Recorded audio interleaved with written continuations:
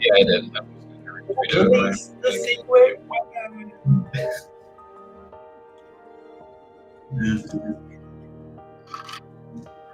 don't even know what that was. American Tail. I haven't seen that. So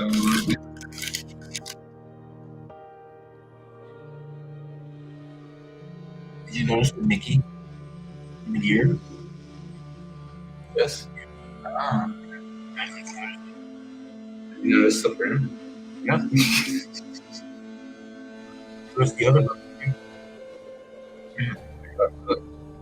Very good. Our finger.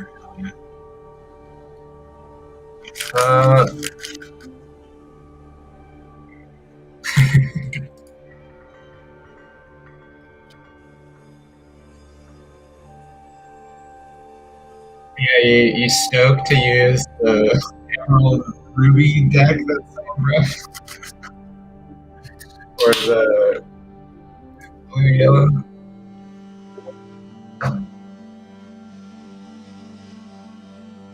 We might have to use this card. Oh, okay. I don't know if it's coming through, but yeah. We have the Oasis. Yeah.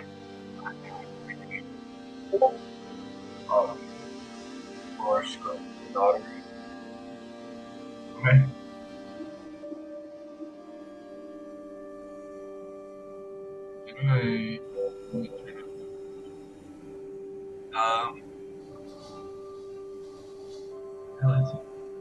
What about it?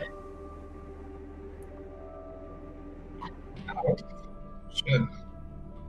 Right now you're full screen.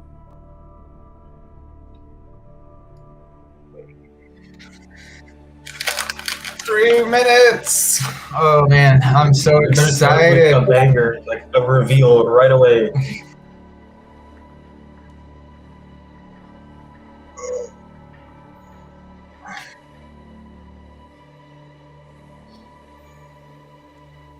I like that.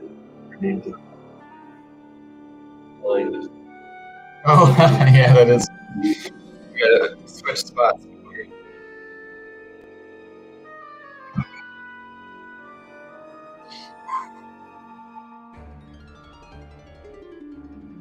We know the actual lineup. I guess today only 16. No, today should be all Swiss, I believe. All 7 rounds? I think so. Because they've been phrasing it as day 2, like yeah. So I would assume we're getting all the Swiss rounds today. So it'd be 3 rounds of Super Sealed and then 4 rounds of Triple Deck, and then day 2 will be all Triple Deck, and I believe it'll be the best of 5 games on day 2. Oh, I thought we were finals. Oh, really? I don't know. I thought it was day 2, or like all of day 2, but I guess it's not. I feel like time wouldn't be an issue if top 8 was all deck. Yeah, I think that would make sense. Once you get to top 8, it's like every single one of those matches is so important. Like the prizing, between those levels is like nuts. So I would imagine you really wanted to make that more prize so that you Toilet paper. Or the other.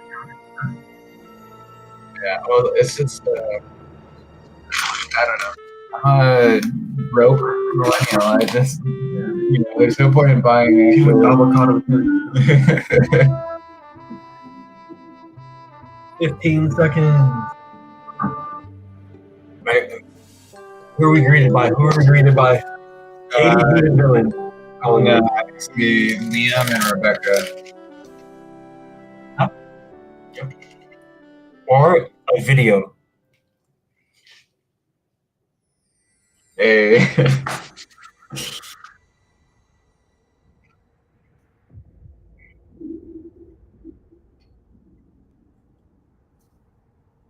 Hello?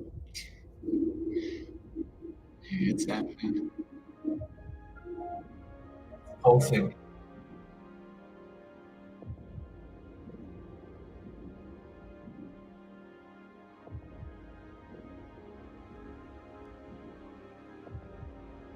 Oh.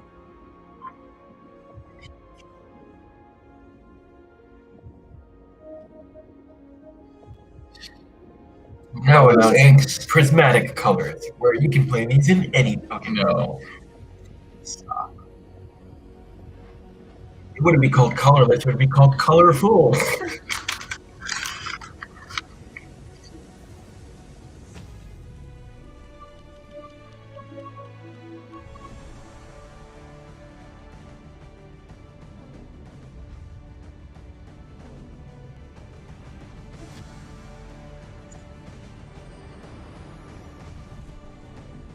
That's actually not now announcing Netflix animated special.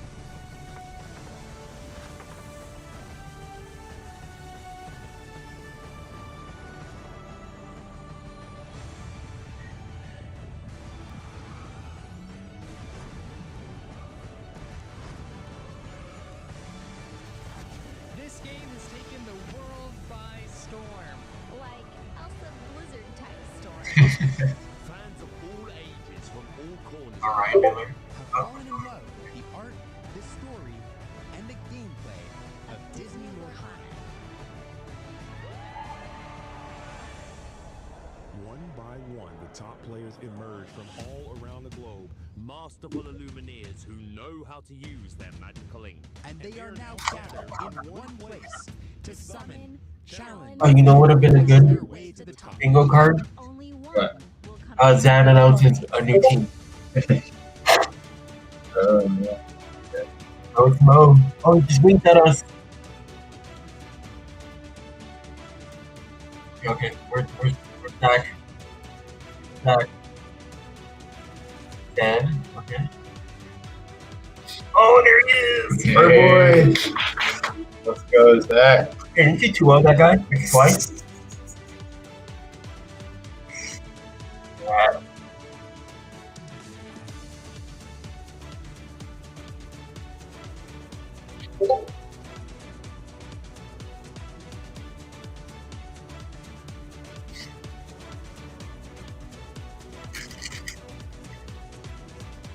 Got 72 cards himself.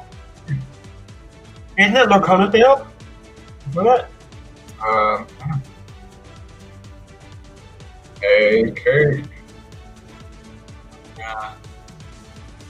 Let's go. What are the Italian top players called? What is this?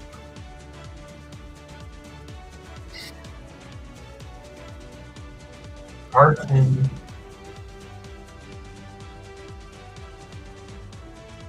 They'll be showcasing their skills with one day of Super Series and one day of Triple Deck Constructed. Proving that they truly have mastered. Wait, did it just say day one till day two? Because none of the triple deck happening today. I'm so confused now. In Orlando, Florida, for the First ever Disney Lorcana. World Championship Tournament. So buckle up, Illumineers, and get ready to watch the event of a lifetime. It is time to find out who will be The first ever Disney Lorcana world. champion.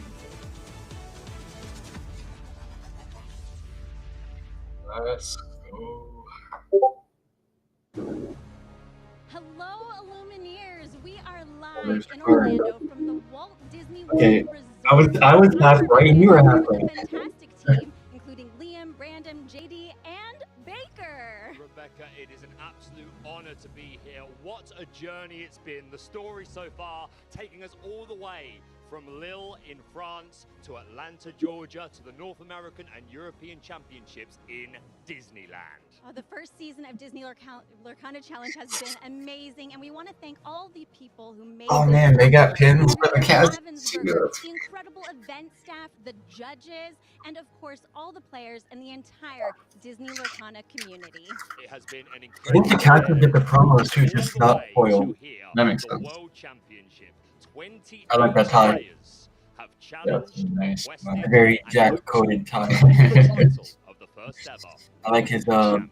It's going to be a thrilling weekend. We have amazing Yeah. gameplay You coming guys your did. way, player Wait, did interviews, this? You got lots of ads, exciting brother. announcements, Did it including again. 16 Disney Lorcana challenges coming at you for season 2 This is around not the amazing. entire Yeah. globe. I am so excited for the future of Disney Lorcana, but here today we are looking to title a world champion, and it's going to be a fantastic day of Lorcana. Yes, and I know that you're excited because you're a fan of villains, and we are in the reign of Jafar. What a perfect set to see out the first season of Disney Baker Lorcana. is I tricked could out. not be more Yeah. excited for the reign of Jafar, but we are approaching. It looks like a vampire cave. It's Radigan. I have to ask, Radigan's cave. Yeah. try to describe the act. It's giving me Going all the Dracula way through the vibes. Disney Lorcana season and trying to become the first ever world champion. How would you put that? You know, Baker, I think I'd say that was a thrilling chase A wondrous place for for you and me. Thank you, Rebecca and Baker, and welcome, Illumineers, to the first ever Disney Lorcana World Championship. My name is Brandon. I am joined by Liam. We will be just the one pair of casters behind the desk to bring you this exciting weekend. I cannot express how excited I am for this, Liam. How are you feeling? Emotional. Love this Honestly. blocking with Brandon. One of my favorite Disney princesses. Best day ever. I'm not gonna lie, Brandon. As I watched that footage and I reflected back on the journey that we've gone on individually, I would actually love this. from Atlanta to here, Yeah. players have gone on, and that the Lorcana community, that all you have gone on over this last year, it made me a bit emotional because it's been an amazing ride, and it's incredible that we get to be here at Disney World to cap this off with the World Championship. I mean, I'm excited. I can't think of a better place for us to be than Disney World for the World Championship. And I just think back to Atlanta, like you mentioned, where you Yeah, and me when started they at the end of first the year together, announced you know, green the World, casters, like if they don't do World, but Disney World, especially an exciting they're year massively for this weekend. growing. Because this weekend we Just have some too very good of an opportunity. exciting things to talk about, including the format that these players are going to be going through on this weekend. We're going to start on the first 3 rounds with Super Wow. Sealed. Players are going to be provided product from the last 4 sets of Disney Lorcana, and they will construct a 3-ink color-restricted 50-card sealed deck to play the first 3 rounds of Swiss. They will be best of 3. The players will also be allowed a sideboard, which essentially just means that they can put some cards to the side, and after game 1, they can put some cards into their deck and take some cards out if they want to. They do have to be within those same ink colors, but it's going to make for an exciting format, and it'll be the Yeah, first 3 rounds. start breaking I George. absolutely agree. I'm Would have loved to very, be very there. excited for this first format. You know, Disney so close, is all about dude. stories and storytelling, and one of the stories of this format is these players are going to be asked to tackle a couple formats which they have not played in the official competitive Lorcana circuit yet. All of these players battling through over 11 challenges, about 15,000 players to get here, and this is the first time they'll be playing Super Sealed. And the fun thing about this for all of you all Kind of. is Super Sealed is a format. I assume all the other players did what we did with Zach and Hard put to it through like imagine a ever seen played boot in a camp. competitive format before. A deck of Super Sealed is like Just a card running deck Super you've Sealed never over and seen over and before. over. But speaking of that, after Super Sealed, there's another format which these players have not played. Okay, so this day 1. Okay, perfect. This Okay, is cool. Dual Deck Constructed. Now, normally, we're all familiar with the core constructed format, where each player prepares one deck to bring to a tournament, and then they pilot that deck from start to finish. But in Triple Deck, these players have been asked to Dude, prepare you 3 just switched the different words decks, to come out. using each one of the ink colors, so all 6 inks will have to be represented. Can you hear the When you sit Discord down sounds to or play, no? something really interesting happens. Yes, these players are going to have to bench one of the opponent's decks, and it's going to I create heard this another very word, but- interesting meta Yeah, I did. mind game that's being played, where each player gets to look at the other one's deck lists, and they get to basically consider the decks that they brought and consider the decks that their opponent brought and decide which one that they don't want to play against. Go back to that. essentially. So I'm very interested to see how these players take that on and what strategies that have been brought into this tournament. I know that there's been a various couple strategies that players use to build triple decks and bring in. So excited for that. Once the players move past these 7 rounds, we are going to move into day 2, and it's still going to be the triple deck. It's still going to be best of 3, following the same rules as day 1, all the way up until the finals. The finals will be still triple deck, but best of 5, so no benching any decks. You have to win with all 3 decks. Wait, that turns off. Essentially winning with every ink in Disney Lorcana. And so there will be no bench phase. Players will have to win with all 3 of the decks. And bottom left. It's going to be a phenomenal weekend, an exciting weekend. I hope No. everybody watching at home is just as excited as I am. That's true. To be the best Illumineer, the world champion, you have to prove that you truly are the master of all 6 matches. Definitely. And these players are playing for something. They're not just here for fun. Amazing prizes. Yeah, so I want to start looking at the prizes that these players have earned for this weekend. So every player will receive this brand new Whole New World promo in foil, and each player is going to receive new prizes per win. So 1 win gets you a Cinderella, 2nd a Rapunzel, 3rd a Kuzco, Temperamental Emperor, 4th a Baymax, and 5th another Whole New World. So every single win nets you an amazing prize, a beautiful card. There's something to play for every single time you sit down.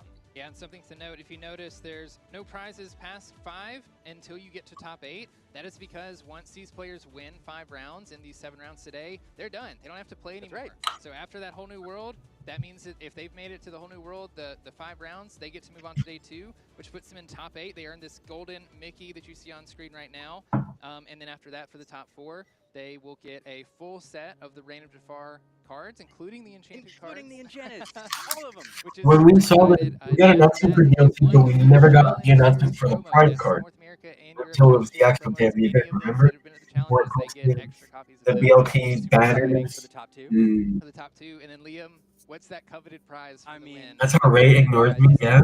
I mean, going busy. This is a 1-of-1 golden Mickey, which says winner emblazoned across it with this amazing trophy. You saw a video of it there, and it's just incredible in person, I have to tell you. I mean, what a prize to walk away from, being known as the first ever Disney Lorcana World Champion and having this 1-of-1 card to show for it. Certainly go down in history with that card and the beautiful trophy that you guys have seen through the videos as well. So I'm excited to move into the not to the format, but into the day. We have some interesting caster predictions to get to. I know that I had some interesting picks myself, but we're going to start with Baker over here on the left, choosing Ruby Amethyst to be the most represented deck of the weekend. I wish. Choosing Frank Karsten is the person that he thinks is going to take it home. Frank Karsten, a fantastic player. We all know him from various other TCGs. JD has the best color pairing prediction. Taking down Wheel. An excellent pick there from Baker, and of course picking one of the European players that he's super familiar with. Yes, and then after that we have Rebecca choosing Amethyst Emerald. A little bit of an odd pick, not something we usually see in core constructed, but as we mentioned earlier, player choices is a little bit different. You've got to build with all 3 ink colors. I think this is a pretty decent pick by Rebecca here. Amethyst Emerald lines up for some pretty great other picks for your inks as well. Keeps a couple really strong ones open. And then chooses Zach Bivens, also known as sort of the people's champ, at least here in North America, one that I know a lot of people are rooting for. Let's go, Zach! Make it to this event from the North American continental. Yeah, Reign of Jafar is underwhelming, but it'll be better. It's all set up for post-rotation anyway. Which is awkward because it's excellent choice. And speaking of short lifespan, but whatever. Different directions. This pairing here, Amber Emerald, there's a number of different ways you can go for it, depending on what you're expecting to face, from the Churnadogs build to the discard package under the sea. Thanks, Liam. And JDZ choosing to take Ed Chu as his prediction for the player that's going to go the distance. Only Rebecca chose the right winner. Weird? No, it's not weird. The other guys are just. Has the record for it being a I don't know. Hey, we're rooting for some of these other guys too, like Mo. You know, like I would love to see Mo in the back face off the finals. Ruby Sapphire, a deck that I think is very strong, especially in this format. One of the best control decks in the game currently. I know that everybody's sad about Hiram not being able to be used anymore, but the deck is still strong as ever, and there's a couple variations. Did he say everybody's sad? I'm not. Shamblin as the person that I think is going to take it all the way. I practice with him a lot. I think he has a very unique approach to the game, has a lot of I don't know, just knowledge and intuition for the game that is needed for a world champion. And also, to be honest, he's a dear friend. Yeah, all of these players are, I have to say, as you mentioned, dear friend, we've interacted with a lot of these players here today. Every single one of them, the most wonderful person, all of them incredible players. Slack will not crack. But I'm going to move on to my pick because I have a kind of a spicy prediction here for the end. Look, you'll notice a pattern here among the caster predictions. Nobody picked a steel deck, Wow. here, even though there's some very powerful steel decks in Core You might Constructed. get to that later on why we did that. But I think we all suspect that steel is going to be a common target to bench in the triple deck constructed format. So you all took some very great Core Constructed decks and left me with some other ones. But I picked a spicy pick, and I picked Blurple. It's a deck that's good on the draw. It's good on the play. And in Good on the draw. What, Blurple? It's amazing on the draw. That's literally, in my triple deck lineup, Blurple was on the draw deck. You know what I mean? I will say this. There aren't, I've taken a look at the list. I think Blurple is fantastic on the draw. But you know what they say, Brandon. Because it's got catch-up tools like Crab and Fox and Ramp to offset the, you know. He is a DLC champion I and want a fantastic player and an operations second man. whoops. So if I had to make a pick, he's my pick.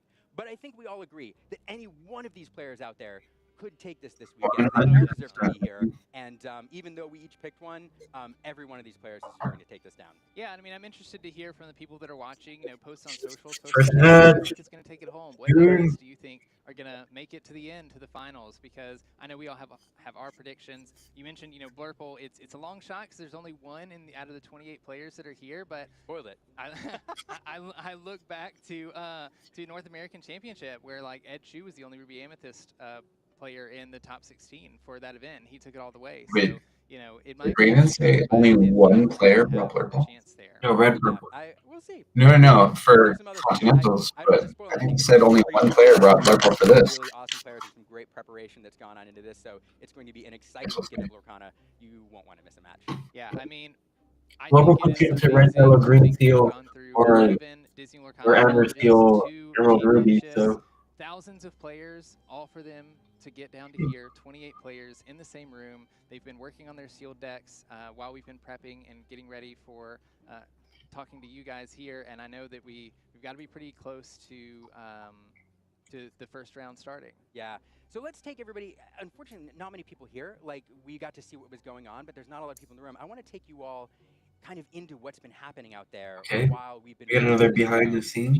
We are waiting for obviously the super sealed format portion of the event. So all of these players have spent the last about hour furiously building their super sealed decks. Oh, that's why it was delayed, because getting all the sealed stuff ready. Got it. And they had an hour to spread out all the cards. I would have loved to see the players building their decks, though. Honestly, I walked out there and it was like you could hear a pin drop. Every single player hyper focused on their table, trying to figure out what they're going to build, moving cards around and figuring out the best way forward. It was a pretty interesting experience to have, being in such a quiet room and then just hearing the flick of cards hitting the table. These players, you know, focused on the table, figuring out what they're building. But Liam, I kind of want to go over some strategies that I had heard from the Super Sealed event. I think a lot of these players have something similar going in. I know something that I would do is I would immediately separate colors into 6 different piles because you can only take 3. So unlike normal sealed where you can just play whatever cards you open out of your 6 packs, these you only have the 3 inks you can choose from. I'd want to look at all 3 of those piles and see what I was given. You know, in 2 of the 4 sets that these players. Yeah, I think it's really fun seeing how players build their decks because you get a lot of insight into like what they consider powerful and limited and like what their strategy is. Has the strongest cards in them. In sealed, typically you're looking for cards. So it would have been great, I think, like to just have like a top-down camera, you know, like webcam style, just looking down at every player as they build. This doesn't have the bodyguards, but it has basically everything else. It's true, and lots of card drop. Absolutely. Is there anything that stands out to you for Super Sealed or any particular thing that you'd be looking for? I mean, anybody who's played Sealed before is familiar with like several different acronyms we use to pick which cards you're looking for in Super Sealed. It's a checklist almost. You want to have removal, super important. The more you can get, the better off. Bombs comes first. Bombs removal. Cards which are not able to be challenged except by other evasive characters. So if you have a number of evasive characters on the board and your opponent can't answer, you can run away with the game. Bombs, removal, evasive. Because rule number 1 of TCGs, I believe, is more cards is better. What's the A stand for? I can't remember, but that's the BRE is the most important part, anyways. You're looking for those game-breaking cards that will allow you to take games by their presence on the field. So that's kind of the checklist that you're looking for. And to me, I'm looking at my options. I'm trying to figure out how many of those I have, and that will pull me towards specific ink colors. Card draw, though, is always one of the things that I look for before almost anything else. Yeah, and I mean, I think we should explain why card draw is so important, especially in this format. When players are not able to pick whatever the A is aggro? Sure. they can only pick the cards that they're given.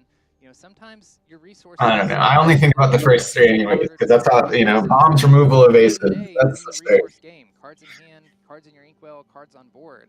And so you reach this point where you start with 7 cards in your hand. If you're on the draw, you get to draw an extra card. But every turn, you're trying to ink a card and play a card usually. And so at some point, if you do the math, you're only drawing 1 card per turn. You're inking a card and playing a card that's 2 out of your hand. Around that 6 ink mark, you're going to start getting low on cards in hand, which means you're essentially top decking to fight back against your opponent. So if I don't have any cards in hand, or I only have 1 card in hand, my opponent has, say, 3 cards in hand. Luckily for Zach, react a lot. Luckily in set 8, there's quite a few cards that are good at refilling your hand, like Desperate Plan and BTH. So I think Steel is just so strong in Super Steel from our testing. I would be very surprised if it wasn't included in this deck. Because again, you're limited in how many you can put in your deck. One thing that I think players are thinking about as well is their ink curve, which is essentially the number of cards you have in your deck per each cost. We're usually trying to build some sort of bell curve, so you want not a whole lot of 1-drops and 2-drops, but enough to make sure that you have them in your opening hand. You know, when that bell curve's getting a little bit higher on that 3, 4, 5 mark, and then as you're getting to those higher end cards, especially those 6 and 7s, you definitely don't want to be playing too many of those because you may not be able to ink up that far. But like you mentioned, those bombs can be the thing that change the game. I mean, if you're playing a character that has 6 willpower, 8 willpower, a lot of strength, 4 lore, something like that, it's a little bit more difficult for your opponent to interact with, which is what makes Sealed a unique format. Yeah, I'd be curious to see people can play Brawl, if they it can comes play back. Cards, they can play all the Steel removal cards. In Sealed, you don't know if you're going to get any of that. Right. You have to rely on the cards that you pulled. Hope that you find some way to interact with your opponent, whether that's moving damage counters, exerting characters. It's such a powerful card, but it feels like so if you a staple in lay them on board, even Manifest, you know, like quest out of them, you know, the 3 or 4 lore. it would be weird for it to not exist for them. Locally, as I play Sealed and Draft and other limited formats for Disney Lorcana, sometimes my opponent, you know, hits the ground running. They get up to like 16 lore or something. I finally stabilize with my characters, and all they got to do is play a couple characters with a couple lore, and if I don't have a way to interact with those, they take the game away from me before I can quest all the way out and catch back up. Yeah. No, there's so many different considerations in this format than normal core constructed, and if you haven't played it before, it can be a little tricky. I have an admission to make, Brandon. I love Limited. It's my favorite format in other TCGs, given a very small card pool. I love to see what I can do with it. And I actually tried my hand at Super Sealed. One day I was like, I'm going to see if I think Limited is really fun because you get to use cards that you would never put in a constructed deck, you know, which is cool. It's going to take these players here, and 3 hours later, I was still trying to figure it out. I eventually put a deck together, and I'm not convinced it was it's harder than it sounds. And the other interesting thing among the player pool out there, and this may be relevant here soon, we'll mention, is, you know, these players come to this format with differing experiences in limited formats.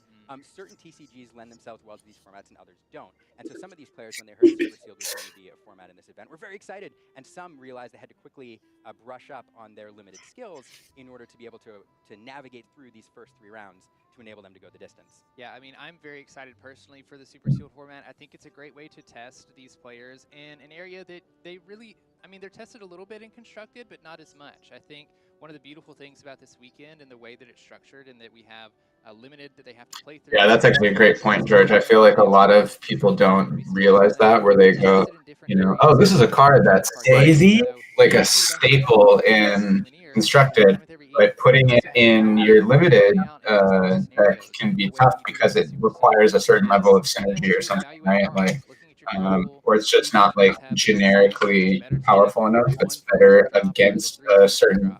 Yeah, you're expecting the meta.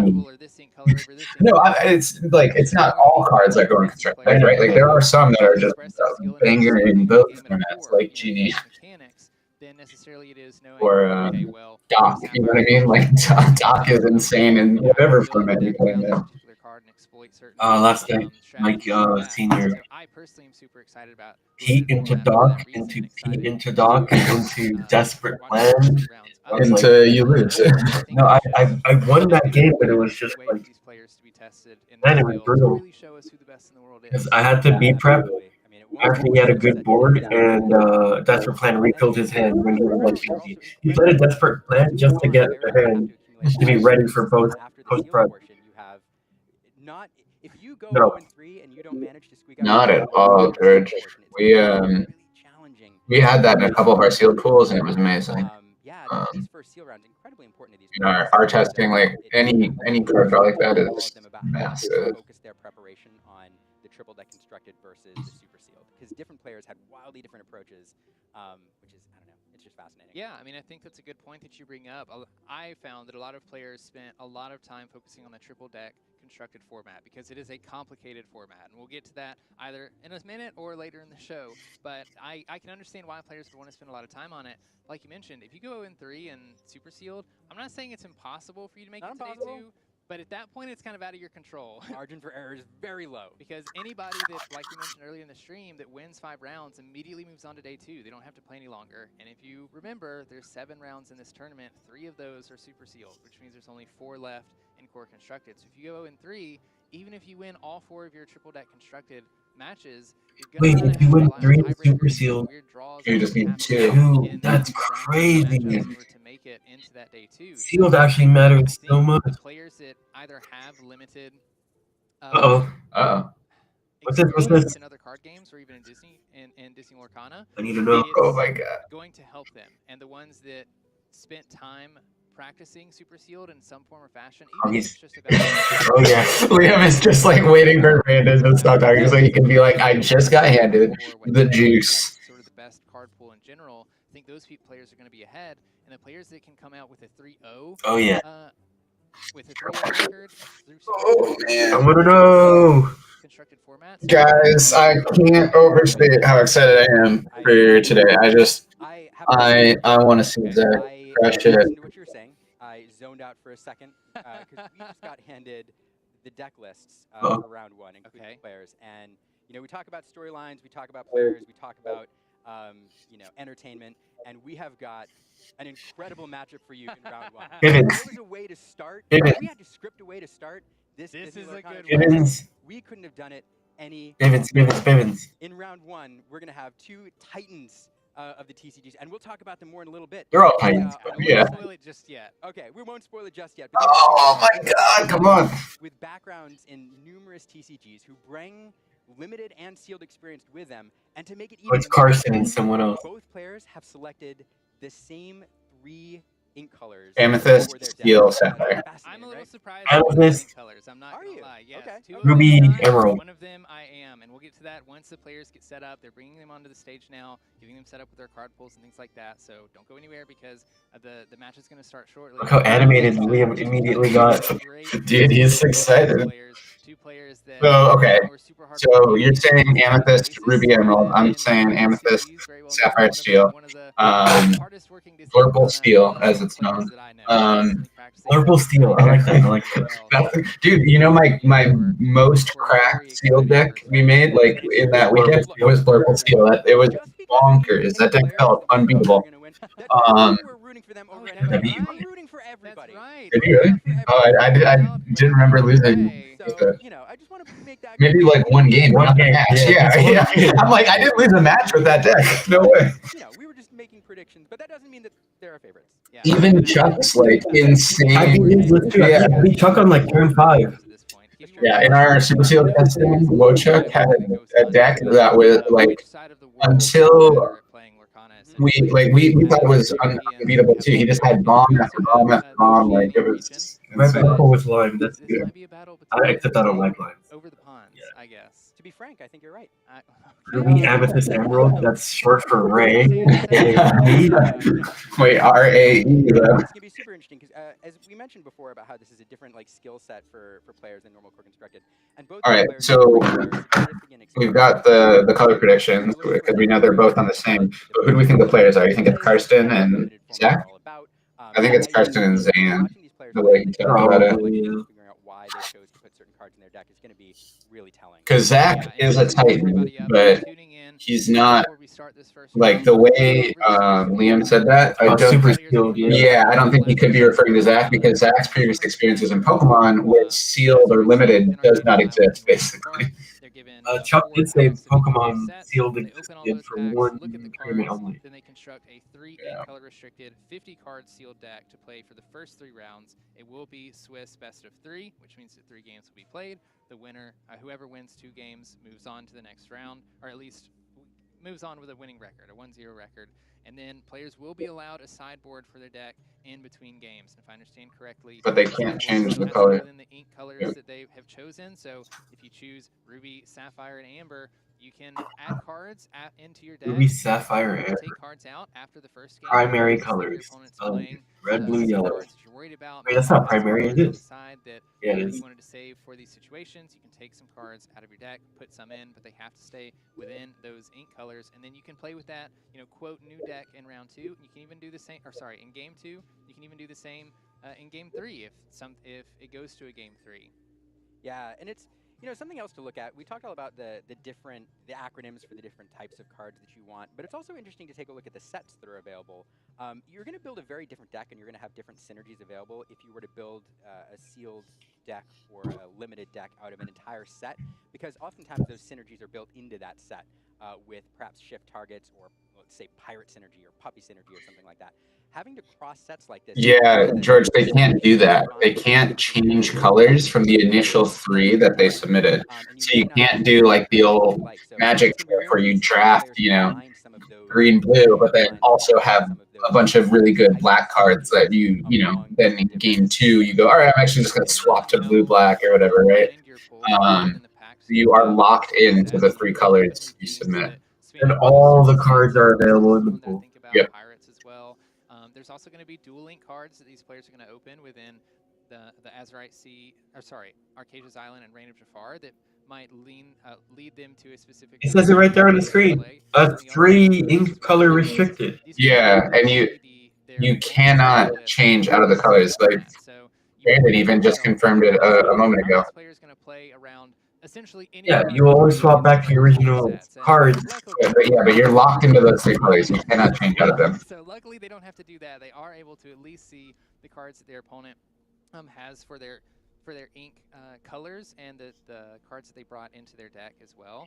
So there's a lot of tricky stuff that you can do with some of these cards. Whether it's an Elsa that you can play that exerts a character to rush in, out for. They're not going to be, they shouldn't be at least completely blown away by a card that they aren't expecting. But there's going to be, it's not going to be easy either because they're having to remember all of these cards that, again, you're not normally playing with in Constructed, which is where I believe most of these players spend their time. That's true, but the other fun note on knowing the card list. Yeah. DLC dates haven't been announced yet, Jeremy. Players don't get to know what the other. George, no, like Brandon literally just said on stream like minutes ago, you can't change colors. You're locked in. Colors, yeah. I love Albert, but he's not exactly 100% up to date on all of the stuff here because he's not involved. It's the least of the mind games happening for the rest of the day. That's true. That's true. Triple Deck offers so many different. I'd love to talk about it at length. We're doing Super Seal, but Triple Deck is an incredible format. I'm excited for you all to see it later, for us to experience it, because there's so many things that happen even before you draw your first card. And in fact, games and matches may be won based on the preparation these players put in and what they chose to bring into the tournament. Definitely. There's multiple different strategies that I was talking to the players yesterday, trying to get a feel for, one, for just how they were feeling for the tournament, also some strategies that they were able to go through. The deck list shared. Just because you can't swap out your colors doesn't mean it's not expressive. You just gotta assess the pool you have really well initially and not, rounds 4 and 7, like go back or which deck. You know, you go what I'm saying. No, like you gotta lock it in and there's a lot of mind games that go on here. And just to remind anybody, make sure that what you submitted in the beginning is like really truly what the best thing your pool provides. Rounds 4 through 7, you get through rounds 1 and Yeah, you don't have a limited sideboard either. It's quite so again, like we mentioned, all the colors, Yeah. all the cards in those colors. You get to see all 3 deck lists that your opponent has brought. Sure, yeah, you can say a All limited of the decks situation have for to sure. be- have to encompass every ink. So if you're playing Amber Amethyst, you can't play Amethyst Ruby, for instance. You have all 3 decks that you bring have to use all 6 of the inks available to play in Disney Lorcana. Each player will select one of their opponent's deck to bench before game 1. I believe this is after the die roll as well to decide who goes first. So essentially, this is the structure. The players are going to sit down across from each other. They're going to roll a dice to see who goes first, who goes second.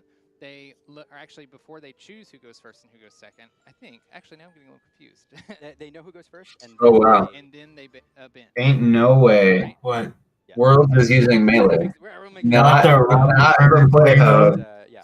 That's And so actually after they do crazy. that, each So we player can will see select round one of 1, the remaining 2 decks to play once. and it the is opponent in goes on the bench. fact. The loser of game 1 has the option to switch What's that, decks to versus another China? deck for game 2 if they want Oh, to. wow. It But is, both players must win with both of their non-bench decks in order to. Zach is playing bench. Ben So essentially, Simmons. you only have to win 1 game with each deck that you brought. You I don't can't like play that. normal core constructed that we're One used to syllable in first Disney name, Lorcana 2 syllable challenges, last where name. you bring 1 Zach deck and you have to Bivens win versus 3 Ben decks. Simmons. Because you brought 3, I don't know, you're man. gonna get benched. I'm You just have to skeptical win about the it. game with 2. And the interesting, if you're not mathing this out yet, Frank the interesting part of this versus is, Zach. unless 2 Yeah, players that's. happen to bring, I multiple mean, players happen so to bring that's for sure the match we're getting on and stream then happen to first. play each other, every single game of Lorcana that you will see during Triple Deck Constructed will be different. Get us You're not in. going to see the same game twice, which is Please. wild. Yeah, it's definitely an interesting thing that I'm looking forward to, Liam. Although some of the players brought a triage, is that the right word, of decks? Sure, trio. triage of decks. I don't know if that is the right word. Which deck colors they paired together for the 3 decks that they have. There's a lot of stuff. Triage. There's a lot of Isn't triage like the medical team? mind games that are happening. There's a lot of players that have brought I like words. different versions That of doesn't those mean I decks know as what they well. mean. So players are pitted against each You other can spell it for that Wordle. are playing Yeah, it the same is 3 decks. prioritizing Decks, like you patients mentioned. based on All of those decks are going to be Yeah. different. The deck lists aren't the same. Yeah, I don't think that's the word they were looking for there, but that's deck okay. lists that have the same ink pairing may be 2 totally versions of those decks, right? One might be more aggressive, one might be more control. You're going to have completely different cards, and the players, based on who's going first, based on what what deck they think that their opponent's going to ban and which decks they think they're most favored into, have to make that decision on what deck that they are going to bench on the other side, and then play from there. That's true. Uh-huh. Well, those are the 2 What formats. is That's Super this? Sealed. Pocket Full event, monsters. I can't wait to watch this whole event. We're starting with Super Sealed, and just again, for anybody joining us late, we're about to get to the player profiles. Players are sitting down. They're getting ready. I'm sure the nerves. The anticipation is killing me. Triad? But Yeah, that maybe is what That's they what meant. incredible matchup. George just said. 2 incredible players. Again, One of the fun things about I like Lorcana is words. you have Doesn't multiple mean I players know. who play this game. There's a vast pool of players who are experiencing their very first TCG. In fact, there are a couple players out there I talked to where Lorcana is their first TCG. So to go from musical, servicing yeah, this hobby for I the get first it. time to be here at the highest level of competitive play is incredible. And then you also have I couldn't just say they a trio of decks. A trio. around names from other games who have come over to Lorcana to experience the magic that it has to offer and now find themselves here in this room. And we're going to see 2 of those players in the very first round. And again, we couldn't have scripted this any better. No, I don't think so. I'm excited to share this with you guys. We are just a couple minutes away Post from the being melee link for too the if first anybody round. wants I think to it is very try. motivational, inspiring, even to bring up the thing that you said about some of these players that are in this room, you know, the best Lorcana players in the world. They've played multiple TCGs in the past. They've played Disney Lorcana since the very first chapter. They know what they're doing. But then there's other people that this is their first TCG. Their first one. Some of them, they didn't even go to that many challenges. Some people had their qualification through the Continental Championships, either that being through North America or Europe. And so, you know, anybody sitting at home that says, hey, this looks really fun, you know, maybe one day I can make it there. Looking for World Cup? Yeah, you already know. In my mind. Don't have any prior I think there's a green Yeah, name. there's one. who does have lots of prior experience in previous games and has used that knowledge to bring them to this spot. But I think it's amazing that we have players from all across the globe of all different regions. Agree. In the same room playing this game. All brought together Agree. by this card game. It's really incredible. Yeah, I couldn't agree more. Oh, Chucks. So, and we want to know, if you're watching out there, what are you excited to see? What are you looking forward to seeing? Who are you looking forward to seeing? What triple deck lineup would you have brought in? Share it. Let people know. We want you to experience this as if you were here in a way. Let us know what you would have brought, and we'll see if your predictions play out. Yeah, I'm very. What would you have brought? What would I have brought for triple deck? Yeah. Okay, so this is a very complicated answer. Oh no! because you have to think about what strategy you're taking into this weekend. I think one of the strategies that we've heard of and is pretty popular is basically ban steal. Yep. Ban steal. It's got all the removal. I don't want to see it. Yeah, it's got all the removal. Songs are very, very good, especially when you play them in a deck that can utilize them. I like my ban Emerald approach, and I just don't have to worry about this card, don't have to worry about Diablo, and we build for everything else. But essentially, one of the strategies is ban steal. If someone had dogs, would you ban their dogs? They've got I want the dog mirror. Far, Beyond the Horizon being one of them. On the horizon. They can cause for some very one-sided games if you get the correct cards, and they just say, okay, I don't want to worry about this all weekend. I'm going to ban steal no matter what ink pairing it is with, and then I'm going to build my decks in a way so that I don't have to worry about it. All those characters that have one willpower that I'm always worried about being banished by Let the Storm Rage on or Fire the Cannons or anything else, I can play them because I'm not worried about steal. And so you build your decks in a way to in a room where you're not going to have to face steal all day.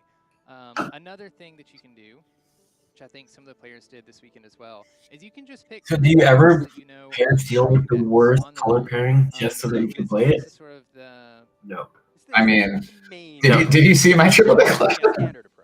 Is that the worst pairing by technical definition? Probably. Yeah, it is. I mean, what is worse than Ruby Steel as far as steel combos, right?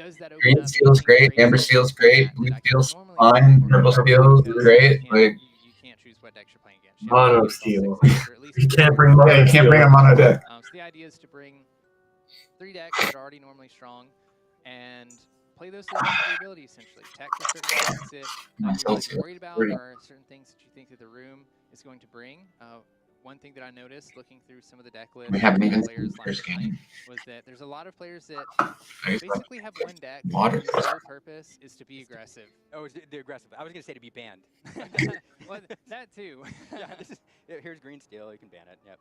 Yeah. These other two. And so some people may come into the room and say, okay, I'm expecting a lot of people to have a deck that they want to win on. You're not wrong, they George. lose or win the die roll. At But some point, I ran Whole New World, I guess, for a plan, and it was you play your aggro list, fine, win by turn I guess. I don't know. Yeah, let's go whatever it game is. 2.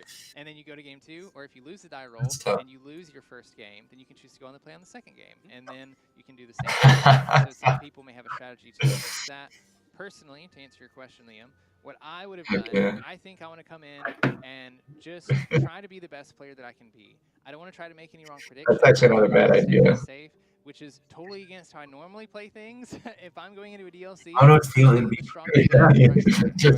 Yeah, that's actually a quick way to probably guarantee that deck gets banned, right? You just run all the steel removal, be prepared, and like. It's hard for these players I to don't know know. what to predict, Aliens and especially stuff. because there's. Yeah, that could get no. Here. So I probably would have brought something like Ruby Sapphire. If you funnel like bulk removal A standard in lineup. one color, you leave it open just so that you know. And I am excited to tell you we are ready to get into our first match. Yes. We're ready to introduce our players. The first one, it's a player that you know. It is Zan Syed, the winner of Disney Lorcana Challenge Las Vegas. His favorite deck is Emerald Steel. It's a deck that he's known for. He has many years of competitive experience. His favorite Disney character is Mulan. Yeah, not only the Las Vegas Challenge winner, but also took 3rd at the North American Championship. So not only did he have an invite to Worlds through Las Vegas being the winner, but also he didn't earn an extra invite. It got passed down, but essentially would have earned an invite going through there. And so he is going to be the representative for North America on this match. But let's move on to player 2 and see who's going to represent Europe. Frank Karsten, maybe. All Zance, right. go ahead. We've got Frank Carson coming from the Netherlands, the Lille Challenge winner, the very first ever Disney Lorcana Challenge. So technically the first ever Disney Lorcana Challenge champion. His favorite deck being Amber Steel, the deck that he won at Lille during that weekend. He has a PhD in mathematics. He is the man behind the math, the person that everybody knows in TCGs, not just for Disney Lorcana. He does all the calculations. I was talking to Frank a little bit earlier yesterday. Yeah. He said like the most Frank Carson thing that I've ever heard, which was essentially he goes, I have a 4% chance to win this whole thing. I'm going to go in. I'm not expecting anything. I'm just going to play my best. I love it. You know, it was pretty funny from the dude that does all of the math. USA. And his favorite Disney character is Gyro Fearless.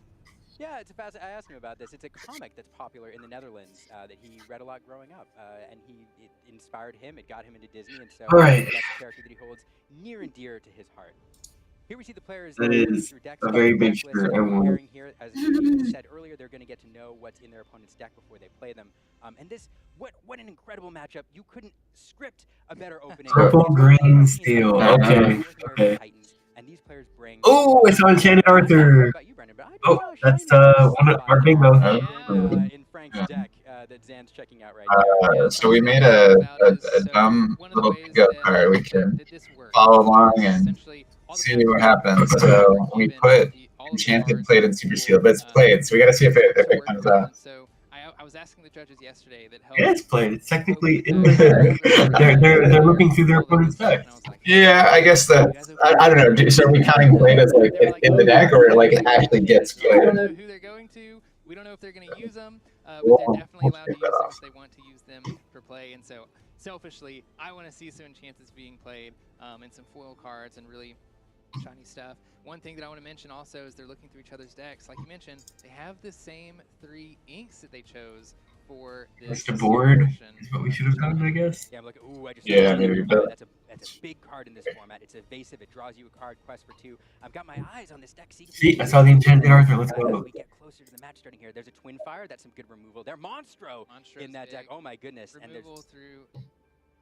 removal, hot potato, some more removal. I think Twin Fire, Merryweather. This is a spicy deck list. There's some big cards in here. Frank gets a couple of them on the board. It could be game changing. Yeah, like we mentioned earlier in the stream, you want to be looking for evasives, you want to be looking for interaction, you want to be looking for removal as well, and all 3 of these ink colors provide that. Now, We've got some evasive characters through Amethyst and Emerald. We also have some steel characters that gain evasive on their turn, which isn't evasive in itself, but it does help you combat against any opposing evasive characters that might enter play.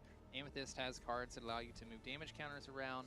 Emerald lets you bounce cards either back to your hand or your opponent's hand. So it's interesting that they made the Super Seal open deck list. You know, I like it because it means that you don't just have to go, all right, I see their 3 colors, now I have to play around every single possible thing in the color combination from 4 sets, right? Like, it would be pretty tough. So. Saw Gone to in there. And you're happy being at 6 or 7 ink, then you're able to play. Yeah, you have more options to play from. Man, I saw TikTok. That card is TikTok's insane. But that Arthur, I'm realizing, like none of us, like we didn't have that show up in our testing at all. But that card's insane in this format. Yeah, being able to, it's essentially removable. A very specific color, but if you manage to play them, then they can give you incredible value for their cost. Yo, what up, Mike? Yeah, I think open deck lists are the move. I think it's a great idea because, like, giving that additional knowledge of the open deck list just means that the higher skill players will, you know, utilize that knowledge more effectively, I think, which is great. Like, that's what we want to see, right? Yeah, if they're holding each other's decks framed to this thing, yeah, Dan is looking through a very strong deck. Unlike construction, for sure. you're able to turn the tides through cards that you pick. There's going to be a lot of characters that sit in play, and you're really only safe to quest with characters that you know might be able to survive a challenge, or you might be able to make a favorable trade with. Oh, he got the genie too. And he has TikTok and Go-To, Gothel. Yeah. Plus, he has the purple steel Mufasa, which is like really good in Super Seal, I think. Exotic strength as well for draw. And removal. Can't really see Zan's deck too much. maximum amount of time to kind of memorize what's in there, take a look, try to figure out the curve of the list, its game plan, what it's trying to do, and especially Ooh, Shift P. cards that have to play That's good. The removal especially will be important to remember, or characters with rush. Pluto. Your opponent will be able to play very quickly to respond to your board state without you being able to respond. That Camilo is really good. Trying to remember some of the I got cold lever too, which is nice. And card draw. Zazu. Oh, two happy. I thought that was a dog for a Wait, second. I was like, there's no two way. Pete's. There's two Shift Pete's. That's really strong. Wow. So one of the cards that I saw, I believe that is in Zan's list, was Everybody's Got a Weakness. It's an Amethyst card. It's an action. And I think it can be a really tide-turning card. I think Frank is holding it there at the top of the deck or close to it. It essentially allows you to move one damage counter from all of your characters onto an opposing character, and you get to draw a card for every damage counter moved. And as we mentioned earlier, there's going to be a lot of challenging happening, a lot of trading. The trades aren't going to be as clean as you might find in something like Constructed, where characters are just banished. There's going to be characters that are left in play that have damage on them. And so Amethyst being an ink that lets you move damage counters, I think is going to be really important. But, you know, cards like that specifically, if Zan has it in his deck, Ooh. Frank's going to have to... Did you see Frank has Twin Fire too? Like, that's... Do I get rid of the Yeah, Frank's deck is board in looking case something like scary. this happens? You know, if Zan's on 1 card or 0 cards and he top decks something like that where he's able to... This is the power stuff thing I can get behind. Holy fucking random. That could be that's a score word. play in the match. I mean, that's a game winner. If you set it up properly, you get Yeah, 4 about damage to blow my counters, you nose. draw 4 cards, that can win you the game right there. That's one of those bomb plays that Zan now knows that he has to play around to make sure that Frank doesn't set up that combination. Players shuffling now each other's decks. Quick pile shuffle there. Make sure everything's good and randomized there. A couple more shuffles. And the intense stare on both of their faces. These are both competitors who have played in many, many high-level TCG events. And so Yeah, Rascal, I think is nothing new to them. you're 100% right. Like, As they, Karsten has a lot more, like, big figuring out what they want, bombs and stuff. I didn't get a great look at Zan's list, but Today going through I could imagine it's low to the ground then. Zan's face right now, Frank's face. I can see them considering, okay, what cards am I looking for in my opening hand? What cards do I have to be concerned of for my opponent in their opening hand and later in the game? It's a lot to consider, a lot to hold in your head just momentarily for this first round, because after this first round, you got to move on to somebody else, and you got to do this That is all a over again. big with somebody shirt, else's though. deck. That's Zan's shirt is the tight. load that it takes these days, or this day between Super Sealed and Triple Deck Constructed is super important to consider. These players, you know, have a lot to think about throughout the day and can risk burning out mentally early. Frank had a Frank, by the way, I read an article by him who we was talking about his Steel Song deck, and one thing he mentioned is he didn't like running copies of Bare Necessities because looking at his opponent's hand gave him information that he was forced to remember, and that little bit of extra knowledge he considered not worth the cost. And so Frank is somebody who thinks about cognitive load and mental stress very, very carefully as he prepares for these events, and it's something that he thinks about.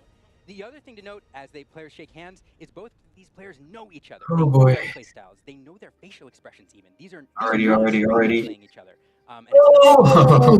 and Brandon, Oh! cards in hand. I have Oh, man. That is a... Yeah. first ever Disney Lorcana Oof. Good up, World man. Championship. It's Zan Syed versus Frank Karsten. What do Oh, we see? lever. And he hasn't been looking, bro. I couldn't be more excited for this first round of the Disney Lorcana World Championship. As I'm looking at both players' hands, we see Frank Karsten has a Genie in hand, which would be a great turn 4 play. An evasive character lets you draw a card, replaces itself. I imagine both of these players are looking for some decent curve. It looks like Zan has a 2-drop in hand, a 3-drop, a 4-drop Bruni, which is an evasive character. Looking for these evasive characters. Pull the lever. Can be a really good card in this format. Helga is a 2-drop, right? We're able to Yep. find wrong lever as well. Yeah, so Extra card draw. Interested to see what we find here. Frank. It's 2 drops that he's considering. I like this. Back, I believe. Holding 2. Yeah. We have a Jim Hawkins in hand. Not sure which of these piles he's keeping. oh, come on, Brandon, the one with the genie in it. Deal 1 damage to 2 characters. A very powerful card in this format, but we are going to send it away here. It is uninkable, so it restricts your options, a card that you hope to find maybe later on when your opponent's board's gone a little wide. And I think Zan is sending back 2 cards as well. I missed which ones they were, but I did see him draw into 2. And we are just underway as soon as these players finish altering their hands and shuffling their deck. We are going to get into this first round of the Disney Lorcana World Championship. Woo! Oh, there from Lorcana Villain in the background. Everybody here is very excited. 70 minutes. Wow. I wasn't sure who won the die roll. We'll find out here shortly. Didn't see it earlier. All right, both these players. We see Jim Hawkins there going to the Inkwell for Frank, and no turn one play. Oh, there is no turn one play.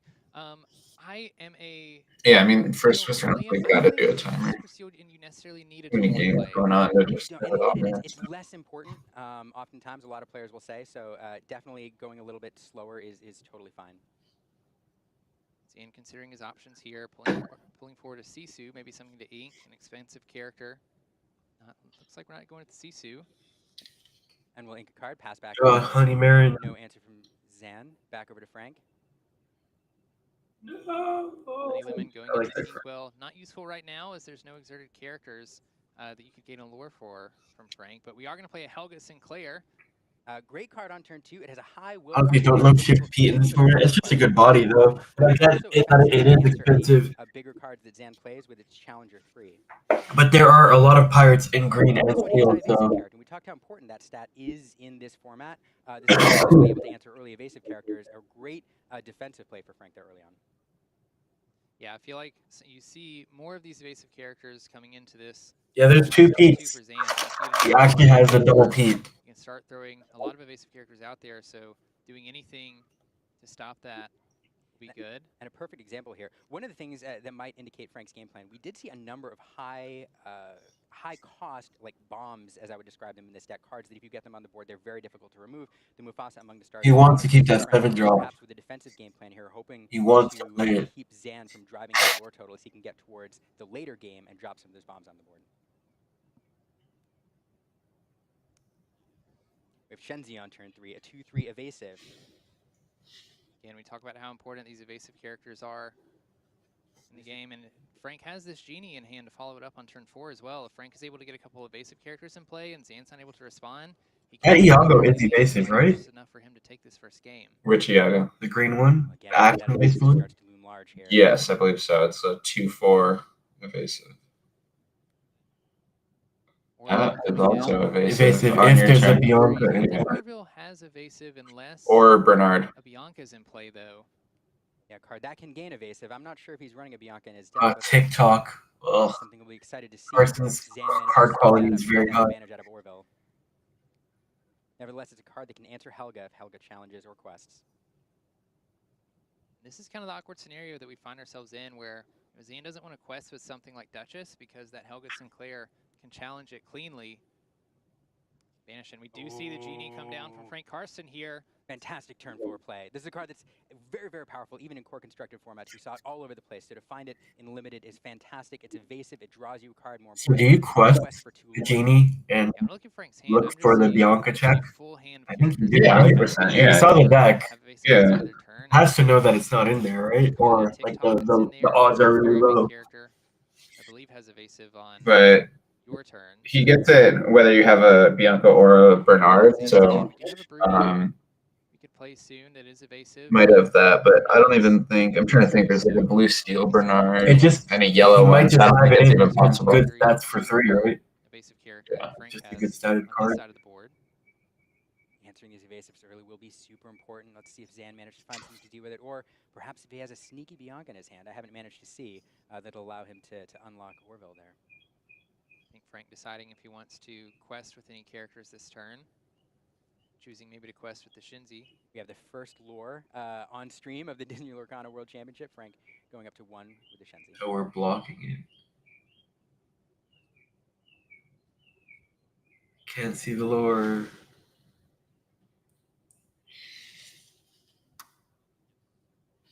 Oh, I was like, what are you talking about? I didn't even know. Can't really move it anywhere. I mean, the only other option would be to do the other scene. Perfect. Oh, yeah, I guess that's cool. We'll see what he decides to play. Should have 4 ink to work with as well on this turn once he inks a card. Half of us? Or Bernard. Make it massive. Orville, if there's a Bianca or Bernard in play, oh, yeah. then Orville can gain evasive. And I'm not surprised these players are taking a lot of time chat. turns. in Core Constructed, you know the script of your opponent's deck oftentimes, and you know the script of yours as well, and some of these turns become pretty routine. But here, Zan has to think about every single possibility, everything that he saw. Yeah, it is evasive. What Frank's answers could be to some of his moves. And on his side, another Iago, fake Flamingo coming down. It's a 2/4 with evasive. He has lever in hand, right? Evasive character. Yeah. You can definitely see that both Can I players have one said which or cards two? were going to be It'd be one or most powerful. two. Yeah, that's for that. insane. But Zan can't do anything yet. Frank has built a very strong card. Oh, Luis, I think this is a wow. really good card for Frank here potentially. Luis, maybe not this turn, but when you play Luis, you choose a character. Oh, he has a pain as well. Luis enters exerted, so you're essentially forcing your opponent to challenge into Luis with a character, could cause them to banish with their characters.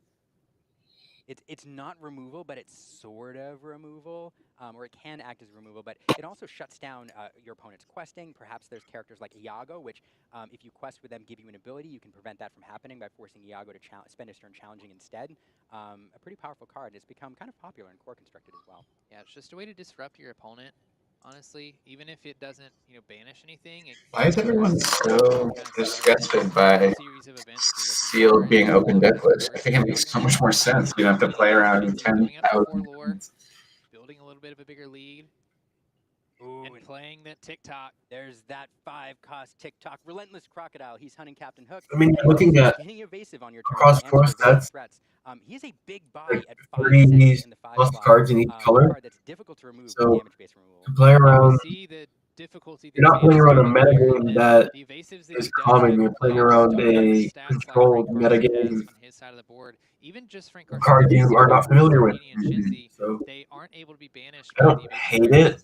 Yeah, I think it makes a lot of sense. Even if Frank wants much higher skill to have the characters, he can challenge them with decklist be open. TikTok that can challenge evasive characters. But Iago is going to quest, which means that the next he can pay 2 less for the next action he plays this turn. So Zane's going to follow that up by a pull the lever, only having to pay 1 for it, and deciding to draw 2 cards. It is a Genie that we see being drawn as well.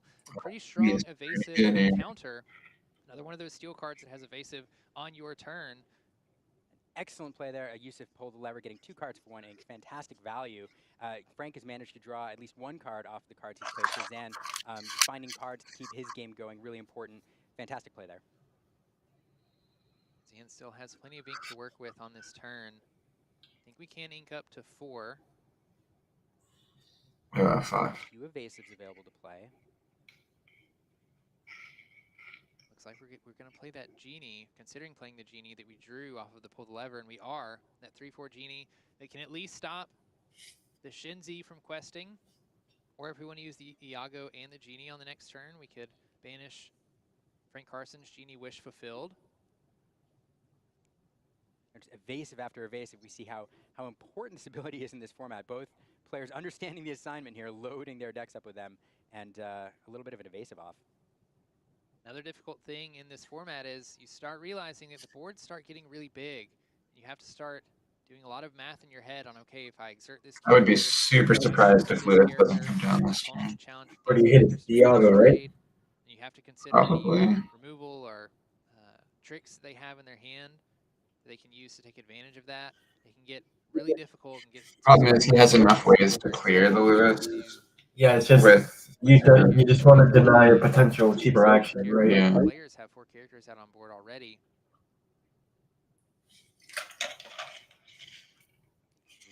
But is it enough of a tempo play? Wondering if Frank is thinking of challenging or questing here. So Shinzi and Iago both have evasive, so they can challenge each other. Will challenge into the Iago, it looks like. Put 2 damage on the Iago, and Shinzi takes 2 damage. Oh, he has pain. Have a damage moving effect. Oh yeah, that's actually We really see Panic being played, which means we can move the damage off of Shinzi, healing Shinzi and banishing Iago. These are where those combat tricks come into play, gaining tons of advantage. Fantastically, that 2/3 stat line for Shenzi paying off here, shifting that damage over. We talk about, removal. Sometimes there's tricky removal, like in this instance, Panic here coming down, sliding those damage counters over.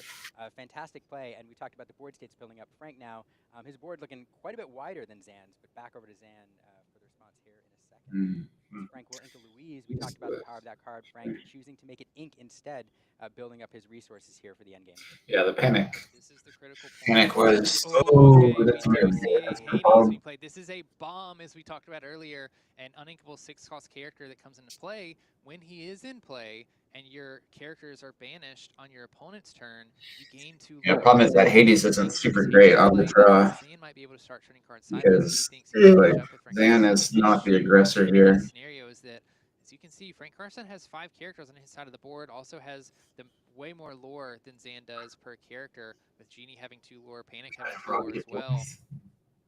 Hell yeah. Also, you have really big characters like TikTok. It's fun to see Frank here exerting or having quested with TikTok on the last turn, because he's basically saying, look, you can challenge TikTok with any of your characters because TikTok doesn't have evasive on your we have turn, like 5 but things. any characters that you challenge TikTok with are likely going to be banished, and it's going to take you. Well, TikTok doesn't have evasive right now because there's no pirates, right? Right, but it only has it on your turn. To get rid of my 5/6, you can. Otherwise, I'm going to quest with these evasive characters pretty safely. Yeah, it just becomes kind of a math problem at this point when you start to add up the amount of willpower on Frank's side of the board. Some very high willpower characters for their ink slots. 6 + 4 + 3. That's a lot of willpower to deal with, and you total up the strength on your side, and it's not close to enough. Zan taking some time here to do that math, consider cards in hand, figure out what it is we want to do on this turn, trying to catch back up, get a little bit more control over the board, because we need to clean up some of the stuff that Frank is doing. We see just how powerful these evasive characters are for Shinzi. Genie being able to quest essentially for free every turn. Shinzi could be challenged this turn by Zan's Genie. We are going to see the Pete enter the Inkwell. We're going to see a Bruni being played for 4. Delightful little card. It has evasive, and he replaces himself if he's banished. And a Megabot coming down. This item obviously enters play. You can banish banish a chosen item of your opponent's or yours, or banish chosen damaged character. So again, some tricky removal, something can be used to efficiently remove a big character. You talk. So that's the one bot that can banish a damaged character. They can get it done. It's a really slow removal. I always said it was good, but testing every run, like, no, that card sucks. Yeah, I mean, in constructed, I don't think it's good enough, but it's fine. I've seen George play that card in Frank is holding up quite the lead, though. holding it out for a little bit. Oh, and that is a big card in Frank's hand. Those are all good cards. That's 7 cost. Might see him played on this turn. I believe we're at 6 ink for Frank, but we are getting a little bit low on cards. We'd have to ink a card, play a card. That would only leave 1 in hand. But you're also putting another big character on board.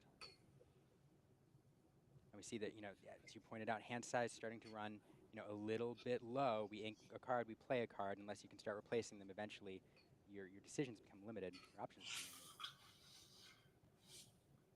Again, it's so tricky right now thinking, what's in your opponent's deck. As the game goes on, they're likely to draw into cards that you're not hoping to see. You're trying to figure out. You played that bot that banishes a damaged It's character. really tricky. We see Frank picking up Helga here, deciding if we want to challenge Zan's Genie. Then, if we Megabot, challenge yeah, that our card. Genie with our Helga takes damage. That opens up Zan to challenge our Helga with something else. Potentially trying to decide how he wants to banish Genie on Zan's side of the board. Also knowing that Megabot is in play. Zan is looking Will around. be readied on Zan's turn, and so whatever character is damaged at the end of your turn, if you're Frank, Zan can use Megabot to banish I think his sound is Megabot. maybe and not. banish the chosen damaged character. It makes making these trades a lot more difficult. Touching a digital device. Because you don't get as much value even if you survive the challenge. Looks like Frank is going to choose to challenge Zan's Genie with Helga Sinclair here. She's a great challenger, not so great. And Challenger 3 is massive. Zan going to push his lure, questing for 5, going all the way up to 12, past that halfway mark in this first game. At this point, Frank just has to keep playing cards, keeping cards healthy. Things start to turn tight at this point. Again, without a lot of direct removal, without cards that banish characters outright, particularly ready characters, you get too close, if you allow your opponent to get too close to 20, all they need to do is play a character and let it sit ready and then quest next turn. Speaking of high-value questers, here's a character that quests for 3. Yes. Does have the Bianca. Fang General, 7/7 quest for 3. Orville is a lot still of in play. there. Very So difficult that's to pretty remove. good. A card that perhaps Zan now is calculating, hey, that Megabot would be awful nice to remove that Adia if it's vulnerable. But that character, though, likely to get a quest in that turn unless Zan Man, sort of the answers 7-drop He's came gonna get down. I think it's a wrap. Yeah, that's the things that Zan has to It's consider at this 100% point, wrap. where he's like, okay, we have this big 7. Zan hasn't made a 7 damage on this side of the board. for It's going to be difficult to get rid of any the challenges. Megabot. You Could be can good, look but to use this Megabot on this turn just by banishing a character and then using it to challenge. We do see that Miss Bianca. He had it. I wonder how long. He has the Bianca, able to play it. Now Orville has evasive for the turn. We can finally get rid of this Genie that's been questing for 2 lore every turn since it was played. Now we can start to clean up pretty nicely for Zan. Oh, that Bianca is so huge, unlocking that Orville's evasive ability, challenging into that Genie. That's a great trade. That Orville sitting there kind of innocuous for most of the game and finally being used to great effect here. Remember I said he plays Swordcraft, he can talk. Fantastic play. Back over to Frank. Frank still has 4 lore available. He'll be able to sneak in another 4, going up to 16, but the board state starts to look better. Ooh, here you go. We do see the Okay. Genie card. Technically, it's going to get played right now. You know it, I know it. Card that you want to draw Yeah. like a 7-cost uninkable. This is where you want to draw it. It's the end of the game. You've accumulated your resources. You're looking for a closer. It's a brilliant card to draw here, and a shiny one to boot. This card also has a ton of lore on it, by the way, which might be just enough to push him over the edge because, as you mentioned, we have 4 lore on board this turn. I think Frank has to make the decision of, okay, am I just going to start running and see if I can finish the race before Zan can come back? Or am I going to play this Arthur 3/6, My child. 3 lore, being able to give a character My son Arthur. can challenge ready characters on the turn as well. Looks like he's going to choose TikTok for that. We'll see if TikTok challenges or quests. Arthur doesn't have quite enough lore to push us to victory if we just quested everything this turn. Just quest, like right? We are going to quest.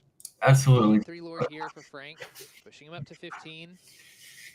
We'd go to 16 with TikTok. And then if he's able to get rid of most of the stuff on the board. Taking a look here.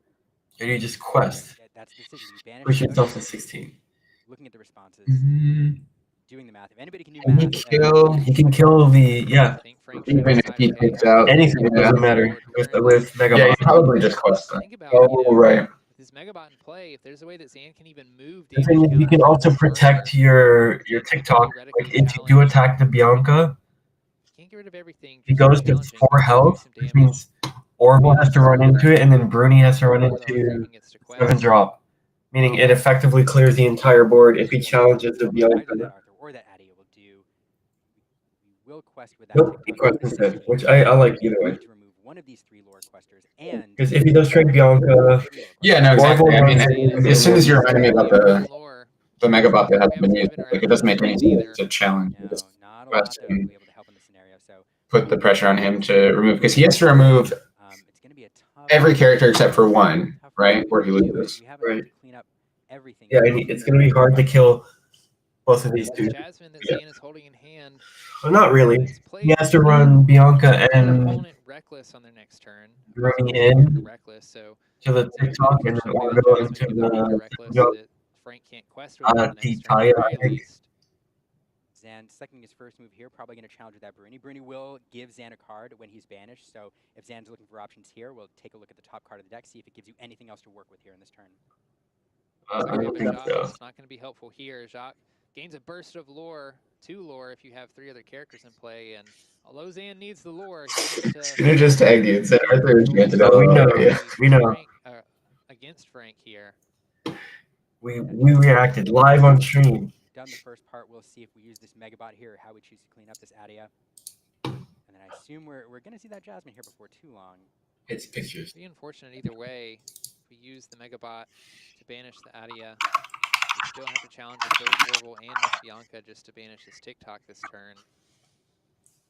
Are we going to see this Jasmine played? Yeah, Jasmine does give reckless. That's true. It is a stop for a bit. We'll have to challenge it. It cannot quest, and we'll have to challenge if it's able to this turn.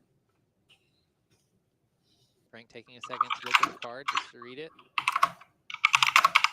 Understanding what's happening. We're going to ink this Pete, play the Jacques, so we are going to gain this 2 lore. Go for wide board stake. Get the lore while you're at it. A little bit of a little bit of Outside the a we're gonna banish the Megabot. blur. See if we can banish the Adia. And here's the other consideration here. We talked about how it's so important to remove, multiple characters off the Just board. the Southside Without, TCG.com. being Your now plot that playmat. seesaw becomes Oh my a little less important. Ray is annoying though. That guy, I told him. Yeah, I just told him. the only quest with the Yeah. TikTok next turn. Played Jump to Swordcraft. 17. I Which told does him. put him in game-winning Let's range go. with the Arthur. If the Arthur can survive another Damn. turn. So Zach 2-0 the amount of time it's taken this one game to. Trying to catch up on lore. That's well. Or it could be on a little bit of a He delay. needs to quickly because Oh, we true. mentioned how it can be difficult to find cards to interact with your opponent. And we I feel got like a hard Gontu interviews on the have top them. for Frank here. Oh my goodness, if Arthur wasn't a problem, Gontu will be. Oh no! 2 3 lore questers to deal with and a hypnotic strength to boot. We're gonna give Challenger +2 to Arthur here and draw a card from this Hypnotic Strength because Is he challenging or just doing it for the cycle? He has a challenge anyways. So he's gonna have So, to yeah, challenge yeah. his people anyway. Might as well use this Hypnotic Strength to make the most favorable challenge. Which we can banish the Bianca on this turn with Arthur. And we get to recycle the Hypnotic Strength when we use it. Get an extra card, see what your other options are. Did find a Mother Gothel off the top there. It's like Frank considering the quest here, put himself within striking distance of one of these 3 lore characters. Mother Gothel being a form of removal for Frank if he wanted to use it. It's one of those characters that you play, you can pay extra ink, and then return a chosen character to their player's hand. That's fine. And there we go, finally indicating we will banish the Bianca there, that challenger coming in handy. Oh wow, So that's looks like a Frank's gonna opt to Gontu. play the Miss Bianca, or sorry, not the Miss Bianca, Yeah, the Mother that makes Gothel, and sense. bounce the Orville back to Zan's hand, Because opting not to he's put it already in got this lethal, turn. right? Or Lorthor. That Arthur there a little bit. I think Pass trying it to again. trying to fish out any removal or interaction that Zan might have against this Arthur so that he can follow it up Hell with yeah. Gontu. And it looks like Zan is just going to concede the match. Cool game Sorry, one. concede the game. And Frank wins the first game of this super sealed. As we mentioned, what an exciting match that I want to talk all about. Oh, they're I will highlight exciting. here for those coming in late. Players now Got it. have the opportunity to sideboard. They have their card pools from their sealed. We're not able full to screen work again. in any cards that they might Your want to life. based on their matchup. Yeah, So the Frank here silly taking ads advantage break of our seals immersion. available, choosing what to sub in and sub out. Yeah, I mean, as we mentioned, this whole weekend is just full of mental games. And if you thought looking through your opponent's deck list, trying to remember what they're playing, all the weird interactions that can happen in sealed, it gets even more complicated after game one. Now you have to analyze, okay, what cards did I see Zan playing? Zan saying, what cards did I see Frank playing? Are there any cards in my deck that aren't super helpful right now? Oh no. I want to watch the stream, but Ray plays Runecraft. Yeah, my bad. We noticed that, Zan held I on think that that's really paused. for a long time, an evasive character. Back All right. maybe looking at adding these cards in. Hang on, I'm gonna refresh it just to like. Now we're gonna get an ad. Oh Jackery. no. I'm sorry, guys. I threw. But it's right. If there was ever a time to do this, it's while they're sideboarding. It's when we look at the. Oh no! Gross. Any Quan player is despicable. What do you mean? Don't you love it when they like turn 4 play point Anne and Grea, and then one turn passes for turn 6, and then they play point again for a Quan on 6? That's come on. Turn 4 Anne and then turn 6 Quan. What's going on back and forth. Hell yeah. Frank there making, I think, one substitution, did I Yeah, I see? saw at least one. I don't know what card he took out and put back in, but at least making some substitutions. That's your favorite? Very likely on the I really like when I'm on turn 9 and I play point Ruler of Cocytus into decline. useful to him against Oh, Zan's yeah. deck. And look at the games of like Zan here, seeing that substitution made. Now taking a look at Frank's list, trying to suss out what is that one card that Frank switched out. What is that one surprise that Frank might have that I'm not tracking? Yeah, because Zan doesn't know, right? No And idea. The deck lists that they're given are only checked on what the original deck was. So as we can see them looking through the deck list now of each of their opponent. Yeah, Holy it's crap. Interesting to your point, Brandon, to notice how this format was. Ruler of you're what? seeing on the table the deck list there. Chicken It butt, represents bro. the card pool that each player has to work with, and the players indicating which cards they were the ones they chose to bring into their deck. Yeah, something copy decline it's not super nonsense. easy to look through this deck list either. It's just the character names, right? So you have to have an I understanding mean, of what the cards actually do. when you The play a players are turn able 1 to look at fighter card images if they need to during a portion like this, if they don't know what or a a card flash is. step striker, But whatever, also, this cheap is the cards, man. entire pool, right? This isn't just the Amethyst, Steel, and Emerald cards that they chose from their pool. This is the Amber, Ruby, and Sapphire cards that aren't in there either. So you're kind of having to like sort through this, papers long deck list, kind of work through on top of it, which can be a little bit difficult to notice some cards that you may not think of that you need to look out for. Yeah, and sometimes you watch these players and you wonder, hey, these are pro players. They're preparing for the biggest event. They play Lorcana competitively. Like, shouldn't they know all these cards by name? And I'm gonna say, like, based on my experience as well, Brandon, because I know we studied for this immensely as well. There's 800 cards. Yes, 800 plus cards in this card pool that these players can draw, and for sure. Yeah, what is it? 816 cards. Like, it's nuts. Starter decks or whatever, but that's 204 times 4. cards to know off the top of your head. Yeah. And even being wrong about like Challenger 1 or Challenger 2, Carson like, taking game 1. can be huge. I think it was pretty clear, but Zan actually held off the Genie for a while with the evasive pressure for the and I don't know if you take away some of the cards out of the steel cards that read evasive on your turn, which I guess there actually are a lot of. So more than I remember. And even if these players practice super, Yeah, definitely a decent they amount. bought packs at their LGS and they opened them themselves, or they just went through the card pool and tried their best to simulate it. I'm sure there's cards that stood out in testing for these guys that they're looking out for, but there's still going to be things that they didn't find or they didn't think of, interactions they may not be realizing that they have to look out for. Yeah, both players taking a look here. Let's take a look. We have that Adia there, 7 cost. We have that Sapphire again. Oh, Karsten does not have Hey, bodyguard. and bonkers opener stuff. Probably looking to have, but as it has good late game though. Yeah. But I mean, you're pitching all that. 848, yeah. But you know what I mean. 6 cards. They're the same card. There's one that he kept down. Our lowest cost character to play is a 3-drop. Yeah, Zan's gonna send back 6. It looks like. You find a 2-drop, which is good. Oh, and a legendary Rapunzel, fun, and an evasive character, a Sisu. So a little bit better. I think we have some curve here for Zan. Also some removal with everybody has a weakness.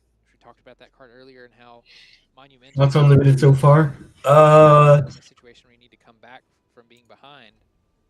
From my point of view, when we tested with Zach, I had Doom goggles on day 1 for sure. I don't know that the game plan. And they'll change their game plan slightly versus whether on the player on the draw. the days went on, felt really comfortable on how to draft or how to make the list, and I think it's great. Yeah, I like it. I think it's a fun format. I think it's much higher skill than everyone's giving it credit for. You keep hearing people saying like, "Oh, it's just RNG the first 3 rounds," and it's like, no, you still have to play the games and build the deck, and I don't know. Making magic a form of removal, but one that we probably don't need. Yeah. Right now. Originally, I was like, when I tested against Mikey and choosing to ink that 2-drop. Kylie, they both hit sharks on me, and while those cards are bombs, like I would feel still okay with my list if I didn't have a shark and my opponent had one. To keep an extra card in hand. Yeah. And I think being on the play too factors. Even then, it's like a one-off, right? They're not guaranteed to see it. Yeah, that Restoring Atlantis card, unfortunately, I do not think it's good. We have the first character. It is that Orville again. It is going to it's like Overrun, in Magic. Like it can just win you games if you have a wide enough board. Yeah, I like the baby sure. being played by Frank here as well. A 3/2 2-drop character. Just good. I like these 3/2 2-drop characters. I know it's gonna hurt being in his hands early. 4/3. Frank can pretty It's like safely skip 3 and out of nowhere. Like if you want to get rid of this character with my Orville on the next turn, you can. But Orville is going to be. we all agreed to this ink patch for the first few turns, I guess. For my 2-cost character, and he says I'm happy with that. Very favorable trade. Just even a roadmap is fine. Oh, and play Don That's Carnage first the of very least I want. I want dual ink Emerald Steel. into why Frank evidence of pre-record, maybe. I do see a genie though. Wait, what was? Did we just jump to like frigging? Oh, I didn't see it, but we saw opening hand, so for any evasive characters that Frank is playing. It is a little bit behind curve, I believe.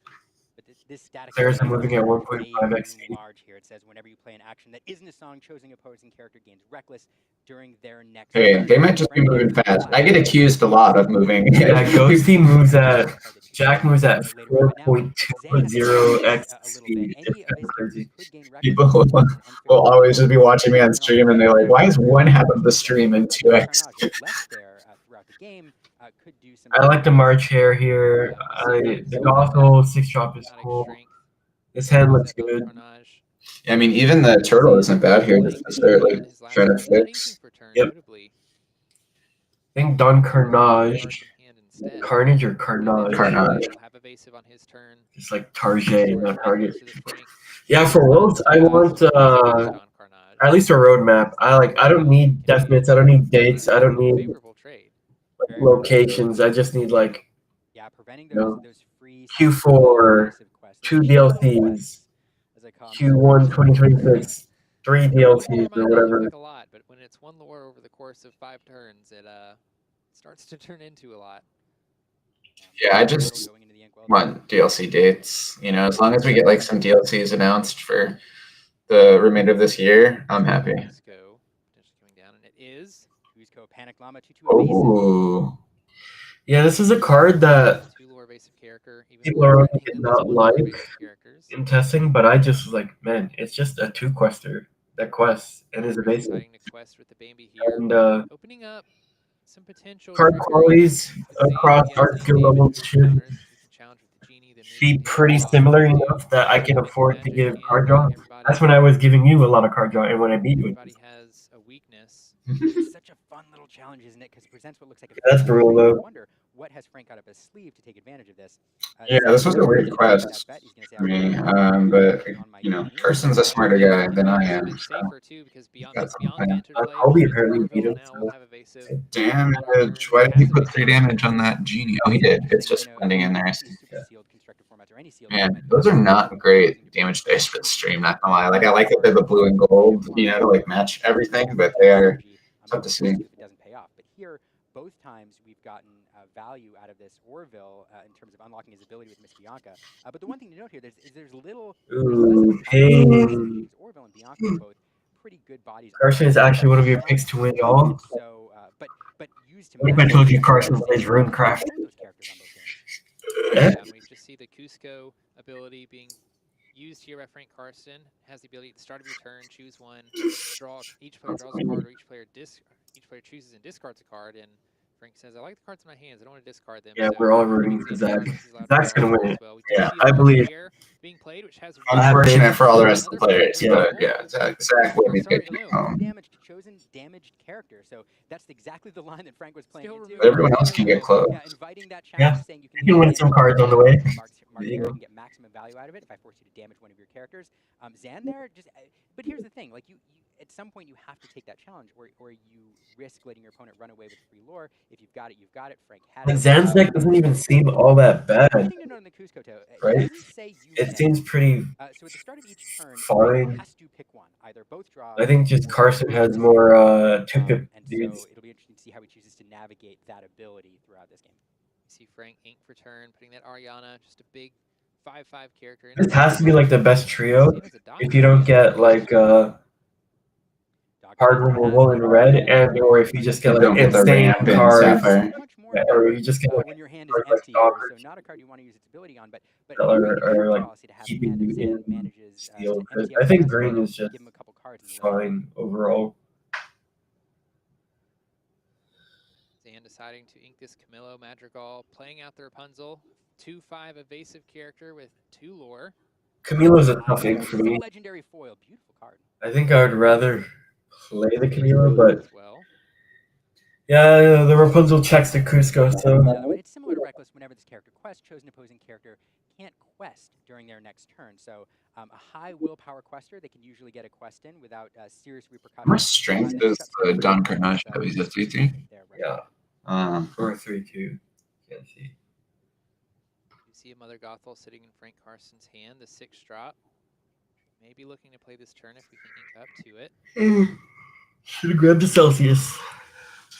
I have more in the fridge if you want one. Both players with characters that I need you guys to know Jack There is that Power walks Mother Gothel like a needs to have madman. to choose a character to put back into his hand. I move fast on camera. I move fast in real life.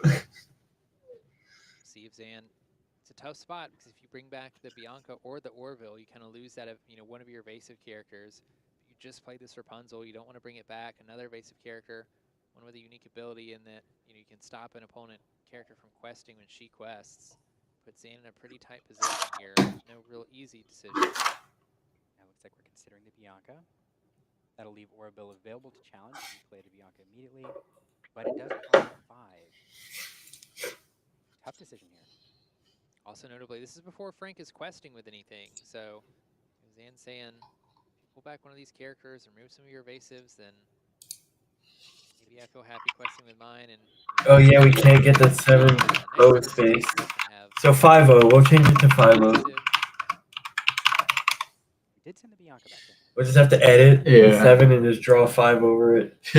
Or just if it happens, when it happens, we cross it out, Yeah.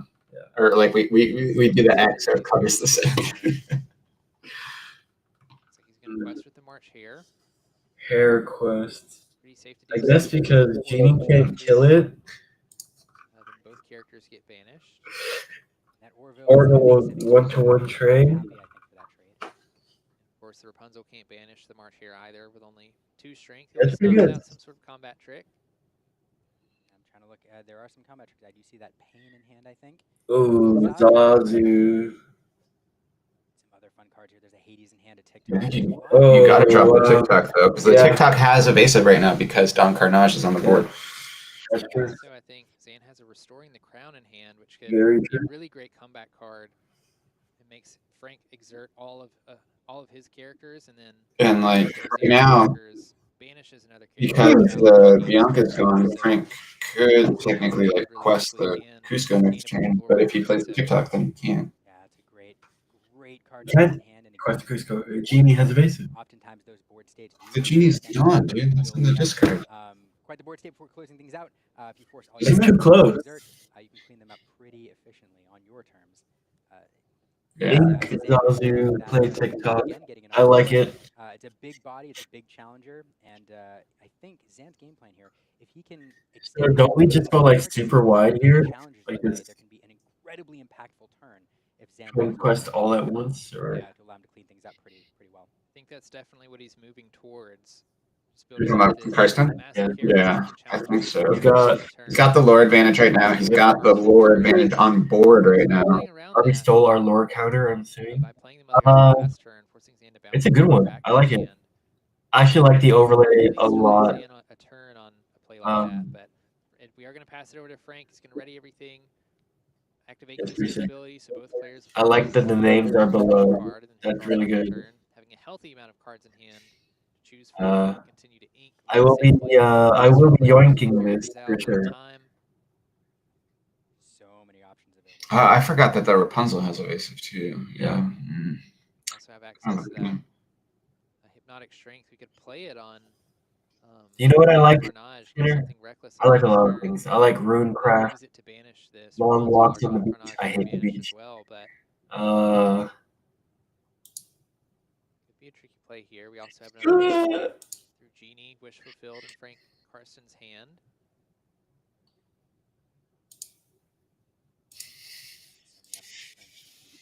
Relax.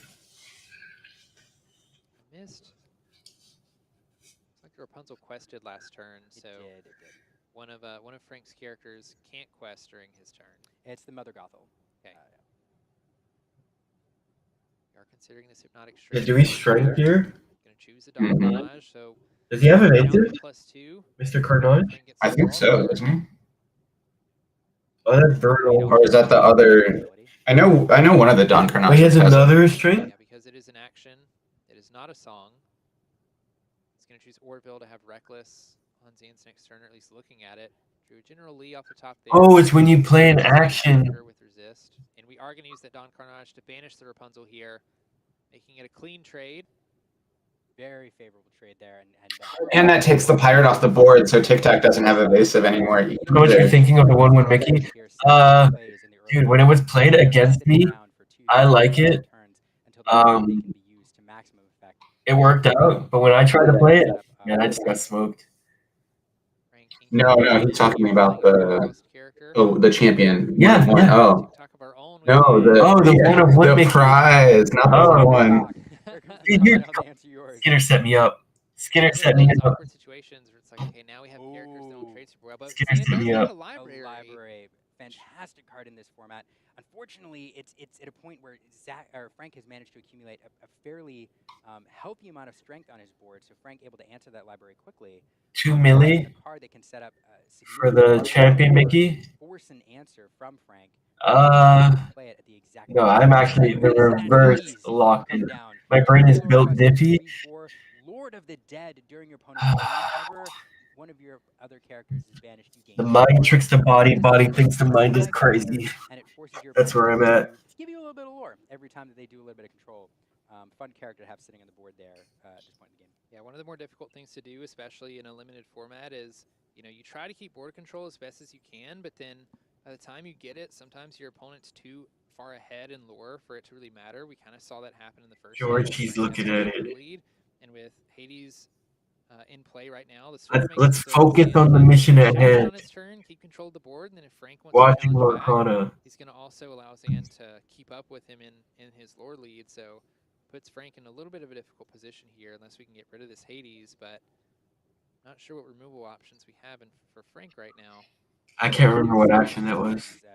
Importantly, there's a whale of a card in his hand, Monstro, a card with Rush that you can ready numerous times by discarding cards in your hand. Frank's setting up that play by drawing so many cards off that. Oh, we're gonna put Gabe and I out of a job. Shit.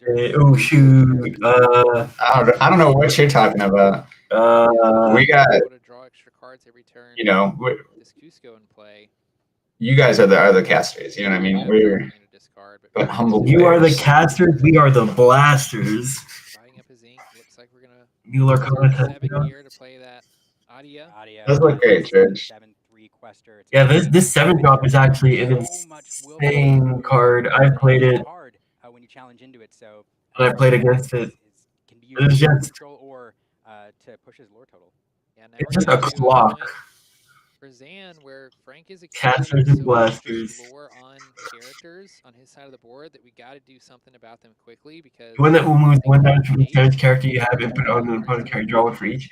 Oh yeah, I mean it is a good card. It's just it's not very dependent like on the meta right now. Zan is really put in a position where he needs to. I've tried it. Do something about these characters. It was fine, but Finders is just always guaranteed. Yeah, to your point, Frank is the value cap on. Frank is so far ahead. He can go all the way up to 16. Couple more characters, and he could have a turn one or one turn win.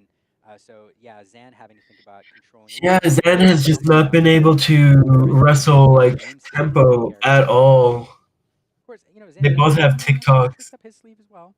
In that regard, we'll see if we can.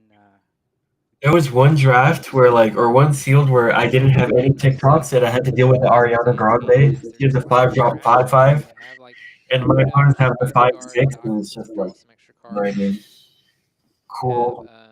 This croc. Weakness, but there's not a whole lot of damage counters on individual characters. Posted a viral dance on TikTok and clapped me up. It was good though. It was solid, sure, especially with the Hades. But I just don't know that Frank is trying to do much challenging right now. Yeah, I don't think people even want to exert it, right? I think you leave Pluto standing. 5/5 when he doesn't have damage on him. And following it up. He's just gonna aggro quester everything, try and swing. Because he has an ally character going super wide. Yeah, my bad. Trying to get as much strength, as much value on the board as possible. We're good. We're really trying to set up that strong crown turn because all right. We can get that card off. Banish a bunch of friendly characters, catch up in lore and gain board. Look at me messing everything up. Zan needs to stay in this game. Chat button. And doing math here, trying to figure out where things are likely to be traded. We can't move it. It's unfortunately restream is kind of like locked positions. And I need to go for it. I need to push my. And in the corner, it covers the lore. So down center, we're always blocking something, and I'd rather we block board state are some favorable when cameras are moving and shifting instead of hard and or starting lore. free lore in the process, and at this point saying I will take that trade. We are not using Discord. But Frank, with plenty of fun answers in his hand, we'll see which way he chooses to go. This is a very interesting turn for Frank here. We're playing the like this. I need cheer them. This 7-lord swing is just not enough. There's a pain hand if he really wants to move damage across. The only evasive character in play currently is this Cusco, so if Zan plays Restoring the Crown on the next turn, he exerts all of Frank's characters. For every character, just a monstro. I don't think that matters.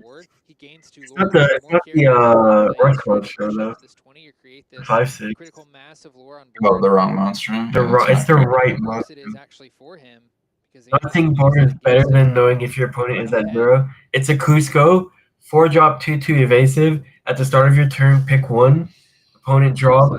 Both players draw a card, or both players at the start. Turn, or if he wants to start making trades.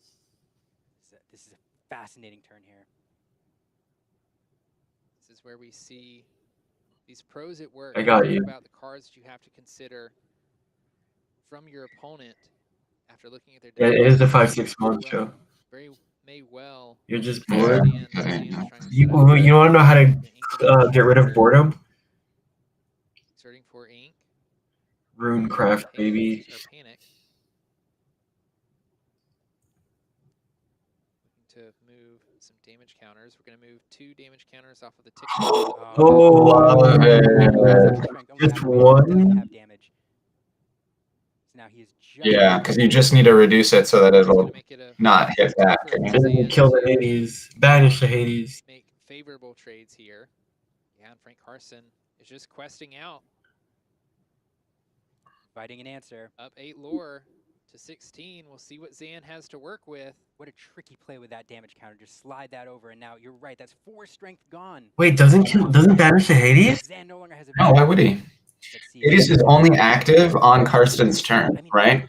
So it's not like Zan can just do a bunch of trades and gain a bunch of lore here. He needs to clear both those characters or he loses.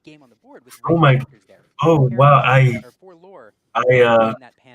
what the heck? The first watch you need some bro. Isn't that like?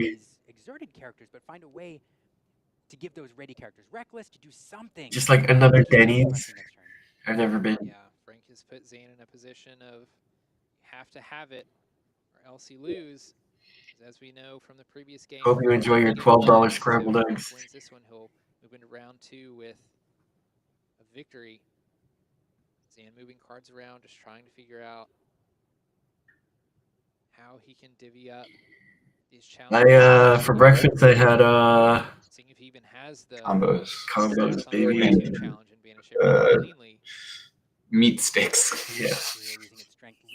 What was it? It was like a ascension, right? Yeah. Man, it'd be nice to have that. It was a Mahalo teriyaki. Pretty good. To note, Frank has 6 characters on his side of the board. Zan only has 5, so even if we are able to find a way to exert panic and oh baby, we can only make 5 challenges essentially. We'll need some tricks. Zan just looking through his cards in hand, seeing what his options are, how to play out this turn to stay in this game. Yeah, man. It's gonna be hard to kill the Aritai, and then the other two, the Genie evasive on top, and then also manage damage to panic. Like he has to have his own panic, right? Where can I possibly make this work? Orville will finally set on that challenge, get that Cusco off the board. Bring the Bianca to the Mother Gothel. Looks like we've settled on that. That works. There. Are we setting up? We have some tricks. Some tricks here. There's that card we've been talking about. Everybody's got a weakness. Everybody's got a weakness. We're going to move 1 damage counter off of all of our characters onto one of. This card is good though in this format. When I played it, it was like I always got max value. I think the highest value I got was 5 cards. Able to look for other cards, getting one of those ready characters off the board. What a play! That card has been sitting in his hand all game, looking to make a difference. Here it is coming. But it may not be enough. Yeah, I don't think it's enough. He just needs. He wanted to look for options though.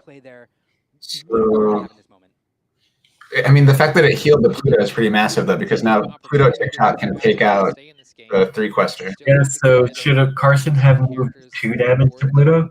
Frank only needs 4 more lore to win. Oh, that's funny. I mean, But yeah, and he knew the card was in the deck theoretically. But yeah, so you do Pluto TikTok into the 7, and then you finish off Gothel with Hades, and you've at least lasted another turn, but I don't know.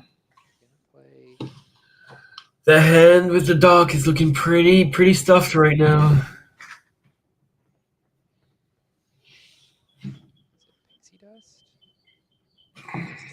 Amethyst Coil? I mean, that's a really good card here right now, not gonna lie. Because now he can ink, move the damage to finish off the Gothel, and then I mean, I guess it doesn't actually change what he can kill, but it at least saves him having to challenge with the Hades there. Yeah. Those two have to trade into the requester. Yeah. Yep. And then I guess that lets him quest with Hades, which is pretty massive since it quests for 3. But TikTok Carson's still going to be the aggressor after this turn. You do love how much more on the board limited games are? Well, if you like that, just play any field mirror. You'll be fine. Or keep them there. I think he's just trying to get characters on board, it looks like. Knowing he has to game You'll be fine. quickly, we're going to quest for 3. The dock just comes down with no trigger just to have another body. Move it over to Frank. Frank has plenty of cards in hand to play out. Zan made it past the last turn. Yeah, Mufasa's coming down here for sure. You quest all Mufasa, right? Yeah. Is it the 1, 2, 4, 5? Oh, is that a Mufasa? 6 lower on board? Mufasa Among the Stars, fantastic card, but I mean it can't quest right away. So either way, it's going to go back over Zan. Top. Zan now going up to 10 ink. You got to look at the number. I'm sorry, 10 lore. Looking at lore on the board, there's 1, 2, 3, 4, 5, 6. If Zan has tricks, there's things that could possibly close out this game. So Frank now trying to figure out how do I put game on board and not give my opponent something, allow them to close it out before it gets back over to me. Going to get the full quest here, go up to 19. Yeah, if Carson like just peeked into the deck and knows like there's like no go-go, they can't like quest to 19 or 16 here and then slam into the TikTok. Yeah. We are going to see Mufasa interplay. Seems really good. Followed up with a General Lee. Just another character on board that has to be dealt with. Only one more, but has resist. It has resist, yep. Enough right now. And now 2 characters with resist in play. Mufasa a 5/7 with resist 1 and evasive. There is Amethyst Coil. But yeah, 7 health is a whoa. That is the Chaos card. That's significant. But it can't. But it can't bounce the characters he needs to bounce. Yeah. So never mind. I mean, it can bounce the generally. Ways to gain lore through Cobra. Man, these ads are crazy. Move a damage counter when we ink because of Amethyst Coil. These ads are doing crazy. some math here, figuring out is there a way that I can either make it out of this or win this turn. TikTok having a huge body, 5/6. Panic having that 2 lore that needs to be got rid of.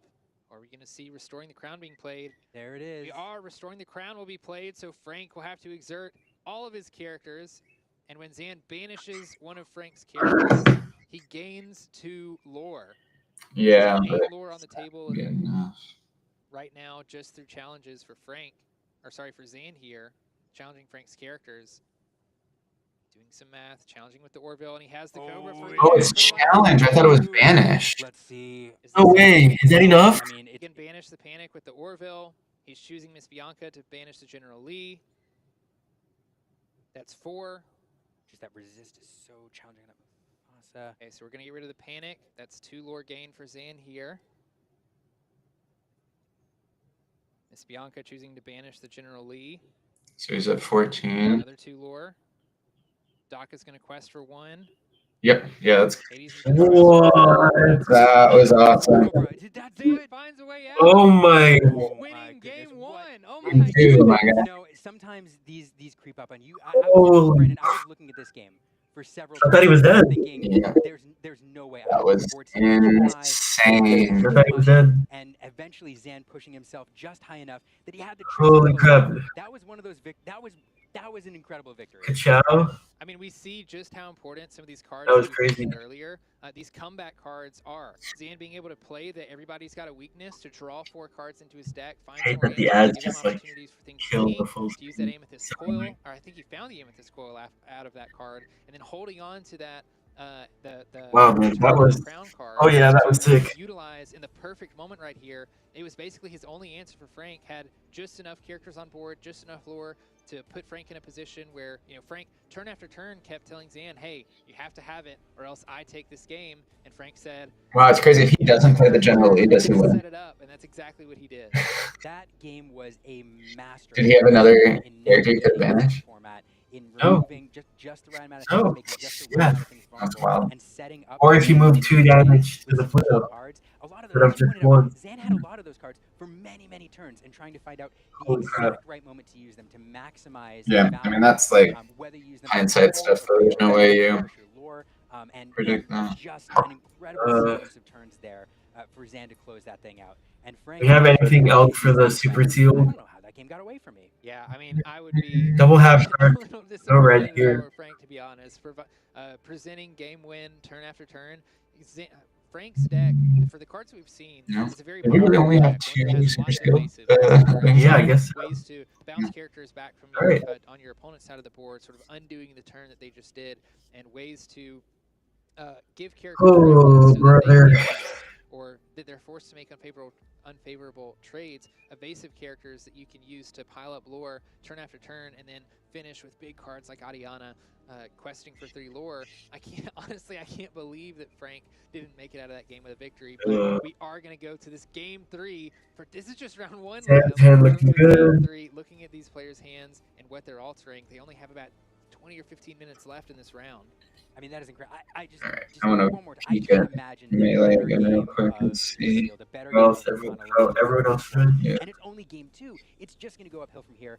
This game, though, it is all on the line. Both players need. What did Ed do? Ed got it 2-0. Trick got it 2-0. Will be on the play again this turn, able to be aggressive, push that lore total. We already know Zach got it 2-0. Mo, not reported yet. Players are going to want to be playing with pace KP as well. did It's not very win. advantageous for them to walk away from this with a win instead of a draw. They don't have that much time. Federico did not report yet. Waiting on the rats. Sideboard available again. I don't know if either player sideboarded there. Diego got it I missed 2-1. as I was raving in here, so both players happy with their deck in that instance. Then I'm trying to scan this list to try to intuit what card Frank wrote. Ooh, man. Wow, I did not think we were getting to a game 3. Yeah, same. Hawkins being inked. Both players moving with pace, knowing the time could be an issue. Yeah, 10 minutes. Oh, we have 10 minutes. Left on the clock. They have to go. Oh no, we have 10 minutes. Yeah, I mean, I think both players thought that was going to be the last game, not going Good game. Frank has been able to be the first player to get a character out. It's been to his advantage for most games, getting a little bit of a lore lead early on. In game 1, he was able to finish that lore lead out. Game 2, Zan had every card he needed to come back. Frank really liking this 3-2 stat line in the 2-drop here. It's the second time we've seen him play, and this character, again, is an evasive answer if Zan manages to get an early evasive character on the board. Look at that, and Elsa the 5th Spirit. That card's going to loom large in the late game. A fantastic removal option for Zan. More evasive characters with Zazu as well. This is the toughest part about playing sealed here. They're crunched for time, and every card can matter. We saw how in game 2, Zan held on to some comeback. You quest here, dude. Ooh, that's massive. But when you're crunched on time, it's hard to know what's safe to ink, what isn't. Zan struggling a little bit on that turn just to ink something. What's the 2-drop here? It was a Bambi. Yeah, The it was a Bambi out 3-2. there. So if Frank No, he inks it? the Bambi can challenge back. No. Stop him. I guess maybe because Bambi's a 3-2. If it was a 2-3, hey, I guess. Oh, but also because he wants to quest. I don't know. Frank's just trying to This guy, keep the game not a under loser. control. We're gonna see a White Rabbit being played. Good every time. Well-statted character, 3-4 with 1 lore, no abilities. We are going to go ahead and quest with me here. Just take the trade, right? I guess, or force it. Oh wow, Elsa! I did not see that. The aggressor, accumulate that That's pretty good. Zan into the response. White Rabbit again, yeah, very well statted. And the answer is the Amethyst Coil there, a tricky little card. We talked about the importance of removal. Sliding damage counters around every single turn can be incredibly impactful, especially since we've seen that Zan has cards that care about where damage counters are placed, and that can be super helpful. Very good card. That tricky Kuzco again there. Kuzco Panic Llama. It's a card that Frank used to great effect last game to draw a bajillion cards. What comes down? Zan a bajillion in the process, but we see Frank pretty confident in his end game. So one of his game plans here is just get to that high ink. We have roll a die to see who wins on a Google card. On Zan's side of the board. I'm confused. What do you mean? Slot, Roll a die to see who wins? A card that can challenge pretty I don't know. Like maybe he's thinking like the dice roll decides the match. Oh, because so far it's been my draw, but I mean, you got to realize like Frank had control of that entire game last year, basically, even though he was on the ground. Just being an evasive character with 2 lore is that you get to see your card first. You get to draw your card first and use something. Oh, he means like a game 3. Use a die. Oh, is that even no? 100% not. That would never happen in the world. Characters in his deck that he's been able to utilize over the past 2 games. I would make it to Worlds if that were the case. I would just pause there. I think they were having a discussion about something. Get it. That Kuzco's ability, I imagine, but Frank inking for turn. Exerting 5. Oh, we're going to play the Mother Gothel. Wow. The Gizmo die. This is a huge tempo play from Frank here. It's massive. Zan not having any characters on board. Frank's just able to freely quest with everything he has, pushing his lore even further, basically completely undoing the last turn that Zan did. This is he has to play. Yeah, the Elsa's huge though. Game 3, but we do come back with the Elsa exerting, getting rid of that Kuzco, getting rid of the evasive character. Yeah, a fantastic series by both players. Bouncing your card back to hand, forcing your opponent to do it all again is huge. But the Elsa the Fifth Spirit, a fantastic card in Core Constructed. Do you like the Gothel here? I don't know. Like Elsa's probably like the last card you want to bounce with it, but it is probably still a good tempo. You never shift it, right? You just hard play it. Yeah, no, for sure. But I'm just saying, like, bouncing Elsa is like less effective than bouncing any other character, but you're still taking a 5, and you're also taking 5 inch damage. You're taking off the damage from coil. But it's damage counters around, but it's a pretty slow turn for Zan. Frank just keeping Yeah. cards off of Zan's side No, of the that's board. a good play for sure. Zan's gonna opt for the P. That's pretty good too. Played just a big character, 5/5 with 2 lore. Pirate was exerted. I believe his Pirates game was Ariana versus. including himself. I mean, I think you just quest out, slam the Mufasa, and Yep. what does he do? In the driver's seat. Frank on the play here, just driving that lore total force. He has the ink though, right? He doesn't, I don't think. Yes. With his Mother Gothels and all of their bounty shenanigans. He probably, yeah, he does. He probably wants to keep it open for like an Aditya top deck, but he's definitely not ink. And like, if he needs to ink, he still has it in hand, right? Yeah. I don't like it. Oh no, he's a 7. Oh, it costs 7. Okay, so you do have to ink. Yeah. It's 7 cost. It also has resist 1, makes it very difficult to remove. It's evasive resists. I mean, this could be the game ender. It could be. Just looking at Zan's hand momentarily, there's not anything that I see that can directly get rid of it. I mean, we have the Elsa to exert it, but we need evasive characters to challenge. That The first game was so control. Game 2 was in control, but Stan grinded it out. And now Carson is just pushing. Damage counters in that sense. Mufasa having 7 willpower. Can't even damage counters gets around the manage the Gothel without coiling. Yeah, I was gonna say it has coil, so you can kill it, but individual characters with damage counters on them to use. But as we know, if he goes to 15 next turn with 4 lore represented, and you can't challenge anything with Elsa anyway. That gives you an effect, some sort of removal effect, especially when you also establish a body card into play and can develop. He's also forced to ink, which he may not want to do. To play Mother Gothel, establish a 2-cost character while removing one of your opponents. It's a 2-character swing, and that is incredibly. It hurts your game plan when you're on the control, and it allows you to just race ahead. He needs to set up characters to contest the board after, because he's for sure going to 15 next turn. Talk about how important certain things in Sealed is. Evasives, we see how well Frank is utilizing his evasive characters to gain a lead and removal, no matter the form, whether that's moving damage counters or bouncing characters back to hand. Especially great if you can undo that tempo like you mentioned with these Mother Gothels, and we just see Frank building up a big board while Zan is having trouble with anything sticking. He wants to play the Zazu. Looks like he's looking to challenge the Mother Gothel with the Pete, moving and then move a damage counter after inking with the Amethyst Coil. Takes 3. See that happen here. Play here. Yeah, there it is. Gives Moto into the Inkwell. We'll slide that damage counter over. Exactly as said, Brandon. Get that Mother Gothel off the board. That's good. Trying to slow down that lore gain now. Great challenge there. Play Zazu out. Just evasive character. 3/5 with 2 lore. I think Zan trying to get stuff into play that we can maybe use to banish this Mufasa. So how did he get rid of the Mufasa? That's a great Walrus question. is a good card. Steal the lead away, but it does look like Frank is pretty low on cards in hand. I think Chuck likes that card. Like I mean, it's good stats for the cost. Go to 15. The 4 drop main 36. on Frank's side of the board here. Pretty good. He can run Zazu into White Rabbit, Characters on board. Put Elsa, and then maybe everyone's got a weakness, but he's not at 90, so... Zan is required to banish some characters this turn, which he definitely can do. Under control now.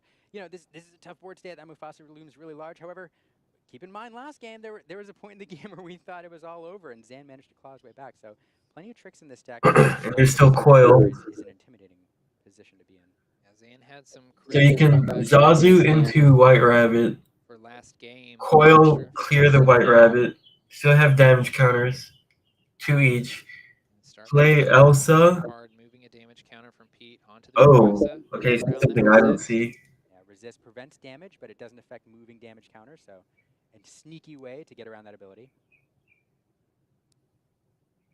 Get a couple challenges there. Yeah, we're gonna challenge the. I think we challenged some other Gothel with the Zazu. Challenge with Pete. I mean, he's still removing the same amount of lore that he White Rabbit can. Okay, so this is a delay. Bruno Madrigal choosing Mufasa, meaning that Mufasa cannot ready at Frank's next turn. And we are going to see that everybody has regrets. Or sorry, everybody has a weakness. Everybody has regrets. Oh. 2 cards there. Again, fascinating turn, slows things down. Bruno seeing into the future and saying, your future is you're going to stay exerted during your next turn. So if you can't remove it, at least make it so it can't quest. Frank here answering up with a Madam Mim. Looks like we're going to get a quest. I don't like the quest here because of the Coil.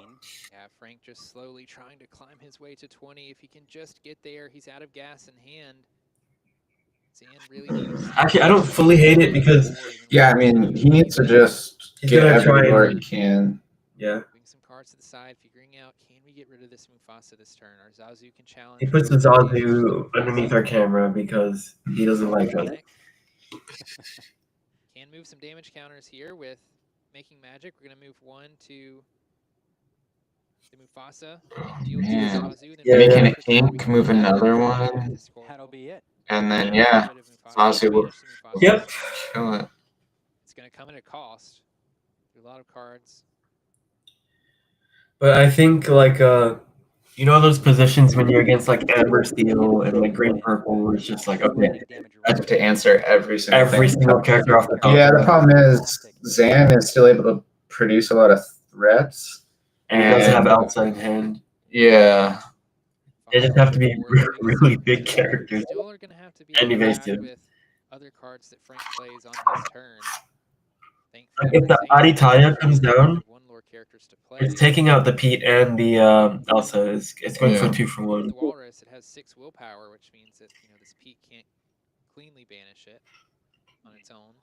It's interesting lining up Pete there against a red. Yeah, he's probably gonna drop Elsa here. What that might entail. Yeah. And that's what it entails. That Elsa coming down, we knew it was in hand. It got bounced earlier, exerting that Walrus, and we're gonna have Bruno there challenge into the Walrus, remove it, then Pete and Elsa challenging in. Yeah, that's I'm sorry, to the Madam pretty good.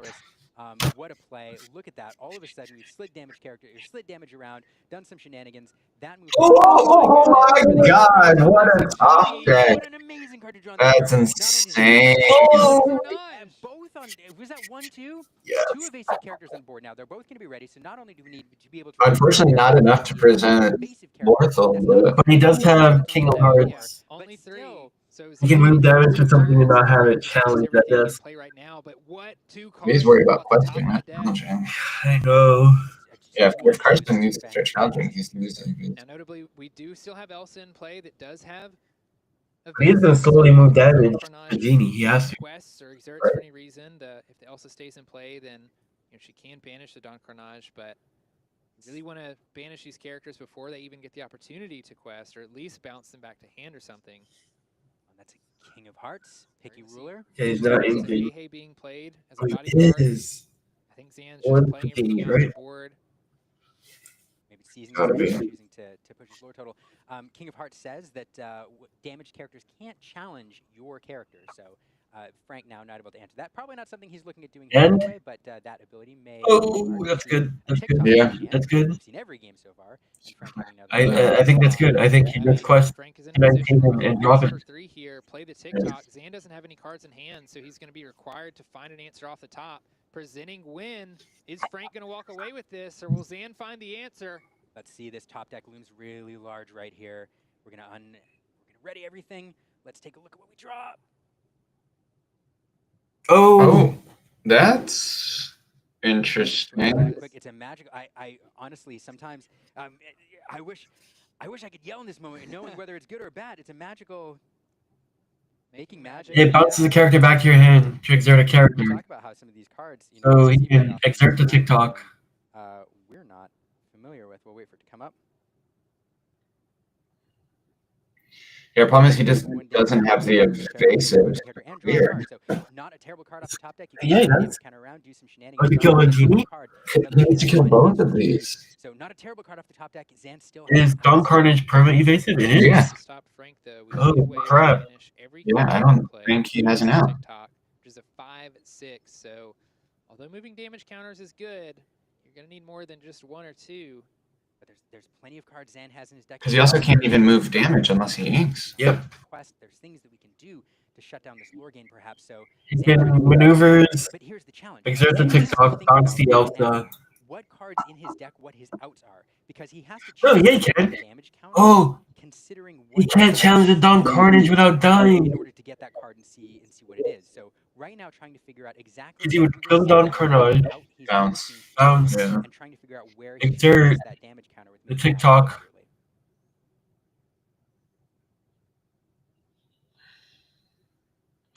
Yeah, so if he does Elsa into Genie, it will live. But the problem is, and he still needs the ink to be able to kill the Genie, which he won't have. Well, yeah, he wouldn't have to ink the Elsa that he bounces. Yeah, back. but then he can't kill the Don Yeah, but Carnage. he can't kill the Don Carnage, yeah. Holy smokes. That if we sign that peep there. There's no way. Yeah, this is magical. Now, 1 note on the time. The time at the top was running the entire time. It doesn't account for judge calls and things like that. So Magical judges maneuvers. have magical maneuvers. That's different. He would have to bounce the hey back. Zan extends the hand and What a match. Frank's going to take round 1 in a 3-game match. Oh. Moving on with a 1-0 Do a record. quick check-in. That sigh of relief there. He saw Zan come back from almost an impossible situation. Oh, man. Oh, man. Not counting anything. Counting on the win. The rat got it. And there he is. Mo lost. A little bit, knowing how incredible that match was. These two going into this, knowing each other, knowing that this was going to be a battle, knowing the skills they brought to bear, and that's round 1. Frank Head versus the rat. Zan. Zach versus Kurt for round 2. Alright, I'm going to the bathroom for a second.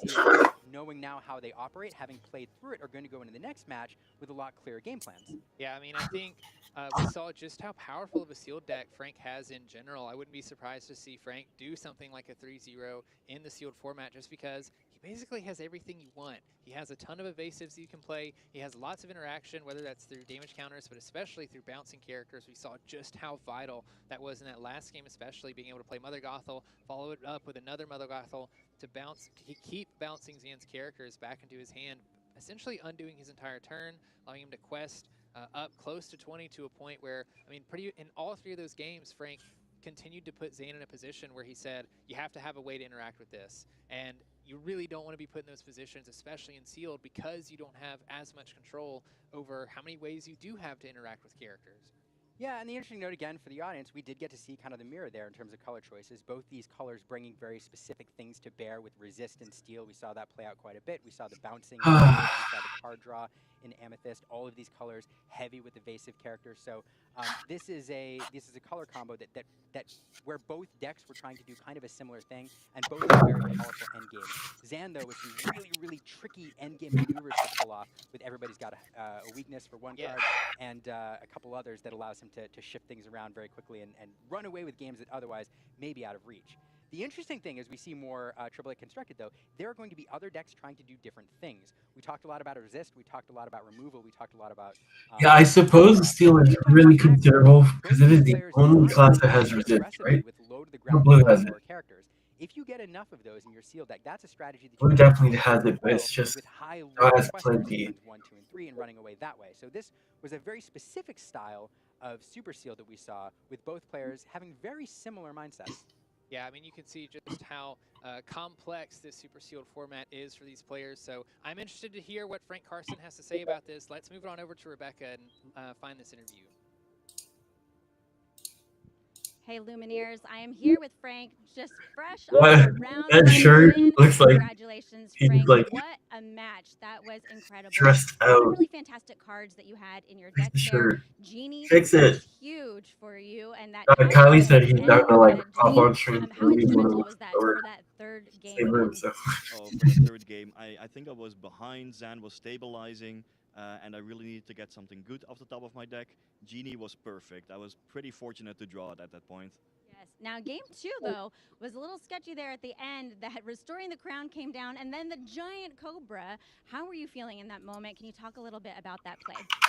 I remembered the Restoring the Crown in Zan's deck list, but I thought he would not have enough to actually win the game, so I felt safe.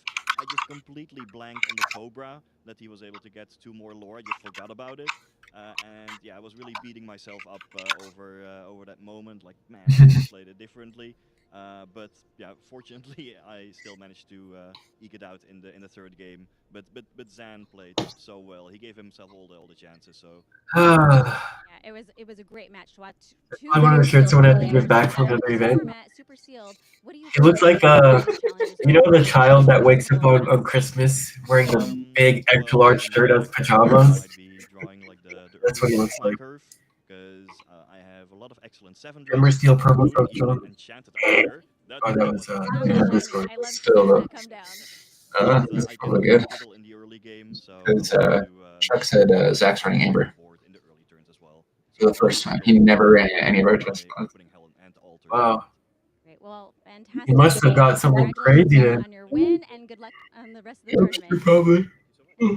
In our sealed pods, that was the one time I ran Amber, was when I pulled it. It's so funny that Frank is beating himself up about forgetting that Cobra, like showing what a professional he is, like not remembering that one out. But I don't think any of us saw Zan maneuvering that. One of the pools Zach had in their tests had 2 7-cost tramps and a shift tramp. And I was like, bro, we gotta go for Amber. But even then, there just wasn't enough. So, And there's like no reason to even go for the combo, right? No. At that point, it's just like a tempo play and helps you filter for stuff. But the shift tramp is insane. It's They had all the sealed boxes laid out on the table, and some of the judges asked me, "Hey, Liam, which box would you pick?" And I picked a specific Shimmering Skies one in the middle because I like the Enchanteds, and that's the box that Frank took. That's interesting. I'm excited. There's some videos out there of players doing that. But with that being said, we do have round 2 coming up very shortly, so please don't go anywhere. We'll be right back. Wait to see what.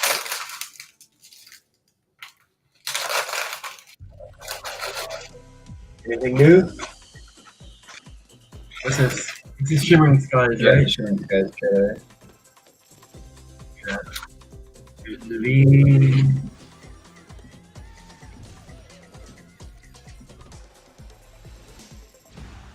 Glimmer versus Glimmer.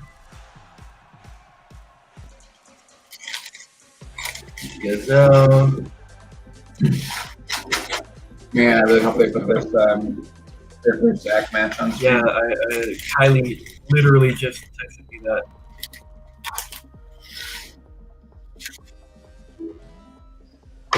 Is it still shimmering?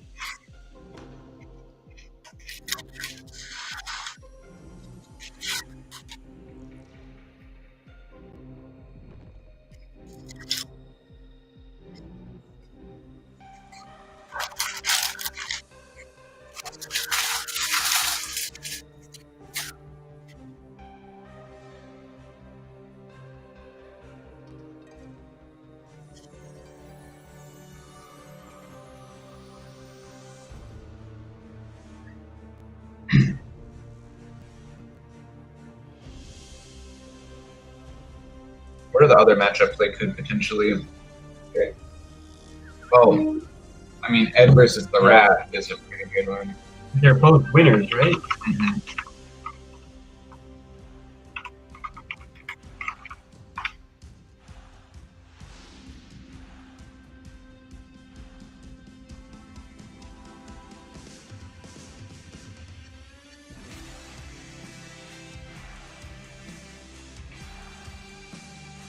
Why does Merlin dance like that? I don't like that.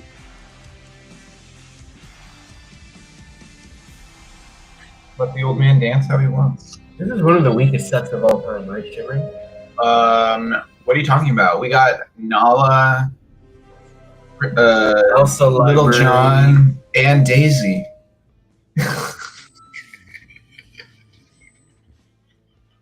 Alright, what's this? I don't remember most of the trailers.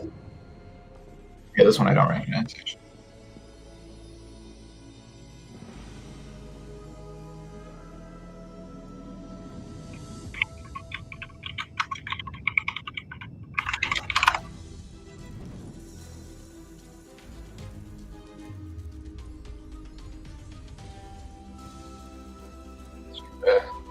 Oh, first chapter.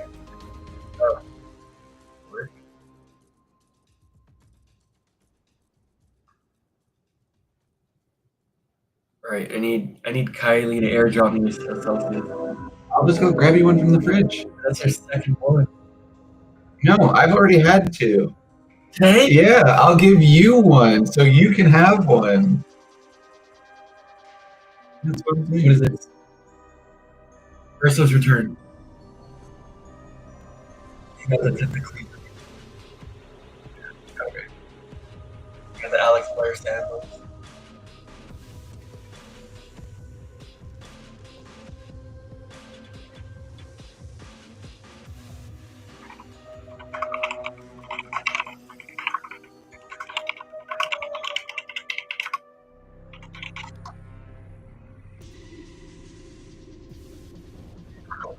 Alright, let's see what's on Twitter for Orkana.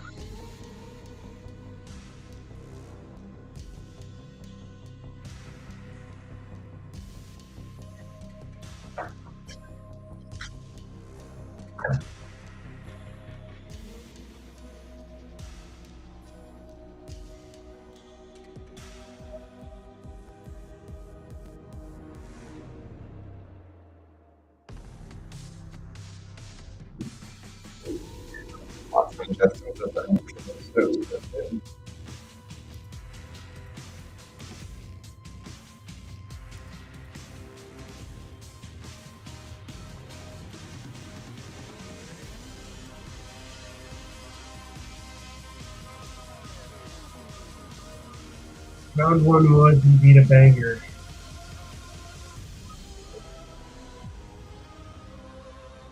What?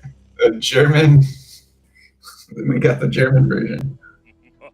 Hey. My friends, we are about to embark on the most odious, the most evil, the most diabolical scheme of my illustrious career. Welcome back to the Disney Lorcana World Championship. My name is Baker, but I am so excited. It is Great duo here. honor to welcome to the Disney Lorcana commentary team, we have the legendary JD.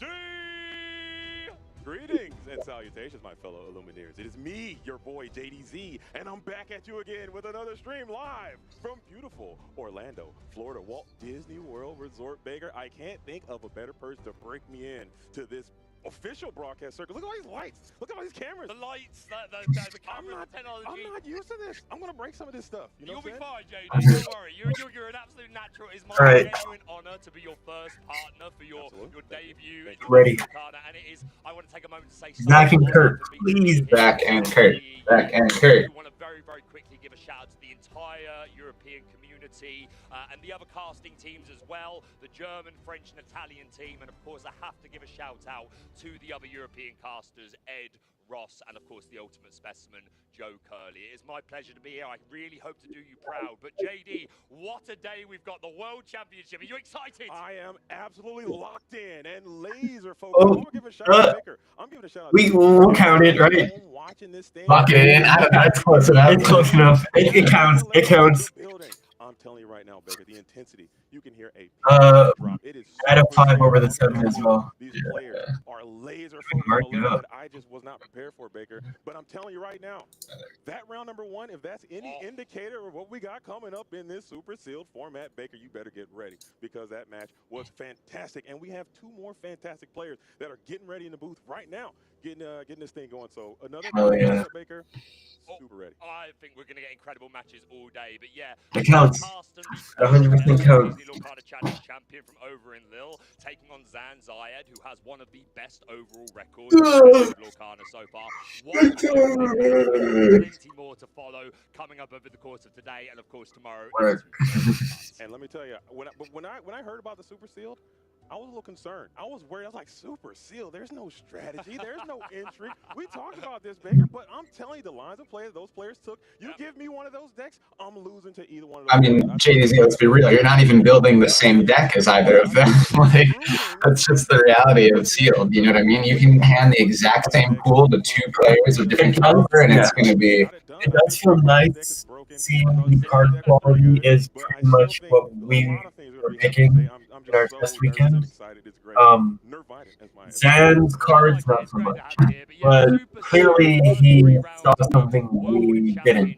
I mean, he had some nice stuff, like the Everybody's Got a Weakness and the Crown one that, you know, you want to get into. Like, that's all good stuff. But yeah, Christian's list definitely looked a lot closer to what we were building in. I can't remember. Right? I mean, next to gonna crush triple deck. Of Shimmering Skies, 4 packs of Azurite Sea, 4 packs of Arcasia's Island, and 4 packs of Reign of Jafar, of which they have to build their 50-card deck. And in this event, which I think is quite unique to this particular format, is that they have the ability to sideboard. I think that's something that a lot of players from different TCGs have experience in. We haven't really covered that in Disney Lorcana just yet. I'm excited to see how that little wrinkle can affect your opponents, because your deck lists are open and available. Yep. Your opponent will be able to see the cards in your deck, but they cannot see the cards that you're sideboarding in. So that's going to be very, very interesting. Yeah, the non-sideboarding stuff is interesting. But definitely a new concept to Lorcana. In the past, we always just called it inking. Yeah. But no, in this particular format, we are allowed a sideboard system. But yeah, super excited for this next match. And we have a couple of incredible players that I think favorite deck is red-blue? Come on. If you know anything about Disney Lorcana, especially on the competitive scene, you know who this player is. This is Edmund Chu. He is your first ever Disney Lorcana North American Continental Champion. He's also a DLC champion. Coming here 2-time, trying to go for the 3P, the triple hat in the first competitive season would be incredibly impressive if he can pull that off. Favorite deck? Ruby and Sapphire. I'm calling Cap because this player is purely Ruby and me too, I think that might be a mix brand. I think as a Ruby enthusiast, I do feel a bit betrayed, but yeah, Ed Chu proven himself to be one of the best Lorcana players in the game. I like to call him the landlord because he has his signature triple location. Time to be the face of red purple. That's going to happen in Sealed. We'll have to see if he got any locations. I got it. Ed Chu, an incredible player. I am so excited to see what he's going to be bringing today. Favorite Disney character? Maui. Good choice. We have his competitor. It's going to be Brian, who's no geek off the street, no slouch. Fake. Champion in his own regard, winning in Chicago. Cusco with a C. That's like Mark with a C. Those don't count. Oh man, I'm the top rank. Mark with a C? Mark. I don't know Mark with a C. He's with the Newcasters. Which speaks to me. I'm a bit of a rat. He's on my Thai thing. Black glasses. He's awesome. Could we ask for better? I think you can throw a rock into the bracket. Well, I've never seen a rat without a hat. I'm just now realizing. It's like seeing me without a hat. Kylie goes, how did they spell Cusco wrong? No smiling as we're going through those decks. I like the shirt. feeling good. a little bit buff there coming in. Oh, absolutely, yeah. I'm not just working out. It's all all those trading card games. You know, I play trading card games. Oh, is that a Vincenzo? Of course, I'm buff, but yeah, these guys. Yes, it it is. is. Their opponent's decks at the moment. Oh, yeah. This is open deck list. That's both. Wow. Rat, the first person to actually like. Oh, okay. Yeah. Purple, green, steel again. Talking a lot more detail about triple deck format. But Versus red, purple, steel. Yeah, I mean, purple steel is just like, I mean, we saw in our testing, 90% of our decks were purple steel. So good. But what today we're going to have, and we do indeed have the deck lists for these players for their super sealed. Have you had a chance to look through it at all, JD? I have. Caught your eye? I had a little chance to get a sneak peek, but one thing that's immediately jumping off the page to me is that there's a little hidden metagame that is kind of developing here. I'm starting to see, as Liam and as B Squared alluded to earlier, as Brandon talked about earlier in the intro, that there's a slight little resist, evasive, heavy willpower metagame that's kind of forming around, as we do see that there is some Ruby going to be in the dojo today, and the enchanted Yzma. We got another enchanted. There was an enchanted in match. Yeah, we already did the enchanted bingo. And what's the enchanted we've seen this time? Yzma. Oh, the Yzma. I believe that's going to be in Double Shark is just not coming out. Deck is going to be that beautiful enchanted Yzma coming in from Azurite Sea. Pull the lever, JD. Let's do it. Let's do it. So no, I had to get that in at some point. It's going to happen. The Queen. The Queen. The deck on the left. I think they are looking at their opponent's deck at the moment. Oh, wow. They can have the lists. The Rat's list is. There, I would just hand me a deck. Let me just look make through it. Make a Library. Pretty good. That's your plan. Never come back. Ariana. It seemed as if Mantra, the 5/6. Elephant's good. Amethyst, Emerald, and They never come back is definitely. There are a lot of 2-drop. Kakamura on 1-drop. I don't like it. Milk Truck, I don't like it. Stopping 2 opposing characters I don't like it. at the start of the turn, and you draw a card. Drawing cards is pretty good. Also, I don't like it at all. I want to see if Vincenzo can come up too. So there's a lot of interesting things. Shout out to that Katie, can I'm happen. a Vincenzo fan. I think a lot of people, I love Vincenzo. I think he could be a good piece of removal. I must say, Jay. Yeah, the Rat's deck looks really good. Noticed in Edmund's Chew deck, which very much speaks to me.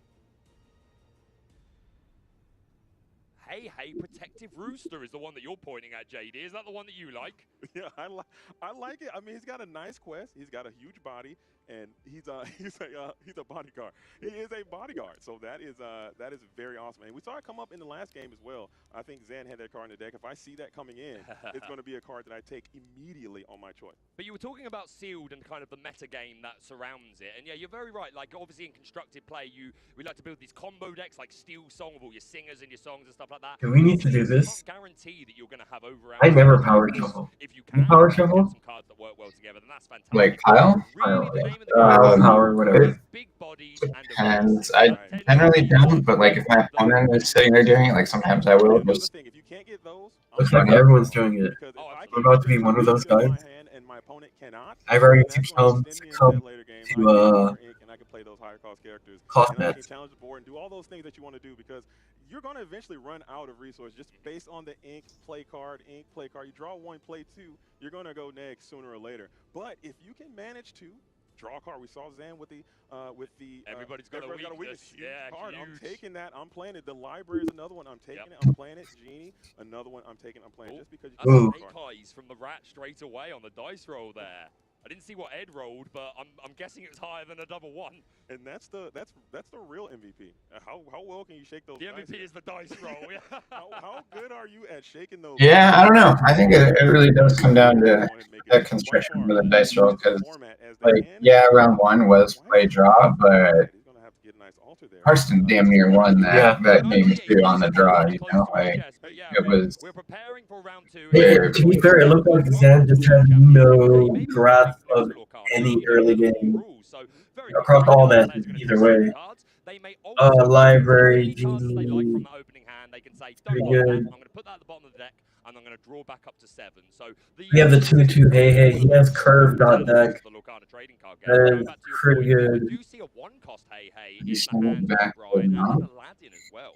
Interesting. I mean, honestly, maybe just keep. Yeah, I think maybe you should just have ink. You have your 1, you have your 2, you have your that ink draw, like I said. 3 Genie, and then you have your 4 with Raya and or Library Move. So I'm interested to see the rat focus in. Maybe you have some other elements in your deck that we're not quite sure of just yet. But again, the rat is there, and I'm here, so clearly he knows what's going That makes on me better than sad. I do. So I think You these just guys are typed, probably a bit yeah. better than me and you, JD. If we can keep up, then I'll consider that a victory. I'm just very interested because I had the Yeah, there's only fortunate 28 unfortunate player people. to try It's this a format it's a myself. collab with Now, 28 years all later. your Lumineers out there in TV land, it is much more difficult than Yeah, they look if so you good. just play all your colors. You're fine. But the limited aspect of the 3 colors that you are limited to makes this thing incredibly Here we have difficult the because Buster you shot. have to leave good cards on the table, and you have to prioritize having your synergies that you have managed. Yeah, it's kind of brutal. So here it is. It looks like the players are getting this bad boy underway as Ed won the dice roll, leads Mulan. There's another 1 cost character. So yeah, I actually agree with you. Generally speaking, 1 costs, they don't stick around too long. You might just want to bulk out with 2 and up. But this Mulan, including the effect to draw and discard a card, is super good, allowing We you to dig are through the deck and find pieces that doing you it. need. Ed being on the play is pretty big as well. When he does discard, dump truck. Oh man, Yeah, I don't get a mind dump truck on the stream. I was the hoping dumping. for it to happen, man. Dump truck, we all pop Yeah, on. dump truck And is then when toss really Brian down on into the it, well, we'll follow up that 1 cost. Hey, we can check down this doesn't do much when you're Mulan on the play. relatively easy. Brian hanging on to that library. I think that's going to be a great 4-turn play potentially. It's going to be huge. And yeah, obviously Rudy throwing off Brian's groove there, going straight into the inkwell instead to play the hey. Down comes the quick shot. The quick shot, 1 damage to a chosen character and draw a card. But that is going to take Ed's 2-turn play, so maybe he doesn't have it on the curve. Just going to have to blast a quick shot onto the hey. You hate to see it, but you got to do what you got to do. Queen is not good right now. Baker, we got the first queen sighted. I don't like England Flower. She's a pretty big girl. She only quests for 1. You may assert to send Probably fine. 3 cards from your opponent's discard to the bottom of their deck, and you gain 3 lore. But To be fair, you're not playing it on 3 if you want to play classical. I mean, library on 4 move. She's still a princess. I don't think it, but I mean, 3-drop 3/3. So that queen can Pretty get a good. nice little 4-piece coming on, and they're questing for 4 as we have the hey now. So you have to go ahead and maybe engage in trade if you. That is rush, right? It's a 3/1 rush character. So this could allow Do you rush it? a trade with the Mulan and then the hey. It lets you quest, but I think you get rid of your damage too first. Probably better not to ask. It's a little bit That of just protection, makes I more think, just to kind of keep him on the safe side. Hey is a bit frail sometimes, but that little bucket head will kind of coconut protection. I think. So we go to 4 in to the Basil, Calico. Basel, as you say. He'll get down to the. No, you do say Basil. No, it's not 3. No, it is Basil. Okay, It is my favorite Disney film. I'm going to consider myself an expert on this. All right. I'm just trying not to offend all the UK. That's fine. What's the 3? Is it a library? No, Good. the 3 to evasive, and as we said, evasive Great, is the name of even. the game. And you see a couple of them down here. We've got the Don Carnage, who has evasive and can give reckless, and this new Genie, who's a 3/4 and gains evasive during your turn. That is a great tip for Tat. You put the Don Carnage down, you think you got something going on, and the Genie can check him quite easily. Yeah, and he'll be able to take that damage and not be banished in the process. Taking those even or plus. That's good. Limited format. Yeah, but Not right in this moment, but probably going to take it. So Ed has to be very cognizant of what we do with this Don Carnage here. And we see the panic as well in Ed's hand. We saw that be huge in round How did airdrop me in Celsius? Frank's first Actually, game. airdrop Jack and I a crate of Celsius. I'll be right back. 2 damage counters from one of your characters to chosen opposing. Actually, at Celsius, airdrop outside 5 more fridges. Pay 2 Thank less you. for the next action you play when he quests. And that was another character that had great effects in that previous game. Go ahead. Ben had that card down. He was able to play the pull the lever for a 1 cost instead of his traditional 3. I thought that was pretty neat. And it's still evasive. But look at that Genie. Look how solid that card is. Actually being able to contest this entire board. Relatively effective as you get into the desperate plan. Yep. That's your favorite flavor too. Reduce this card again. Play a very powerful desperate plan. I think that could propel him deep into the late end game. Yeah, you're absolutely right. Ever since Doc came along, the Bold Knight, this has been a card that has completely influenced deck building. Whether you don't need to play things like Whole New World and you can just refresh your hands with Doc. And this Desperate Plan doing a very similar job. We're going to ink Jim Hawkins, and down comes the Jealous Beauty, JD. Oh, that's a problem with that. I don't hate it. You have her up and active. You have that princess in the discard pile already, and you have the adequate amount of cards to trigger her ability. So this is a problem for Echu, and she has pretty impressive. I wonder how much Hearthstone Arena those cards that Rats play. attempt to engage with, and you have to engage. I know he's a big rogue player in Hearthstone. Yeah, especially if you've got a large discard pile where they can keep triggering. I do love this Basil. We've already talked about one Basil, but this is another Basil. Evasive RT, I don't hate. Play, you can return a chosen character to their player's hand, and whenever Basil quests, the opponent. Like you just don't flip the queen down, do you? That's I love that card. Fauna. Or Flora, yeah, whatever. Oh, hey, whoa, wait, whoa. People at home, if you know, you know. You know. Yeah, she's a 3/7, right? We're not going to sully the situation here with that, but For we got two. Fauna on here. She's doing her thing. Cost 5, which is a bump up from 4 to 6, but I mean, that heavy willpower in sealed is something that I'm you're down. absolutely looking for. 3/7, quest for 2. You can't. Yeah, the 4 cost 6 is like what for 1. Down the other cards that. The one overpay for 1 more 1 health is. And you can have the 4 come and clean them up. No, Yeah, it's. you hope to get 2 for 1 out of this It's score something. at the very least, and that 3 Worth strength is enough to answer the quite a lot of characters that are in this sealed pool. Yeah, because looking at Ed's hand, he really does not. He did go first. He's on the plate, but he's hand shuffling 2 characters right now. He just doesn't have the ability to continue the game. There's no more plussing, whereas Brian, who is kind of controlling this board a little bit, he has that. The guy with Hearthstone tapping the board in real life. Deeper into the format, deeper to the game, as you could take a turn off now and go ahead and set up this library.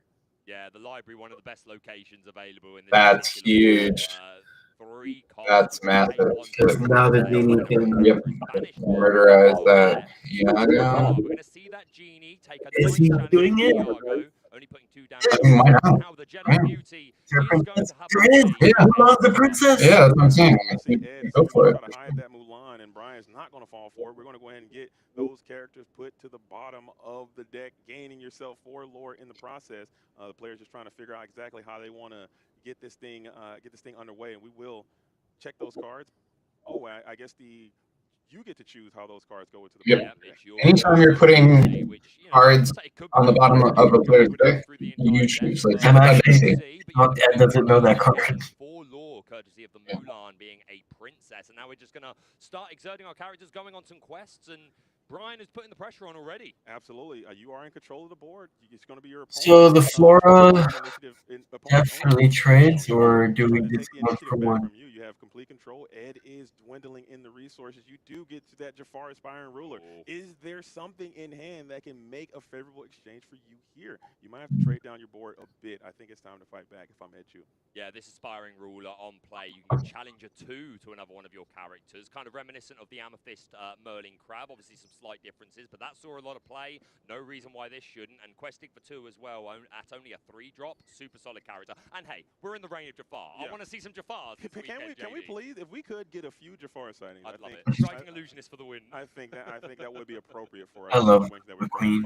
I ourselves. love that As card. well as trying to get I as think much it's value out of well. this fauna as possible. Dawn, I do kinda fear pulling up, thinking that red purple will get into the commit to a life of like burning tempo, similar to how green purple is, just bouncing stuff back and that Genie. So this burning card you. is looking a little bit If sideways. that's the He case, did not get will I the play it? Oh, He'll look at that this is turn for brutal. Devastating. huge play. There we go. Great minds think alike. Yeah, this Flora we already talked about her potential to get 1, maybe even a 3-1, and this Panic maybe was Bless not you. going higher. Thanks. Panic was super important in first round, and here we see Panic again, the high-strung imp putting in some work. And I want to mention The Mag I'm not a big fan of, but it is a pretty good body.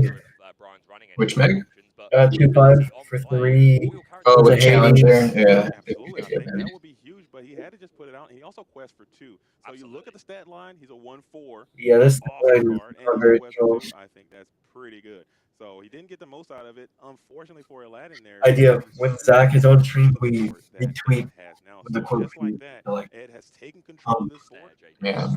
The famous Ed stare. The famous patent pending stare down. Look at that. Barely blinking. He is laser Yeah, focused. And there is no when tell Ed just that. stares you in the face, trying to read your emotions, holy crap. I feel bad for Brian already. As we talked about DLC champion, the North American champion, currently reigning, defending. So Ed is no stranger to these high-pressure situations. But honestly, all these players, I believe the kids really call right this now are Aura. trying to do something to get to this moment. So they all are built a little bit different, as the kids say, as we're going to go ahead and pay. And we're going to bring out the Yeah, it's pretty good. Era. Look at that. 2-5 into the desperate plan. So you are going to get 3 new cards coming in.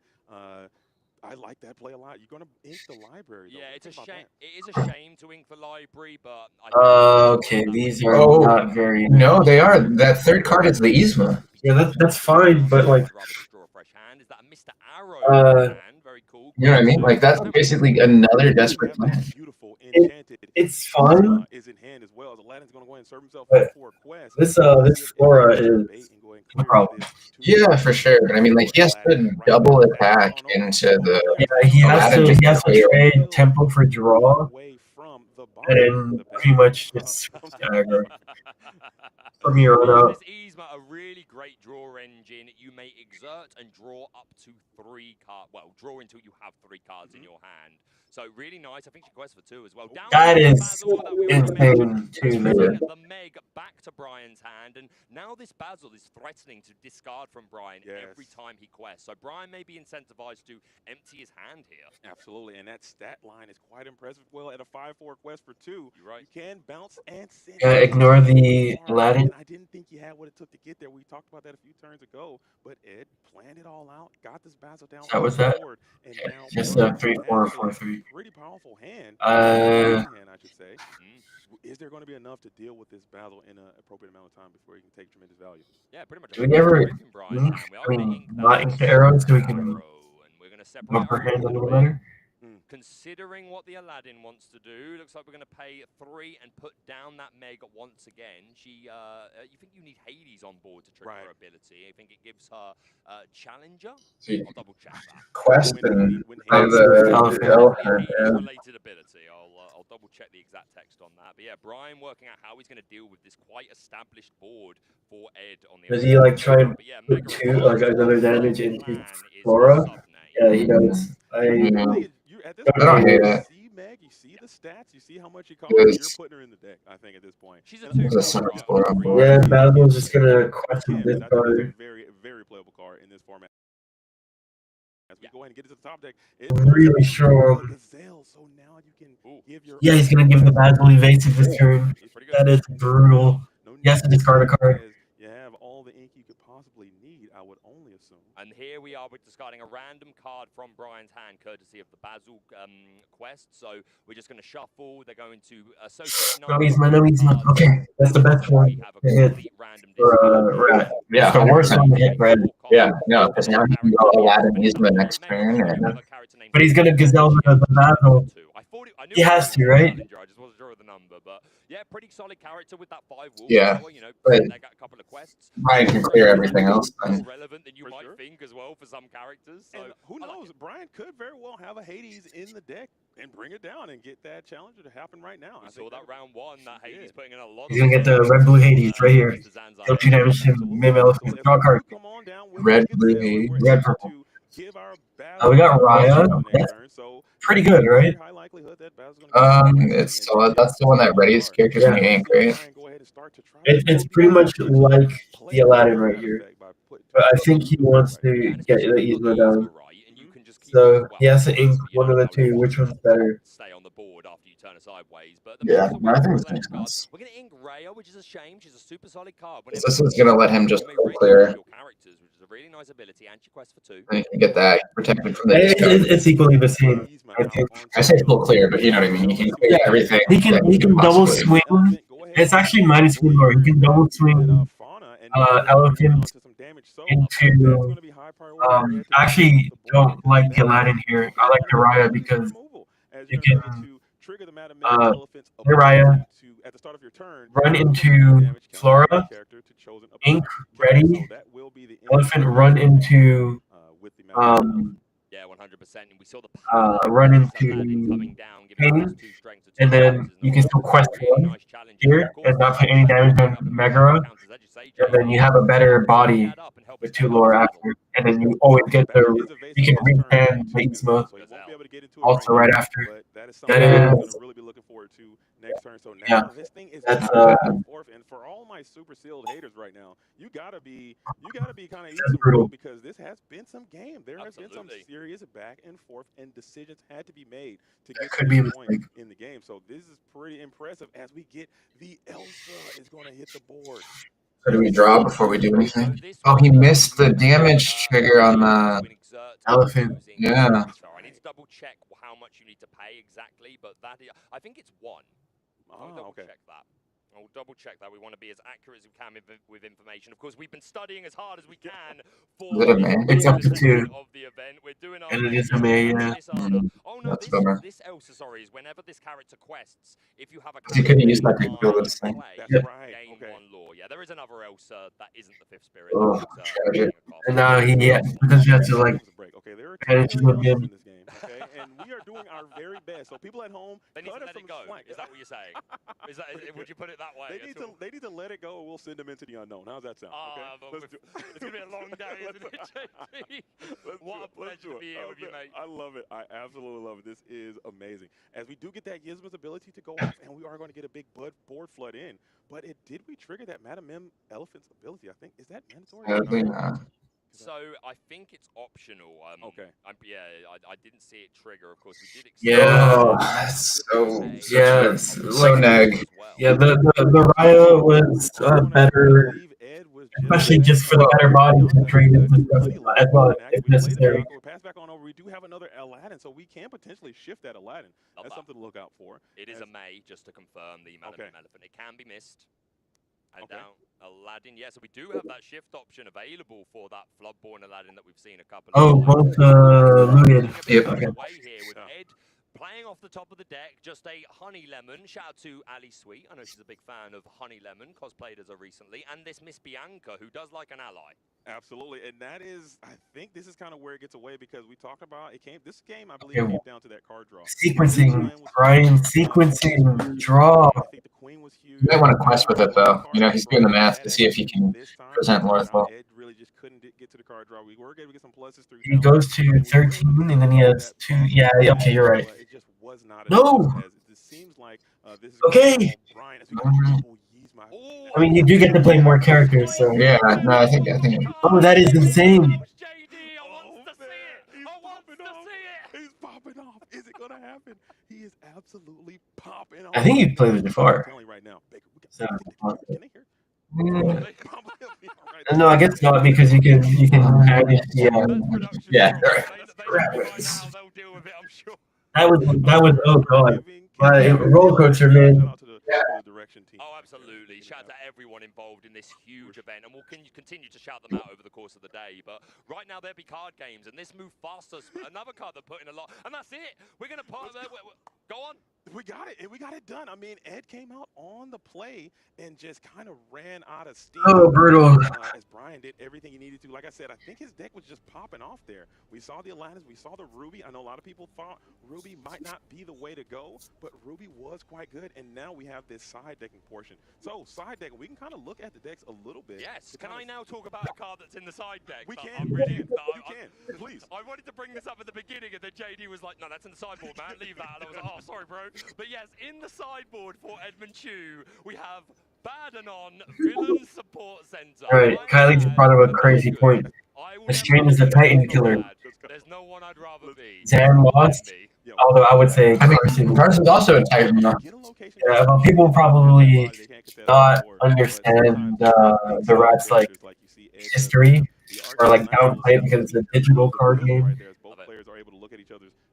But Ed going down in game 1. Mickey Mouse food. Do you have any melee updates? There's no way.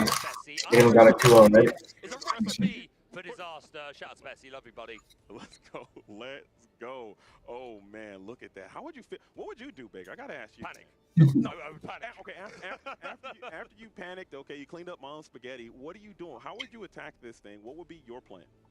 Okay, so for a start, obviously these players, they've got a limited pool, right, in their sealed deck, but they've probably made their decisions hoping for some sort of synergies, and of course, with it being open deck list, they've really respect some of these, like, board breaker cards, like going back to match 1, again, it was an absolute masterclass between Frank and Zan. We saw a card called Restoring the Crown, which is so huge, exerting all opposing characters, and whenever you banish an opposing character in a challenge, you gain 2 lore. That's just one example. Anything that can exert, like an Elsa, like these big, powerful cards that you really need to be aware of that your opponent might have. That being said, how often do you play around a one-off?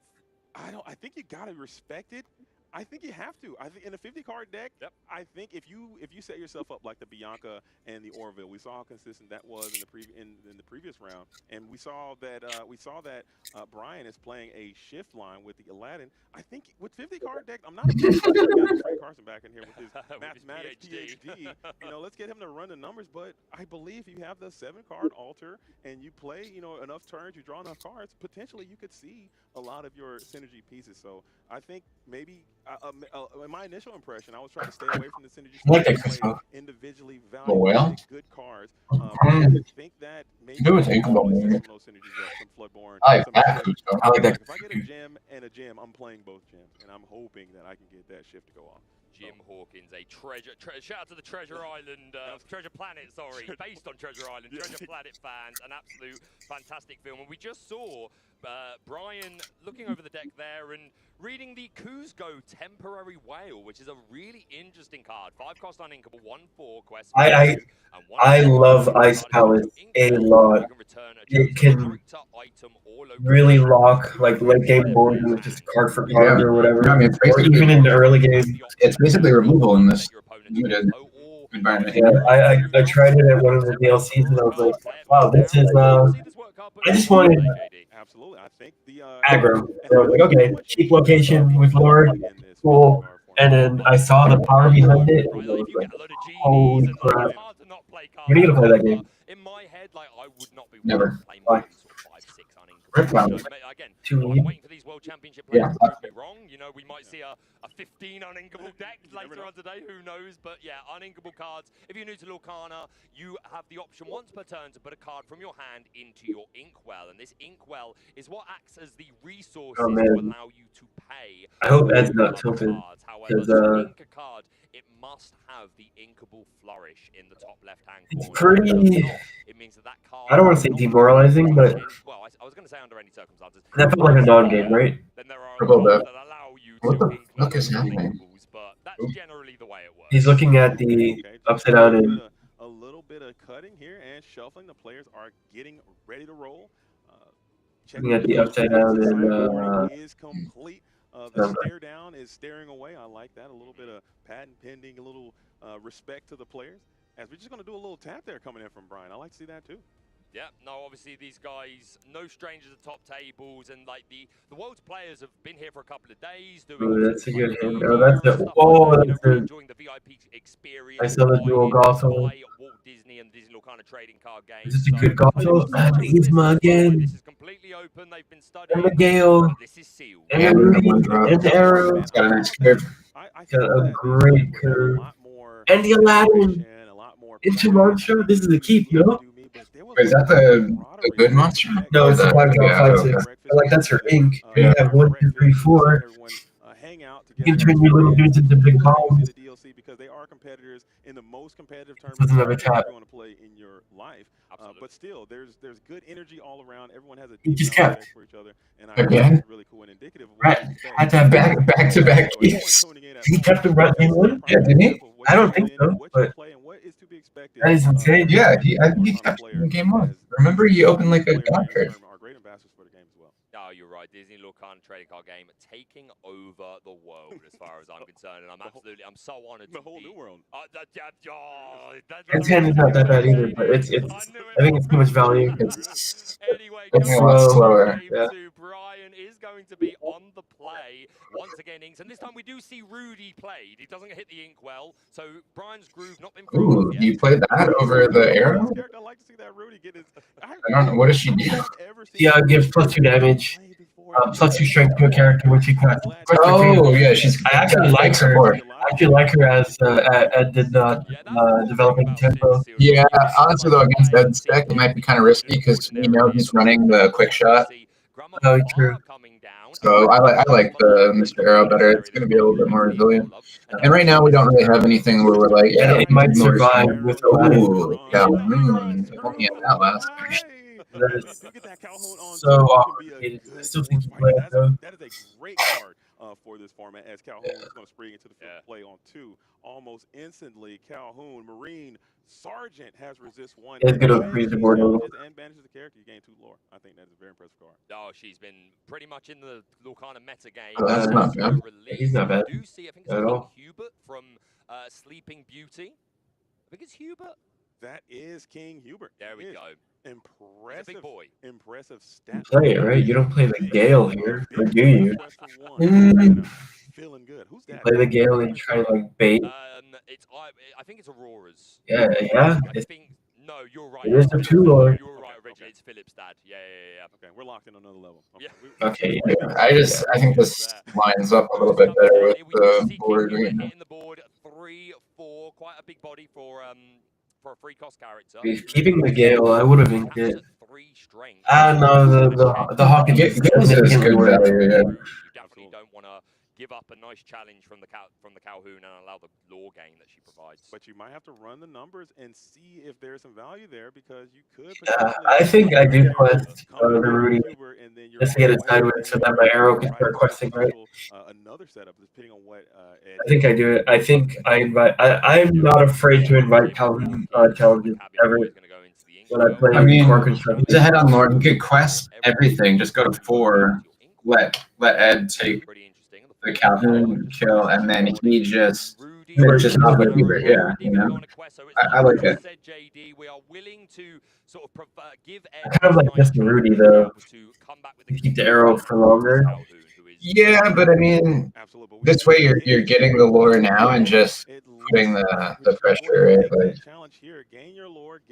and he doesn't need like damage on Calhoun because Hubert will kill it just fine. Yeah. So I think that's fine. Yes, one of the wicked stepsisters. This is the vanilla one. There is another wicked stepsister in this set. Anastasia. Yeah, who can provide she's a 3-1 when she's challenged. Your opponent discards, but this Drizella just a nice 4-4 beat stick. Yes, 4. So now there is the gamesmanship that we just kind of talked about, Baker. If you go King Hubert, Dude, I thought the stream froze for a sec. They were like, "Is it the second time they've done that?" And how these players negotiate these turns are what's going to determine the winner. I think these are critical turns that you kind of have to look out for. Gale is. Yeah, you're right. We're going to see Gale go into the Inkwell, which can return. You're gonna play the Yzma right now? You a bit early. Return to your hand when banished, like the Gale. There's Yzma Cat, which can return to your hand if you've got more cards in your hand than your opponent. And obviously, in this sort of setup where you're just prioritizing resources and having as many cards as possible, something like that, even if you just then ink it, it can put in a lot of value. Down comes the Aladdin, JD. Okay, so he can trade that. But the problem is your opponent just played a 4 for it. So what is our 3-4 doing? You know what I mean? Like, yeah, I would have liked playing the Gale this turn and then decisions. Yeah, interesting. maybe Aladdin for next turn. Yeah, you can trade up into the 4-4 and then get your Gale back. Anyway, this is still fine. And it looks like Rudy's going on a quest. Absolutely, we are still going because on. the Hubert is going to go down. Trying to hang on to it, maybe. Prioritize. Yeah. You have a nice little Or no matter what, a character is going to get value traded. The non-monstrous well. We have started the Shadow retreatment. We have the good luck, brother. Hey, you play point and on 4 and play point on 6. Drizella is going to throw off Brian's groove. I'm sorry, White Breezy. Shout out to Breezy. Yeah, that's good. The groove has been run off.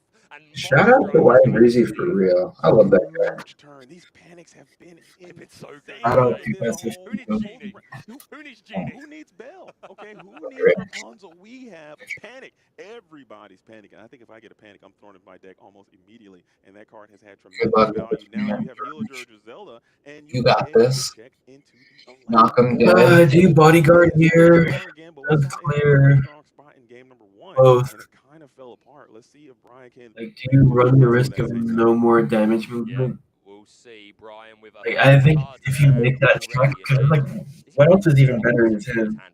His hands face down. Okay, I was going to say, we haven't played enough cards yet. That Like, is you got two of them, no? Yeah.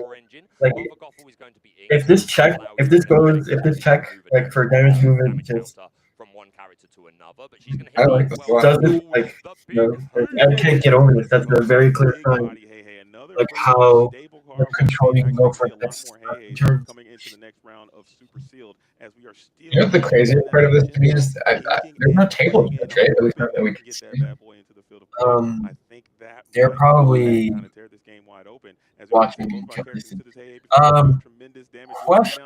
Oh man, Does Gazelle target only ally characters? No. Sure. Because could have given the Hey evasive to ignore it. Yeah, I'm almost certain that it gives it to whatever. Because I did that exact move in one of our super sealed pools. I gave it to You would give Hey evasive to value trade the 4/4 into the Aladdin. And I'm trying to tell you, Ed showed no sign of effect. But I'm telling you, if Yeah. I see coming down, Dude, that could be brutal. I'm coming unstowed. I'm like, come on now. flipping the table. I'm putting my hand on my head. I'm scratching Yeah, my when you hand. did this, Wow. chosen character. Yeah, so I 100% I pulled that move off and sealed. Pretty nice. Damage, and we can returns to the hand. Oh, Vincenzo. Vincenzo, the explosives expert on play. You do three damage to a chosen character. Yeah, this is gonna be hard to get over. Yeah. Vincenzo, JD. Yeah, I mean he's got the which is nice. for 3-2-8. I think 2-8 is so. Go to 11, and then You can know, right? no, because next turn you play it. Ink, drop 3, or you ink it, then like I don't think you need to ink it right now. Yeah, dang. So getting through 2 Hey-Heys, you have that. Do you ever? Let's go back to the Gazelle evasive play. I don't think you do it either way. I think you actually have to clear it. Because if you just ignore it in value trade, and the other Hey comes out, No, he had already killed the other one. but I guess like, it really doesn't. No, we got to play an action first to give Reckless. Correct. What the hell is that? Is that Zeus? Have evasive though. We're going to bring down an illusion, the magic carpet. That's each 2 up 2. That's Skinner's favorite card. Sure, and we have that problematic Yzma again, as we saw Each have up a great effect. Previously, I think the Enchanted Watch is on par. Is that a void or reveal her ability. No, it's a red 6-footer one. Is going to be, what is that? I can't. That is a library though. Do we like the library to We got the library in hand. Library. you know, deflect incoming damage? But we mentioned earlier, one damage. Possibly he can clear it on board though. It's the unfortunate part. Yeah, but do you like library move Yzma in? I like that a lot because it makes it so that you have to, Ed has to make a tough choice, right? Because he can't clear all of it. I think I like that a lot. We had a lot of fun. And if you haven't played Library. it is a very, Let's see it. very fun experience, man. I had such a good time with it. Getting Jafar all the way about. Second guessing here. And I took that personally. You see the wide eyes from Ed. I think Ed is like one of those players where you can't do that, right? Like he literally tapped to the 3 and then and so like immediately Ed's already just like thinking about all the things it can do from his list. But yeah, this move feels amazing. In the library, I think that is perfect because she already triggered her ability once. You got your 3 cards off, and now she's firmly nestled into Bill's library. If you guys don't know, library, the character is banished in the library. You get to draw a card, and I think You play it. You have to. Absolutely. Does he have the ink for it? He's got 6, right? He's got 7. He played it. Oh, right, yeah, John. We can take out the library this turn, to be fair, but you leave the Yzma up. to use her ability. Again, this Camillo. I don't hate this sort of value trade either. Return this card to your hand. 4/4 quest for 2. This is a really solid sealed card. So yeah, so you can't clear the library at this point. So do you Also, this magic carpet is the only clear illusion the that's in mono seal. do you clear the Yzma or bounce it? Because if you bounce it, he gets to replay it and he'll get another triple draw off it. If you kill it, he just gets 1. Yeah, I like that. And then you can bounce the carpet and keep him off the 2 days. Good question. Hope to put on a clock, right? Because He's got 7 on board. Yeah, pretty massive. You're asking questions why that library but is horizontal is because it's a it's a 2-turn clock here. very different from And if character. the rat represents, you know, Trying to make sure the players who are new to anything it close to like also understand what's lethal, going on along you would with have to players who are develop following the competitive a scene. 5 lore on board Just trying to make it more and library. And Well, if he presents enough, library gets cleared, right? So Yeah. he he needs to present enough to slow that down so that he can make the trades later. Phase of ready set draw. Brian at 14 lore, but Ed kind of has the board here. Can Brian contend it with these couple of characters? Oh, not And it's, you really got to do something about this Vincenzo next Santori. turn. I'm He can telling you right now, it's like eight almost is certainly Brian is through, going to have to and challenge no on his next is, turn. I mean, with just your board, it's completely Because empty right now. Ed could go to 15 and Baker, and now you have there's no way Brian can present lethal here. Discarding your hand every turn. Ripping your hand. So this thing is a long way from over. Brian shuffling those cards together. Ed. Yeah, Ed's looking really good. Table looking firm as we are going to play. I think, yeah, he just wants to represent as much damage as possible. Yeah. From Atlantis, which is a beautiful, beautiful Disney film. I love that film. Flower in the Inkwell. We're going to move Kashkeem into the library. Studying is good. Absolutely. Yeah, I suppose that's better because it does less help, whatever. As we have this But Kronk, I believe that's the Kronk that's going to be there. Carefree is his name. Carefree on vacation. I'm not sure of the sub name. I'll double check that. But the ability is you Ed? would discard. what went down? Magic Carpet. You don't. At which point you probably say, oh yeah, it's all coming together. And what's also important about this card, he has ward, so he cannot be chosen. Cannot be chosen. He cannot be chosen. He's going to be there, and he also quests for 2. Notice the theme of this format. You're questing for 2. Ed's board is questing for a bunch.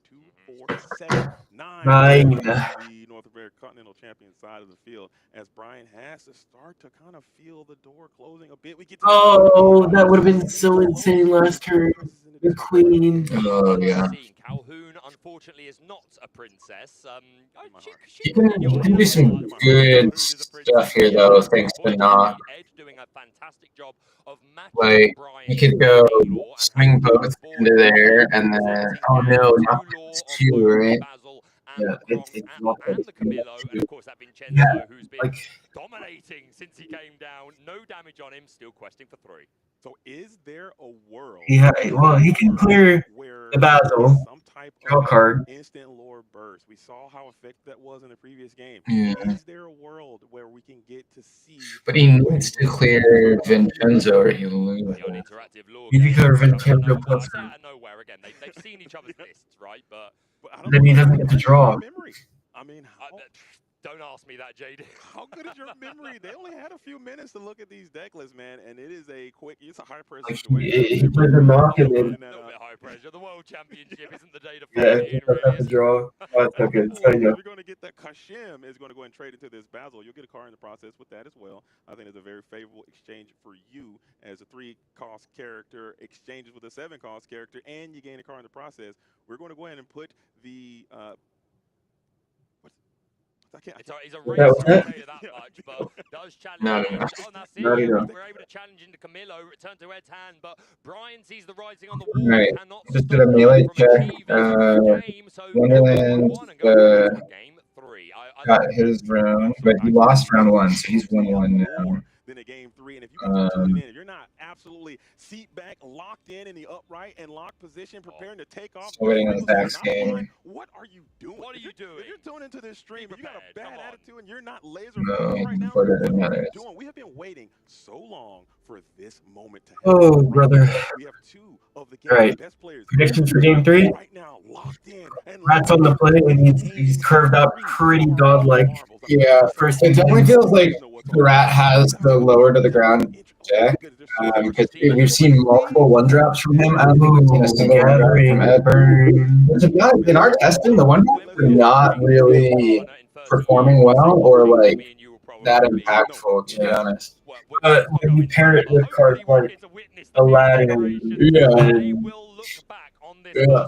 He's got the lantern that can pump characters These players too. were amazing, those casters were having fun. Yeah, they were okay.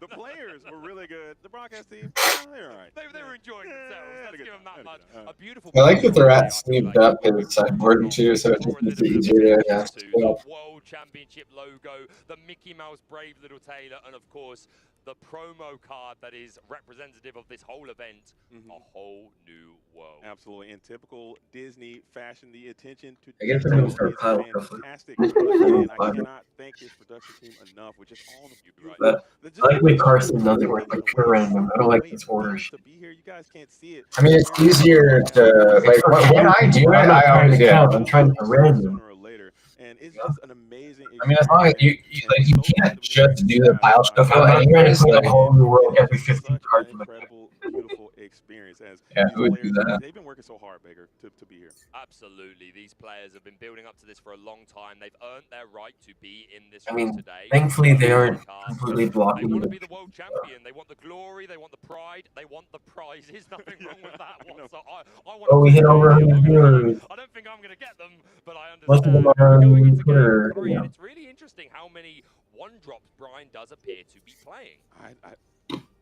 I'm trying to tell you, and the thing we got to eat some crows again, Baker, is that we're always saying, hey, who's on the play wins, who's on the play wins. Look at this. Oh my God. Look at this. Players have won Just on there. the draw. They have. Sorry, JD, to cut you off, but Ed has not I looked need to easy. sit across the table from Ed and just stare at each other. Flashbacks of Ed versus Zan Zayed at Disney Locata Challenge, and the final turn, Ed just staring Zan in the face. A really legend, part of the lore. Oh, that's like a already, and here we see nice. Brian on the receiving end of that cold. It said 7, man. I think I may have kept the zone carnage. As he cracks a slight I mean, right there. I don't know if maybe you can't hear it. it's unlinkable, right? Cracks for great smile. Look at that. He's laughing. I think that smile is like out of I like the camera stare too, as these players have all been. So they're at 1 on the draw. Game 1, right? Situation. I'm not even on the field. I'm extremely nervous, Baker, just being here with all of you right now. Absolutely, me too, brother. Honestly, like it's a big deal. We do want to say again what an honor it is to be here. Right, what is that? Oh, we got Michael. To communicate with you guys watching around the world. Still haven't looked at his hands. He's running 3. That's crazy. And pass it on. We got Rudy back at again. We got 2 Rudys. We got 2 Rudys. That's a foil Rudy. The groove is back. We're done. Wow, he's running 4. He's right. That Rudy's spoiled. I'm like the other one. So he's So we can go 1 for 1 here, and Mulan can come down on 1, shake up the hand a little bit. Maybe sometimes you can. Mulan might be the best gun drop in. I think that's a very interesting thing. As you can draw 1 and discard 1. Yeah, that's pretty good. Soldier. Oh, my friends are showing me Doing this. her That's thing good. as we will kick the Walrus down. Just another big body, well-stared character. As Tekka is going to be on the field of play. T-Car, she's a big girl. She's from Moana, which is absolutely beautiful. I'm trying to remember what this one does. I'm gonna just be completely honest. This one I haven't got a clue. The other one drops that were testing really well for it with the 3 strength ones, like Moana and Toby. I can't see it, but I think we're doing a pretty good job. I'm batting like an 8 out of 10. So it's actually interesting he inks the Michael. Doing our best. And I think he inks it because Pirate. I think he doesn't want to enable TikTok.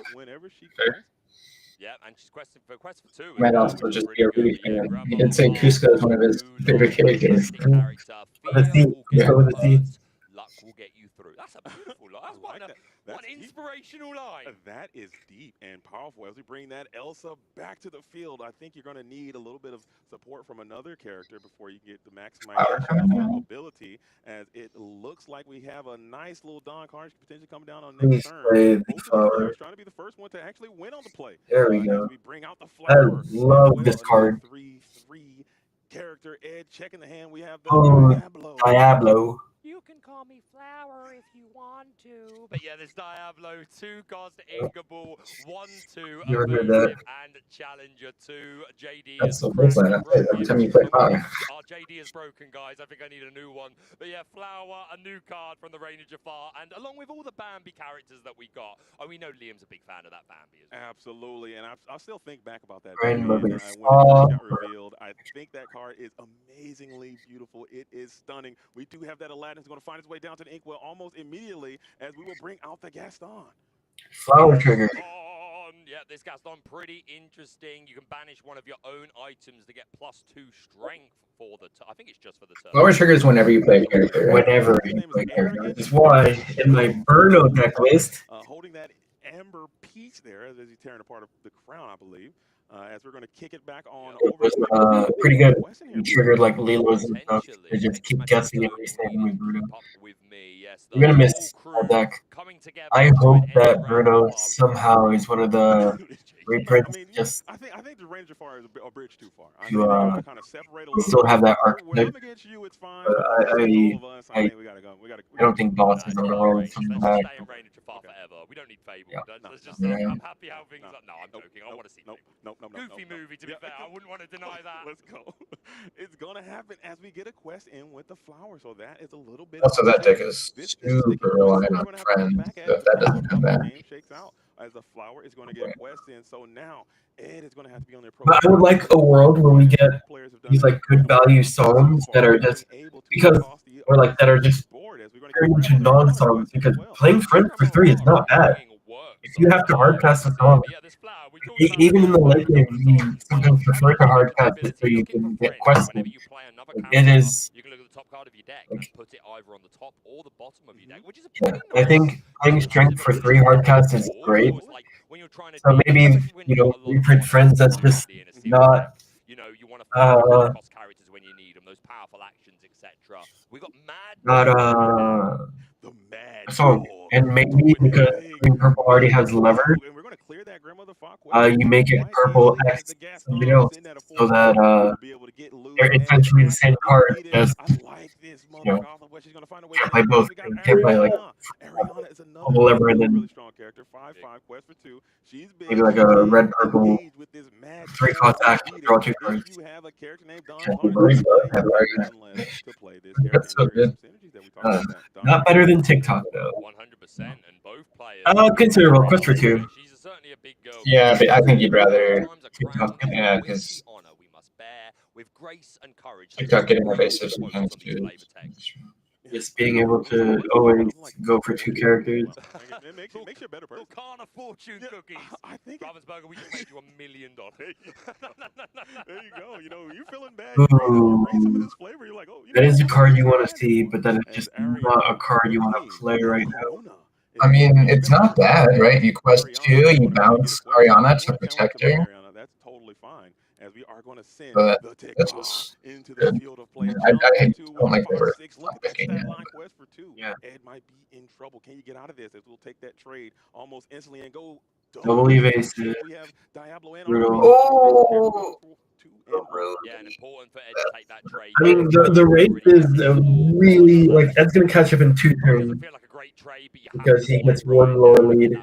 They get all his characters. So both players running low on resources, trying to after this turn, to be able to equal playing field for it, it really just comes down to. Ed does have a couple of cards. That Donald Duck is super interesting. The pirate, but we're gonna Yeah, I like not putting it in bodyguard. Yeah, there's no reason to right now. You do have 2 Like, characters. oh. Maybe you're trying to protect that hey because you're going to need that hey to engage. Oh no! I believe He just would get a nice challenge into that, so it makes sense. I like that play. he drew a card. He took the card out of his inkwell. It was on camera. It was the elephant. Have an evasive 2-lord quester in the field of play still. So this might be a problem here for Brian, who has 1 card in hand. I can't make out what that is. It looks like, is that double trouble?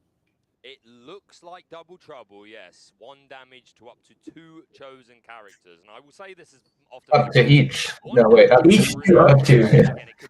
That card is not good right now. There are a fair few interesting characters in this format that only have. What, he just picked up his inkwell first? Yeah, he picked up the elephant out of his And inkwell. now we come to our I mean- slowdown part of the match. Right, we're reaching. What are we? So what he did was, so he tapped 1 card and he acted as if it was his hand. He thought it was his hand.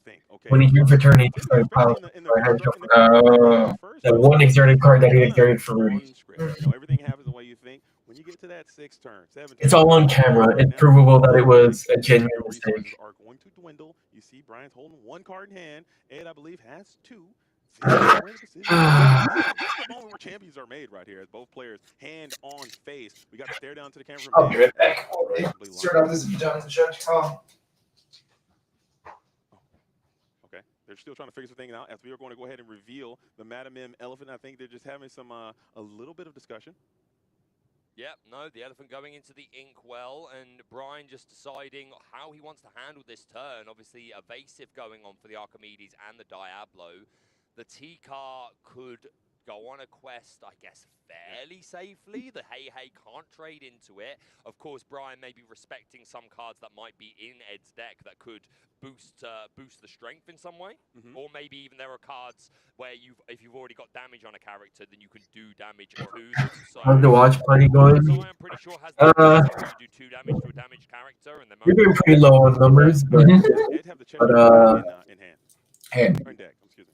don't discredit All right, so all the cool people hanging out with us. a little slow down here. As yeah, we're not trying to invalidate anything. What's up, Chad? What's So up? we got over 100, mostly on Twitter. You do make that T-Car a little bit vulnerable. You have the Hey and Diablo can come in and challenge together. The matches have been insane. So it was just a blunder. It was just we're going to go ahead and Ed now has to make a decision. Are you trying to race, or are you going to get into this car right now?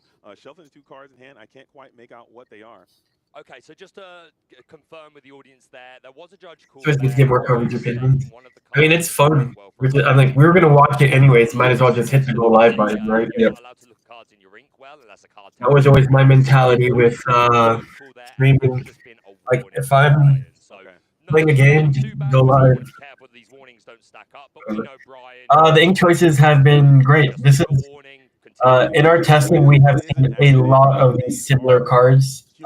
People do make mistakes, so Yep. nothing malicious. Amethyst and Steel definitely felt like a strongly picked Everyone in will make a most mistake. replicas. So no harm, no foul. I am a big fan of red, purple, green. We are going to go ahead and put that. Oh, that is great. What a card! Huge. Is there a 3-drop to play with it? Yes, there is. But I'm losing my mind if I You can't get get sporty. off the top.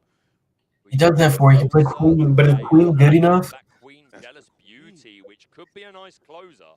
Yeah, the pairings are exactly what we would expect with all of our testing. Yeah, these angles are sick.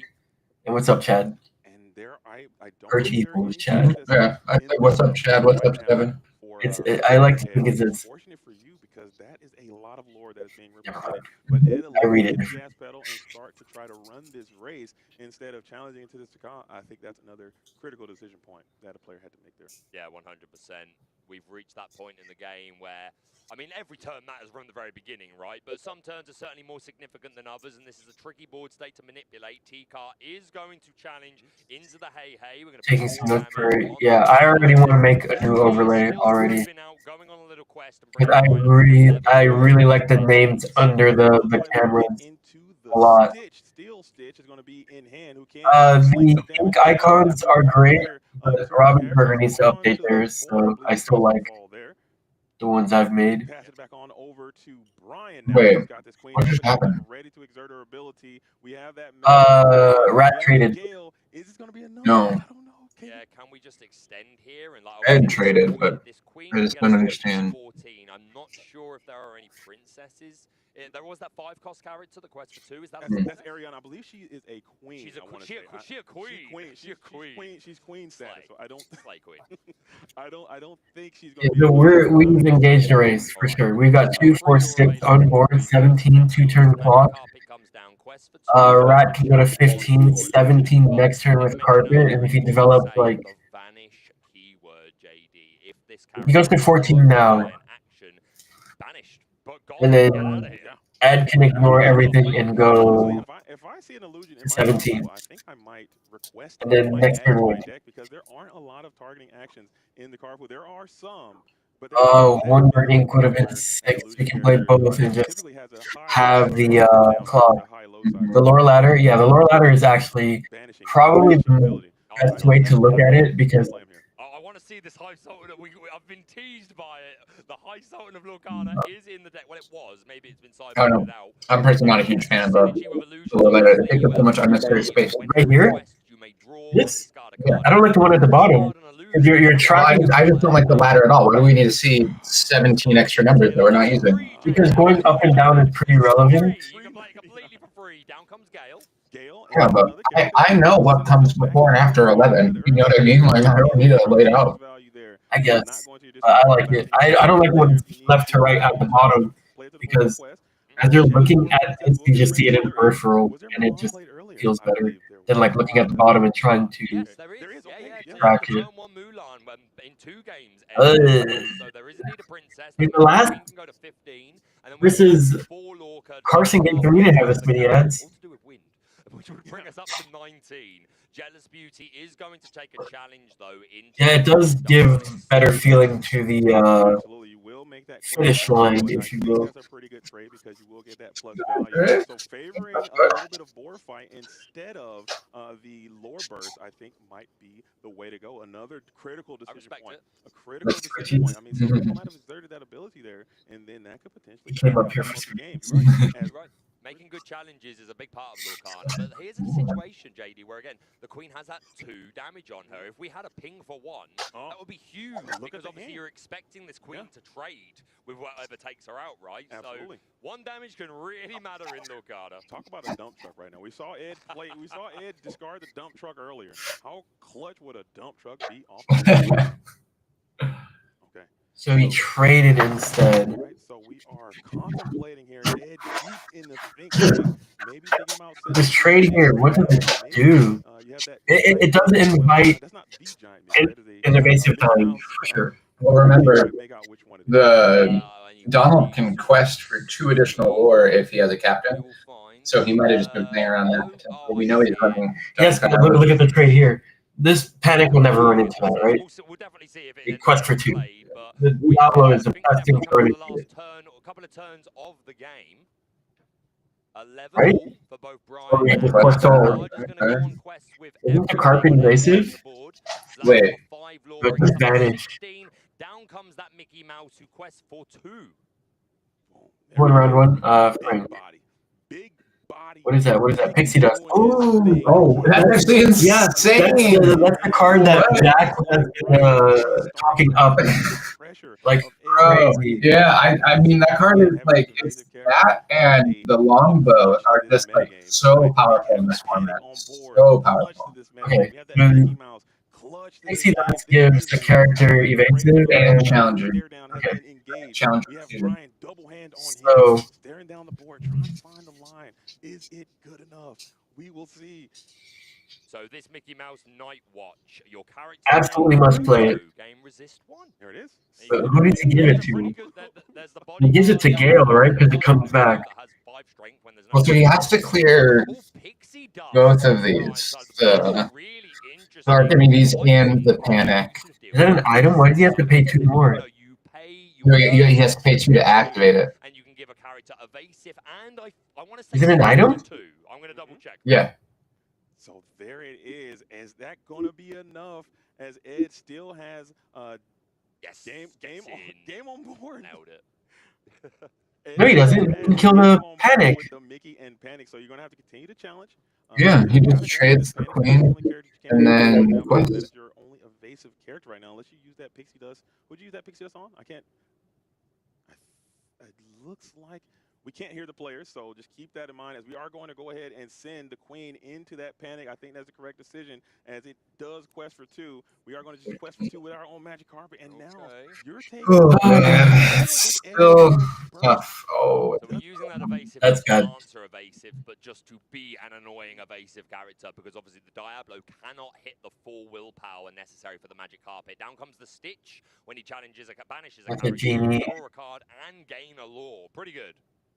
Absolutely. I don't. All right, so this game is intense, man. Do you think the game was lost when he could have just quested instead of traded? He puts that on a 2-turn clock, and then he would just need to have 3 more, which I think was possible with Gale plus the card. Yeah. Elated after that. Now 2 yeah, I don't know. And don't forget, the Lumineers, once a player has 5 match wins. Oh, Zach got it over Kurt 2-1, baby. Zach is 2-0 right now. Okay, he has to be. Is everyone else reported? No. That's to be reported. Okay. Just waiting on Zen and No, excuse me. That's going to be Is there a vote? Yeah, I think so. I think it's Cinderella, then Rapunzel, then Baymax. No, then Kuzco, then Baymax. I think is the order there. But what a Also, how's Gavin's deck looking? We don't know. We know he has Amber, but we're not sure because in the constructed portion. Is it Amber Purple Steel, and he's going to like. I hope so. I hope so. Because in my mind, like, you know, after all of our testing, Zach was pretty convinced you almost never play Amber, right? Literally never played it in a single one of our test pools. I think the only way that Zach is running Amber is because he pulled Rhino, which means he's for sure Amber Steel at least. Like, I just don't think there's any other world where he's. So this first announcement, we've got some exciting news for those What? who are still collecting glimmers from the first few sets of Disney Lorcana TCG. Starting right now, JD, you can enter to buy the first chapter booster boxes in English, Japanese, and Chinese, and Rise of the Are we Lightning buying? in Japanese and Chinese language. Ravensburger has partnered up with a third party to help manage this I'm order. gonna. This system It's a lottery to and deliver a fair launch enter product to buy into it. the hands of real Disney Lorcana TCG fans. So head over to this link right now on your screen to recreate an account, enter the launch, and you will verify with your credit card. You know, normal stuff. Information and current shipping address. This launch closes on July 7th and is random. You just played with Amber cards. The problem with Amber cards is historically those cards have high willpower, which is clearly part of the meta of sealed, but their strength is significantly lower than the average. They're usually like 1x, 2x's, and or just average characters like a 3/3 or 4/3. So like the green cards like Flora and stuff are like 3/7s, which are massive. But I imagine Zach drafted like a lot of Pascals. The purple, yellow, 3 or 4 drop evasive that quest for 3, and that's gotta be huge. We're going to send it over to Rebecca for an interview. It's all right, JD. I imagine that's what's in the list. And maybe like goofies and stuff to ready characters. Hey there, we are here with Ed Chu, who is now 2-0 today. Congrats on that win. Some fantastic games. That Yzma, though, gave you trouble in game 1. And game 2, though, talk about you were able to meet that. I remember when Ed had a longer beard. Yeah, I think Basil is really pivotal in my win in game 2. I was basically able to like tempo him out of the game, removed all his cards, and then like I just took over from there. I think from game 1, I think I made a kind of mistake not clearing out his Aladdin on the board. I kind of disrespected the elephant. That basically got him back into the game, especially being able to like bounce back that Aladdin to replay it. So I was very fortunate to kind of, squeeze out those last 2 games. Yeah, let's talk about game 3. You were mentioning to me that Panic was a big player. Is that a card when you were deck building that you knew you had to have in there? Yeah, Panic was very pivotal for me to win even my first round. I remember I was able to like Yeah. take out a Snow White. Panic is I remember in that Yeah, set, Panic is that was a very good card. main, things that you're looking for, the Panic into the Snow White. I think Like, the Panic was able to take out turn I was able 4 to cards and then move the damage over to the Taka. Otherwise, that Taka are usually your like And can you turn talk 3 a and bit about 4 are the usually other your cards really good on the draw and slots to be in there? to wrestle What are you tempo looking back, for like when you're reviewing Cloud your Kickers, right? Yeah, I And think the main thing Ursula, I mean the new is Medusa, what we call and the combat new tricks, Cusco like being able will to like bounce get stuff additional back. strength. That's being when we able to, like, really damage, see like the Panic or like knock, things like that. Yeah, Aladdin plus 2 strength. that's when we really You just have to see kind of be like aware the tempo get wrestled back from being on the draw. A little bit of buffer. A little bit of buffer.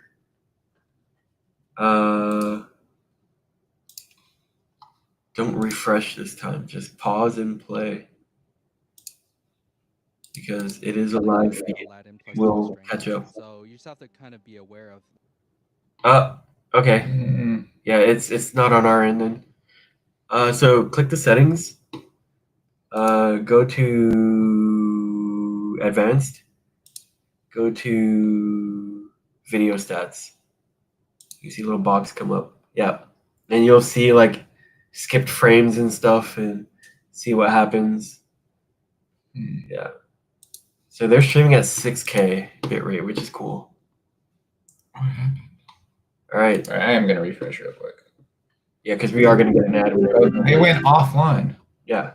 So the whole stream just crashed. Yeah. Sick. All right. So all right, we're back. We're back.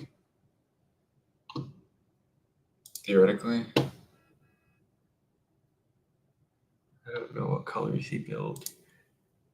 Kylie only texting when Zach's clean, bro. He doesn't like us anymore.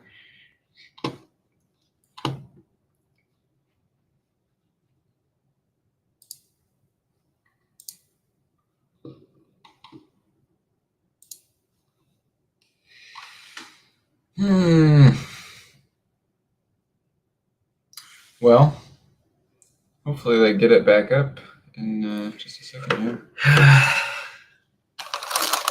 I wish we could all get it back up.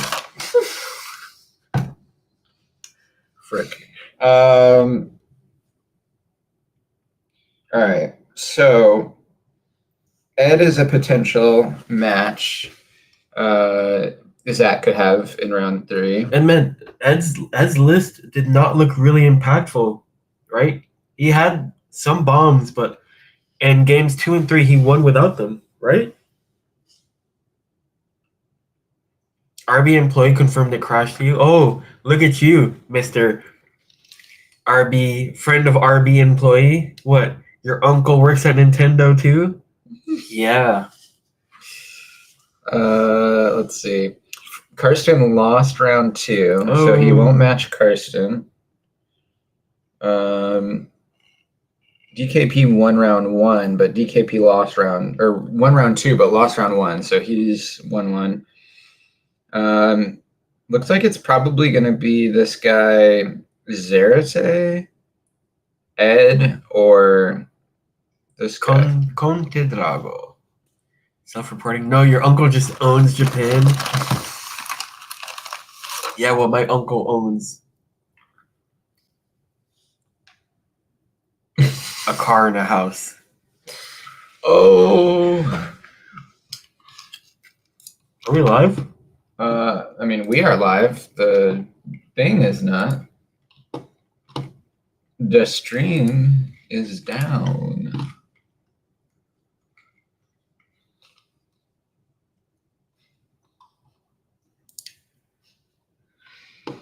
All right.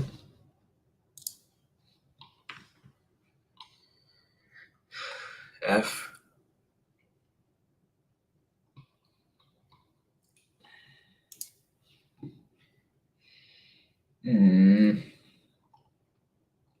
Yeah.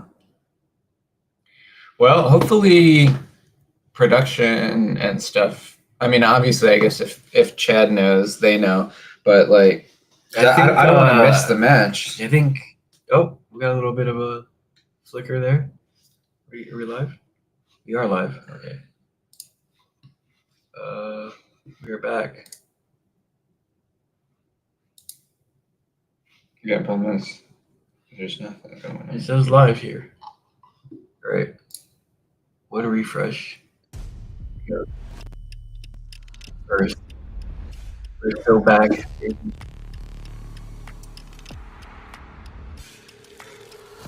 Nice.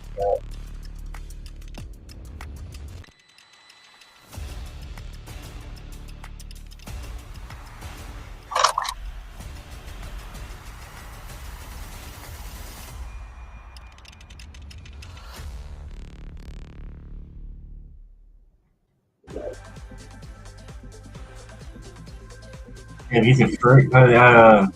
Whoops.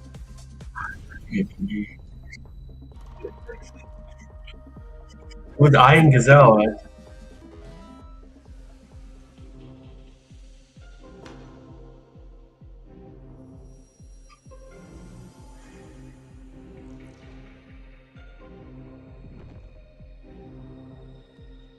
Luminary looks so cool.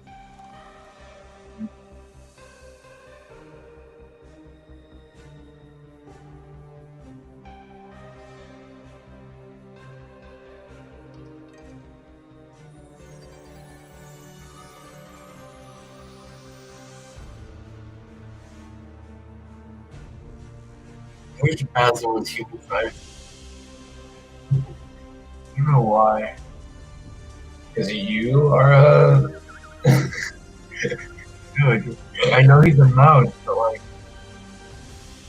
Have you seen the movie? You know, he lives in Sherlock Holmes's like house. I remember that. Yeah. He's just a little guy.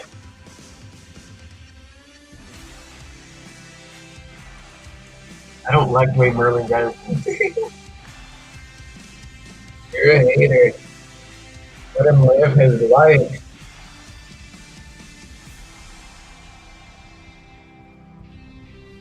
Y'all.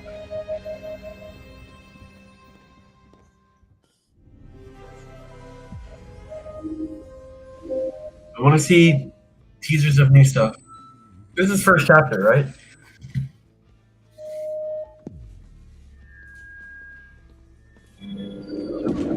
She left. Her slam poetry was not a success.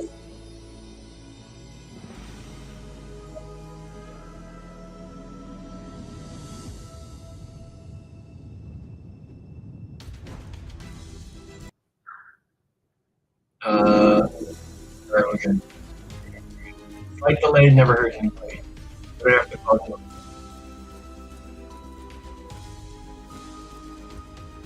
Alright, hitting with the table. Come on. And we're gonna get Ursula's returning. Greetings, my Illumineers. We have returned. Here's an official Lorcana Challenge bucket hat. And we have a quick break because the Oh wow, that's good.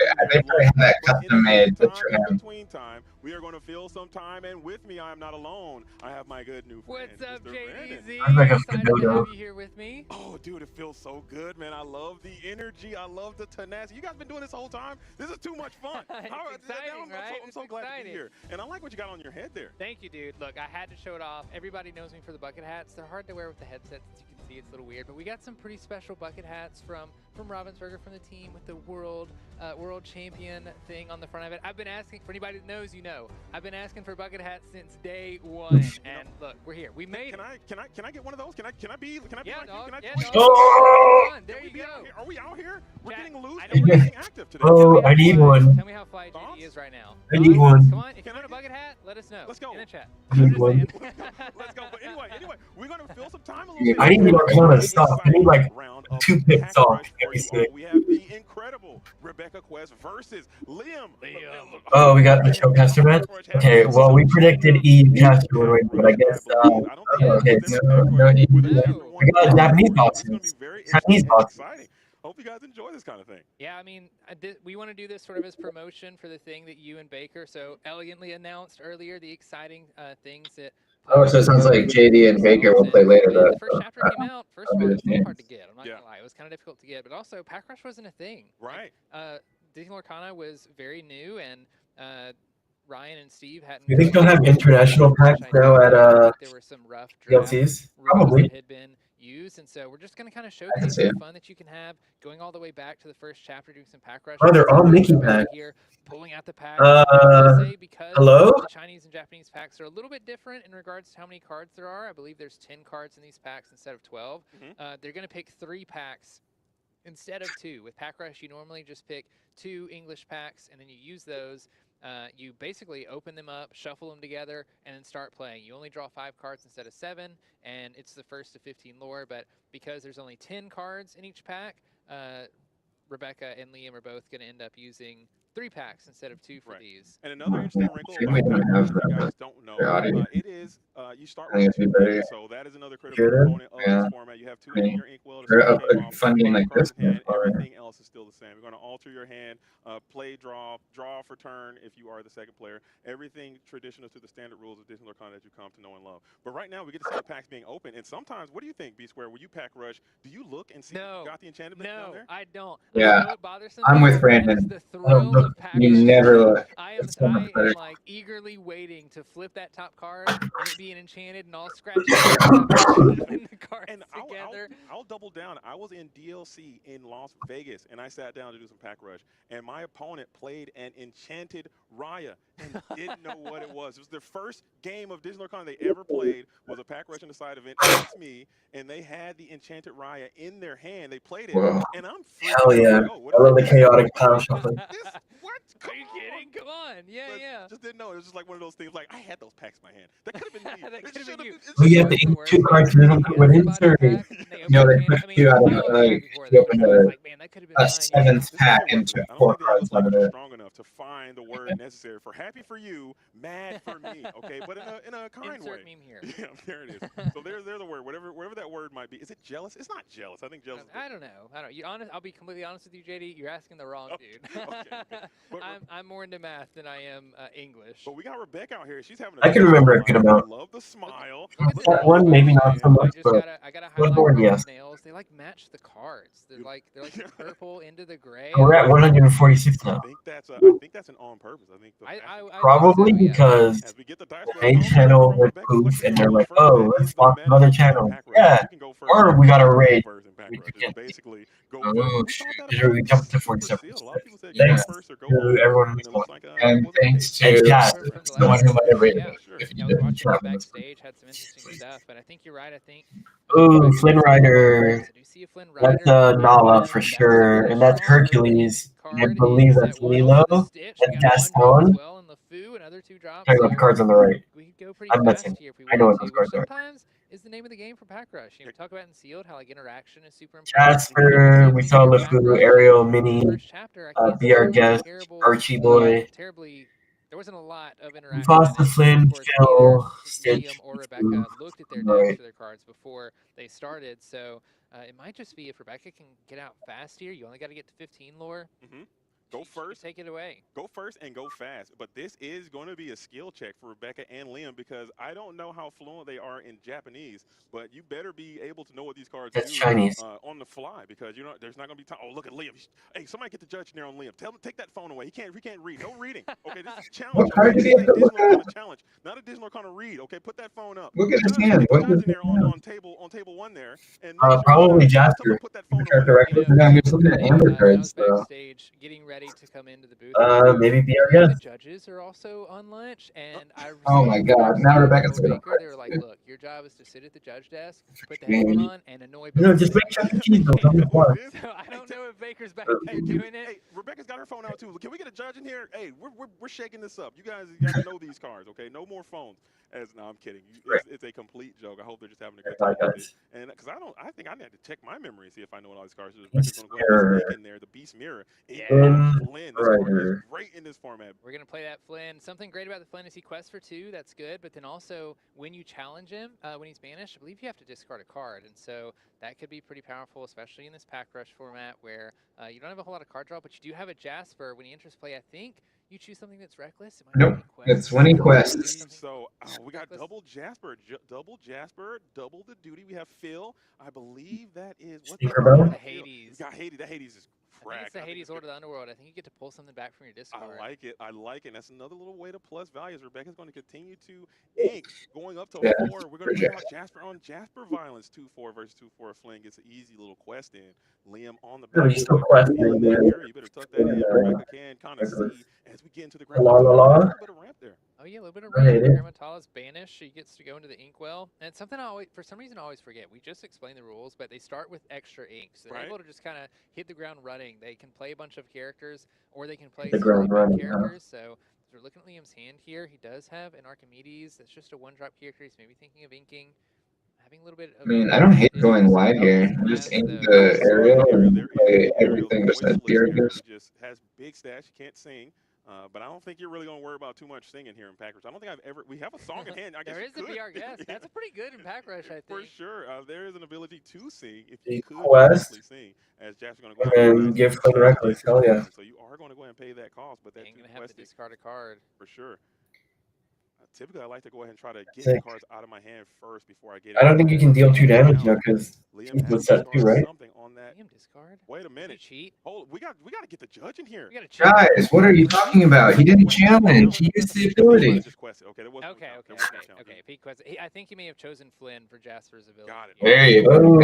Ursula. That's interesting. That'd be a while. Oh yeah, man. I don't think you ever get there in That one was crazy. I mean, it's possible because like, so she challenges Flynn because she has to, and you play Hades, get Flynn back, ink the other card. Big pull. It does cost a lot. You got to play it for 7, and we're a little low. And then you know, you're here. I don't know that you want to play. You don't play the Flynn, right? She has evasive. You save it for ink. Yeah, no, exactly. That's what I'm saying. As sad as it may sound, just to get to that Ursula in time, you're about to have to ink a lot of cards. So I think maybe just play it. You're going to be hard stuck at 4, though, if you do that. I know, that's what I'm saying. Like, you can ink the Tinkerbell, you go up to 5, but then it's going to take at least 2 more turns if you just inking stuff to get up to the Ursula. Unfortunately, she's uninkable, so she just kind of sits in your hand. But she does allow you to draw a card. Your opponent loses the lore. There's a little bit that's going on there. And she, of course, quests for a bunch. Rebecca's deciding to just play the Tinkerbell anyway. Does she give an evasive 2 quest for character here? Yeah, has complete control of this board right now with that Flynn and that Tinkerbell. I mean, you're going to have to force. Eventually, Liam's going to have to challenge in. But like we stated earlier, if you can manage to just empty the contents of your hand in an effective manner, I don't hate it. Oh, okay. You know, so Jasper makes it so you can't quest. He doesn't give reckless. Choosing to keep the Flynn upright so that she can guarantee some lore. Yeah, okay, that makes a bit more sense, I guess. And maybe just protecting it too. I don't know. I would have still done the same play.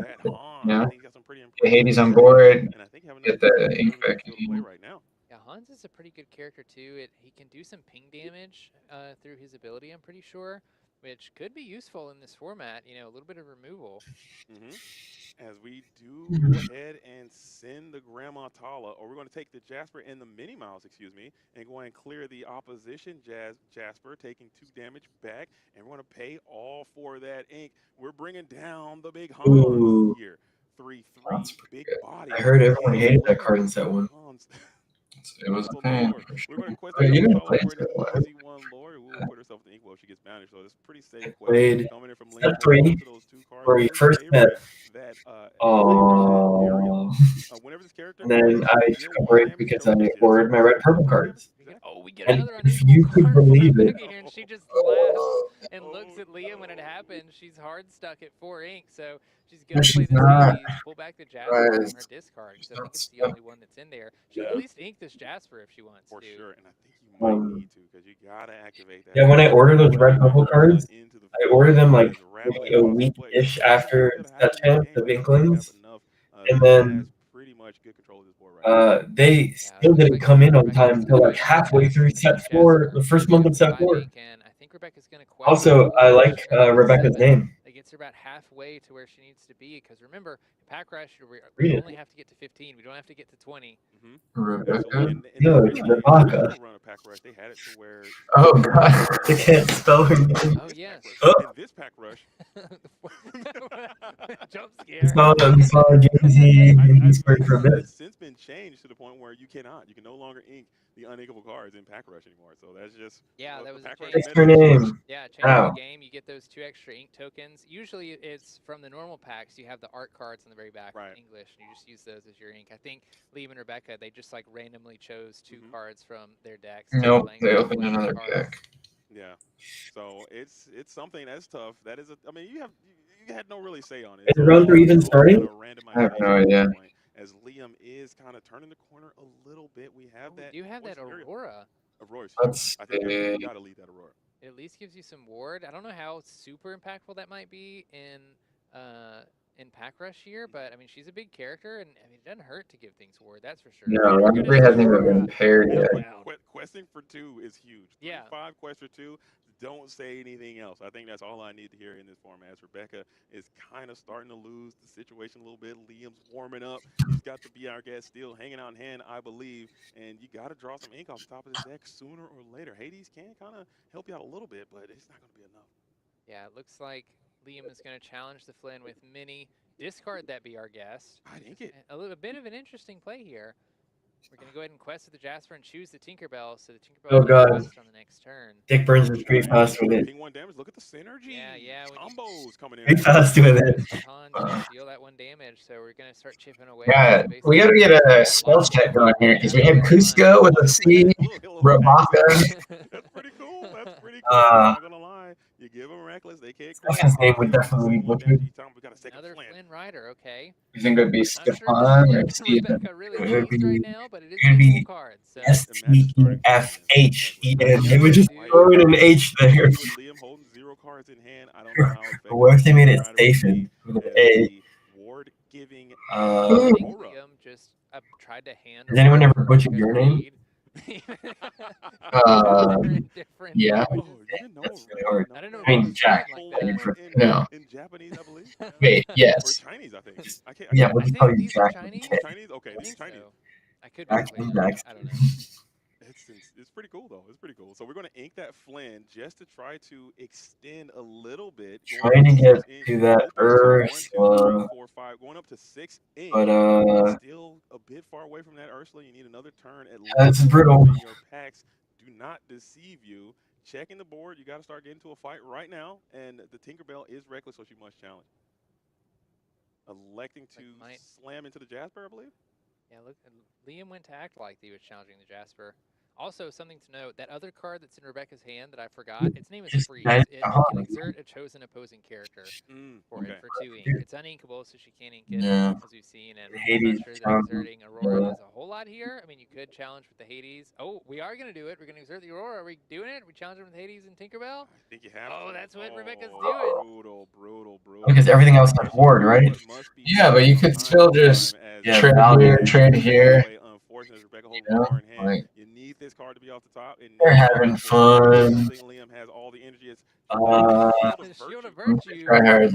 There's no such thing as I mean, not too only bad, win. you know. Yeah, you play it for 1, you pay 3, exert the Shield of Virtue, and you can ready a character. I don't think they can quest for the turn. No. But it lets you keep one of your characters safe, so you could use the Shield of Virtue and ready like your Hans or something. For 9? Guarantee that you can quest for 2. That's There's pretty a couple good. rush characters that Rebecca could find if she wants to, but you know, Liam's getting pretty close to 15 at this point, I have to imagine. He's getting close. He is getting close indeed, all the way up to 9. I believe that is game. Here she is. You finally got to the Ursula, Sea Witch Queen. She's down. The legendary. I think that's the only I'll legendary draw one we've seen card. so far. But it is a pretty good one. I think the card looks pretty cool. It could. What's the card? Trying to help you catch up, but at the 2-8, I think it's just going to be a bit too slow. So it's third Flynn? The energy in play right now. Whoa. Our power Yeah, sorry. or is it another Ursula? Looks like another Ursula. No, it's a genie. Yeah. Yeah, it's that 3-4 genie. That card's quite playable right now. Yeah, very playable. Can you imagine Insert she's Ursula played, your opponent loses the lore, and then you draw a card for each Request lore for that's 4 lost. go I to love playing Pro. as Ursula in multiplayer, because if you're playing with like 2 or 3 other That's people, what, if it's not everybody Baroque. loses If it ain't lore, Baroque. you get to draw 2 or 3 cards, which is really great. Pretty Of useless. course, having 3 lore on I like the everybody, Baroque period. makes for a big I like the quester, music but that came out of the looks Baroque like period. Liam is just, as we get to I his turn, like he's going to go ahead and the quest Baroque. the MK Grimmatala Baroque or Hans whatever. here. Animal Crossing. Giving Rebecca a little bit of card draw, I think, might help, but we're going to continue to give Baroque that with like Ursula Sea Witch Renaissance and There then you go. Rococo. Ursula power hungry, reckless. I think at this point Post you don't Baroque. need the reckless because that thing has to be swinging. Like If you're going to ready the Jasmine, ready the Jasper, and the Grandma Tala is going to get a quest in. So that's another little synergy with the Jasper giving reckless into the Grandma Tala, just ramping you a little bit, forcing that 3 lore character to challenge instead of quest.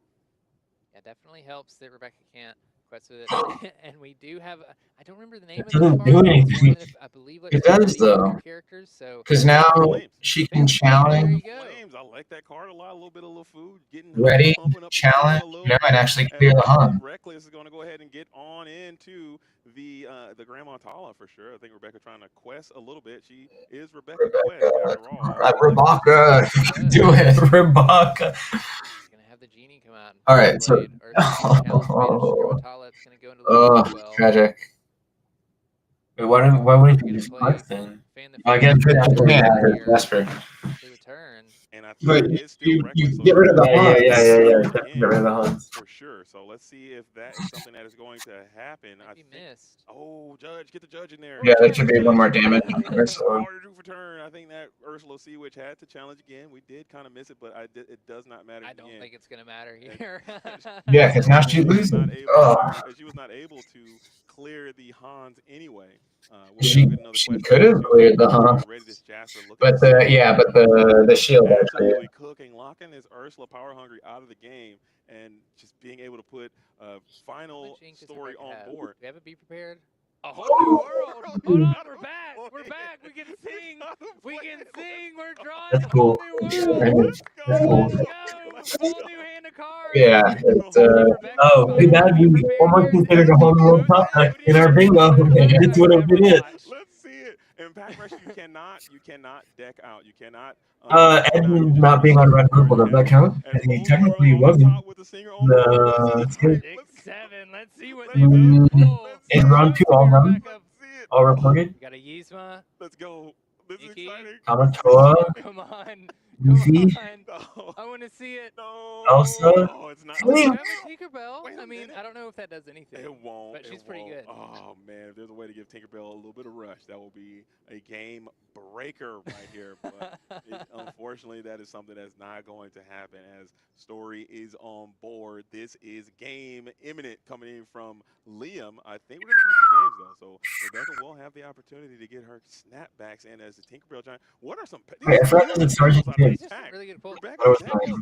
People like sleep on the first chapter cards. Like if anyone can get their hands on them, I think you absolutely should, because there's just some bomb cards, some fun stuff to play with. Absolutely. You absolutely should pick up the first chapter today. Well, we have a month before rotation. Not because it's rotating up, because you get to have the OG cards, which are going to be very cool. I'm a big fan of OG rarity, original rarity. Play it through just like all Illumineers should, as Liam will go ahead and extend the fist bump, and we will be locked in for game number 2 potentially. I think we're doing I think we're going best of 3. I believe so. I have no idea. Absolutely. Just a 1. We're doing a 1 and done. Just doing the 1. All right, so Liam wins this one. Absolutely. Liam looking through his packs. Did he get anything good? We get the Mickey Mouse. Lilo, Rogue, Mickey, Buffalo. Oh, come on. Oh. Baker sending Rebecca off.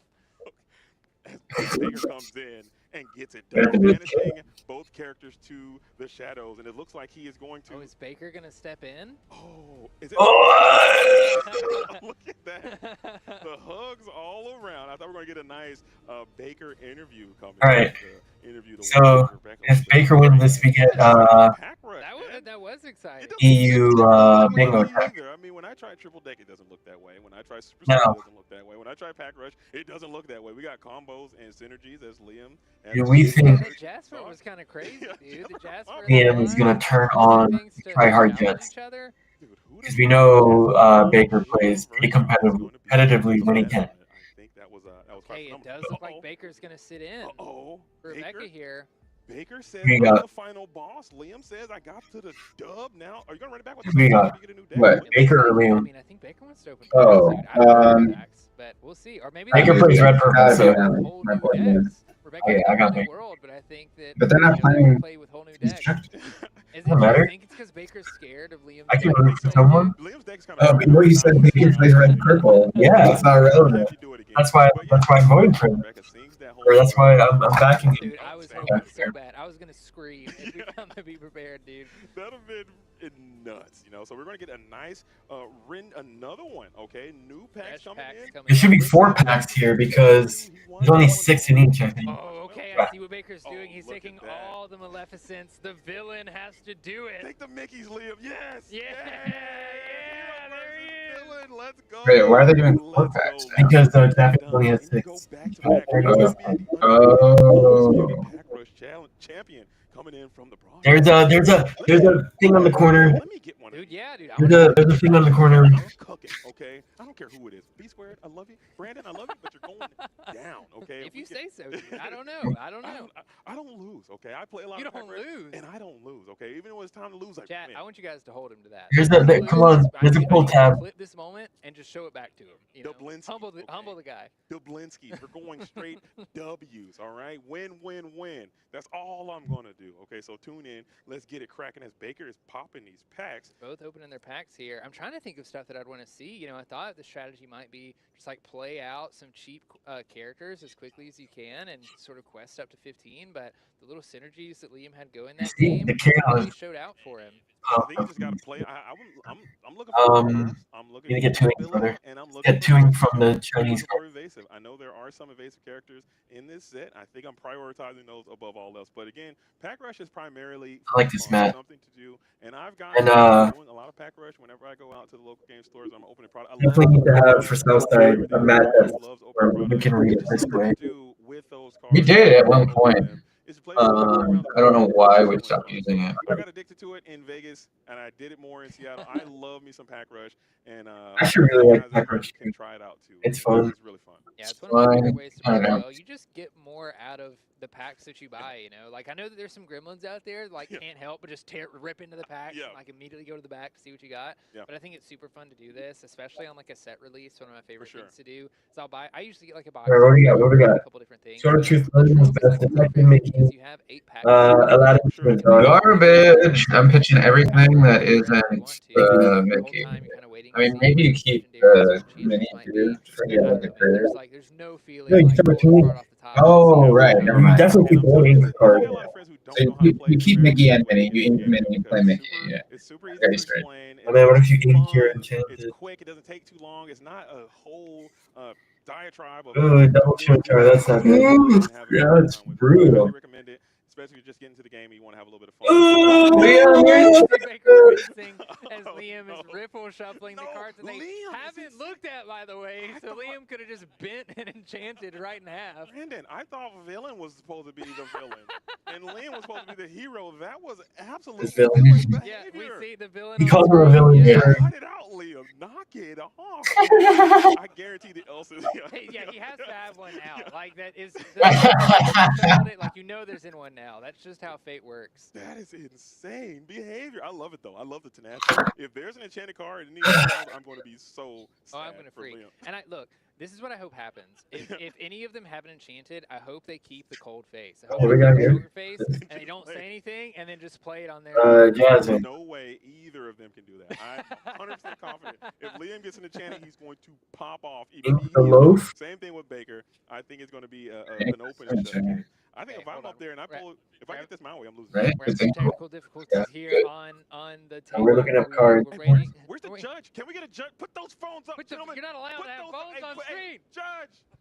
I know you can hear us. Hey, get that. You can lean on the phone. I like that. I like that. Figure it out. We are okay? from the great Illuminary. We What are we looking demand up? put them away. Scimitar. Hey, Judge. I don't even know what it It gives Aladdin +1 strength. Only Aladdin? No, it gives any character +1 strength if you give an Aladdin +2. All right. But it's Oh, ink. we got the It's Mickey what it Mouse is. happening. Okay. I want to know what okay. that card is. Liam playing the Jasmine on turn 1. We're flipping Cerberus. Pretty good pull here from Liam. Lots of stats there. We're going to ink the Minnie Mouse. We're looking at an Elsa to play this turn potentially. There That's what it we're going to is. do. And I think that is a very, very king card. As Jasmine's going to get a nice quest for 2, and Mickey cannot engage with this Jasmine after And? all, who is going to be. Ooh, that's a good one. He's got a pretty stacked deck. I think Yeah, I see the we Hans definitely just want to go like Baker's hand as super well. wide here then Very into the strong hand. in the early metas of the first chapter. Just one of those cards Why? with a bunch of lore on it, and so if he can quest a couple times or stay safe, he just does a ton of work. We are going to see that Hans come out. That's pretty good. 3-3 I mean, it would have been even better if we inked a different cards. We could have played this and that, you know? I don't think so. What? Yeah. I think you definitely want Back to. in the day, folks.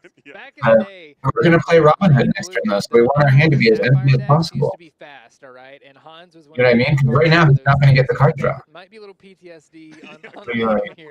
See, you saw a little Oh, man. there. But it's okay. He's going to hit the field of play. We got a nice little quest in. Jasmine still questing for 2. Elsa 4-4, being able to challenge into this Han quite Oh, quickly. It's the that's MKB. sick. Okay, Yeah, we never can punish. to sing this. Yeah, that's wild. Liam's hand. But The okay. power of songs. That's exactly what we're gonna do. Mother knows best. That was pretty good. Back Big to Square. I know you service, had going me. back to when Baker's not in the in the booth, somebody's got to. all Oh, right? But it's still no, 9-0. no. He has 2 cards in hand. So you ink, play it, and you're good. Also, Oh, yeah. It goes down to 1. Yeah, you aim. Back to the hand. Still, you need Oh, to yeah. figure out a way to engage with the Never Jasmine punished. and the Elsa, or you're going to lose this board. All right, looks like. Okay. Doing. It just Scimitar. Okay, so it looks like we got the pairings. You definitely just quest with the So we're Han. going to kind of check those out a little You bit. never So we have trade. the board at home. I Yeah, you just gotta get the 3. That card's never trading. I know people can follow it on No! Melee. Just found it. Looks like we're gonna trade. He's gonna run into the Hans. Here. He has to. Liam's tempo even more after playing this Robin Hood. For sure, but this Robin Hood is quite good, able to. I guess the Elsa would value trade because it's a 4/4. To get a card draw coming in from that Robin I Hood. guess. We have that Rafiki. That's good. The Maleficent is down, able to draw another card. So both of these players find And some card draw. Liam Aladdin back for this board. Shout out to Zach David. He played that card. As well. I'm not gonna lie, man. I'm getting so much nostalgia watching this card being played. I see that Rafiki, and something in my bones just happens because before there was Madam M Fox. Ooh, there was sort of Rafiki, true. all right, it was But- the Rush character that you were always. Oh my God. So we'll see what happens here as we push over to Lorcana Villain. You know what, Brandon? I wish I played more set 1. I did have some cards, but I didn't play on the competitive level at all. Set 1, I was very, very socially playing. But when I hear players talk about set 1 with such reverence and so much nostalgia, I feel like a little kid listening to their grandfather talk about how it was back in the day. Back in the old back days. in my day, we had. Dude, you're not helping your Gramps allegation. I'm not gonna lie. Why would you play that over? Back in my day, we never got to sing "Whole New World." Okay? Of course, you that is a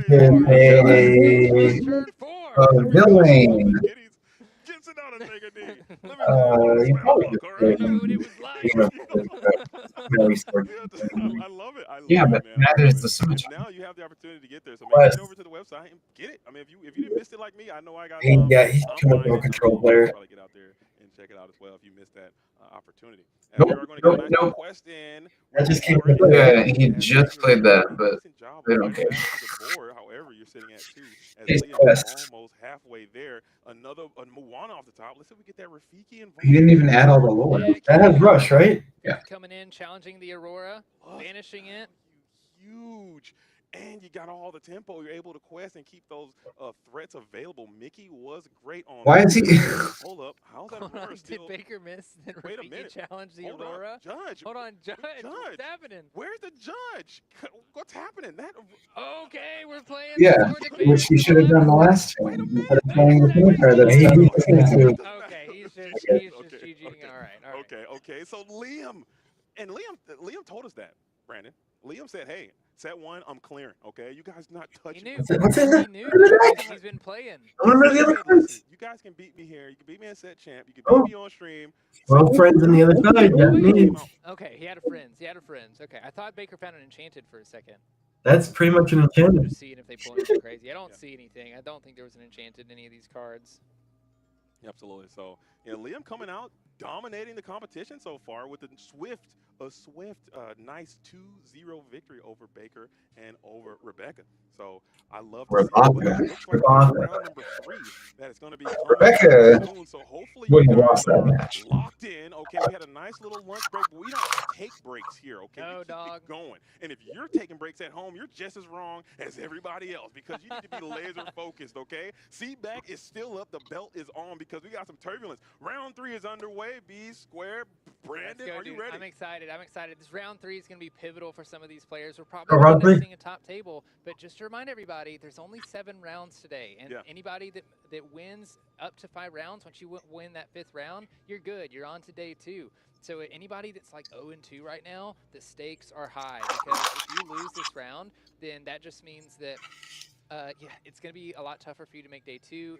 It's kind of out of your control at that point, kind of For sure. hoping some people draw, some weird things happen with tiebreakers. So For sure. just something to keep in mind for this last Super Zach Series. versus But at a Lucas. minimum, you're hoping that you can get at least Wait, one change- win. they fixed her name at the very end. Because maybe there's a chance that you made a card pool that just didn't have the cards required, or you made some misplays, or some accident happened, or maybe the nerves got Chris, cheated, this you is didn't build fun. your deck right, or something could have And you're happened. still in If here. you can just eke out one win in the Super Seal Yeah. portion, and you can get to those deck boxes that you put into your own bag that you Right. built and tested and trained with, you feel so much more confident. So at least one win, not going 0-3 in Super Seal is probably everyone's main objective, at least getting as many wins as possible. Oh, I got my bucket hat on. I'm gonna leave it on. We're with the bucket man himself, dude. I can't take this thing off. Let's Yeah, go. dude. Thanks. Bucket Hat Brigade dude. Bucket Come on, Hat let's Brigade, go. stand up. We out here. We out here, dog. We out here. We out here. We're out here. But I don't know who we got coming in next. I'm sure we're going to get that matchup here soon. So just to clue you guys in, we are still in the super sealed portion of the tournament right now. If you're just now tuning into the stream, super sealed, how it works, you get 4 packs of Ooh, Rumpy Perjo. It's Lucas versus. Island. We're going to Lazarite, My bad. and then we're going to Transform for 4. Whoa! Whoa, who is this? What's up? You can't be here. Where's your bucket? Hey. What are you doing, man? Hector has that shirt. Go get one and come back. Come on. Yeah. You got one. You got it. Harkin versus the Rat. I'll give you mine. It can't be on stream. That's unfair. How's it going? No, there's no way. I mean, it's cool, but they were both on stream, so they just can't do it. No. Yeah, plus they're X1. We want to see the XOs. Just scream, okay? Just scream loud. You can just yell. I'm sure this is probably. There you go. There you go. Around the shoulder. I'm sure we're giving production a horrible time right now. He's like, what is, we did not. Right, get big on stream. Not rehearse this, okay? This was not a part of the plan. Stack. Yeah. Like this backwards. Yeah. And thank you so much. We got Stitch today. Yeah, it's huge props to you here. I don't think it's I was just wondering that, dude. There's gotta be a magnet. Yeah, because like there's the orange bird guy or whatever no. I can't remember what his name is. No, there's a person whose name is like the orange bird or something like that. And he always has a little orange bird, not a Disney character, just like his own custom unique character, I guess, or something. That's just always mounted on his shoulder at every DLC. And yeah, so I've always wondered how it works, and then seeing this again, I was just Gotta be a magnet. yeah, it's going to make Can't hear what you're saying. that or He's so magic. excited. He just when he came out with Disney Lorcana, when they first developed it, they really just wanted people to get together. I think that is the most important thing. And now we are here at the World Championship in Disney World. I thought that was a great knee slapper, super funny, very iconic, and a little bit ironic, I think. We had Disneyland at Nats, and then you have Disney World at World. I think that is so impressive, and hopefully that is something that is maintained throughout the rest of the history of Disney Lorcana. We can just maintain The world will be a world every time. Yeah, I mean, what better of a place to I mean, have it would be a cool. championship than at Disney World, right? It just makes sense. It just makes Absolutely. sense. And it's here. I mean, but I can't think of a ride that's in any of those parks. We're talking Magic Kingdom, Epcot, Animal Kingdom, and Hollywood Studios. That's better than this. Okay, we're right here at the Disney World Championship. I think all those players out there in that dojo.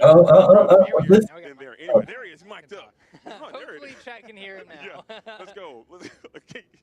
Mic check. Mic check 1 2. Mic check. There it is. Yeah, Raise your hand if you can hear me. we got him. Yeah, We all got right, him loud and awesome. All clear. right, he's There it here. is. You guys There can it hear is. him There now. it is. All right. What do you think about this format, though? Can you just talk to us about Super Sealed? Can you talk to us about the triple deck constructing? man. What do you think about that?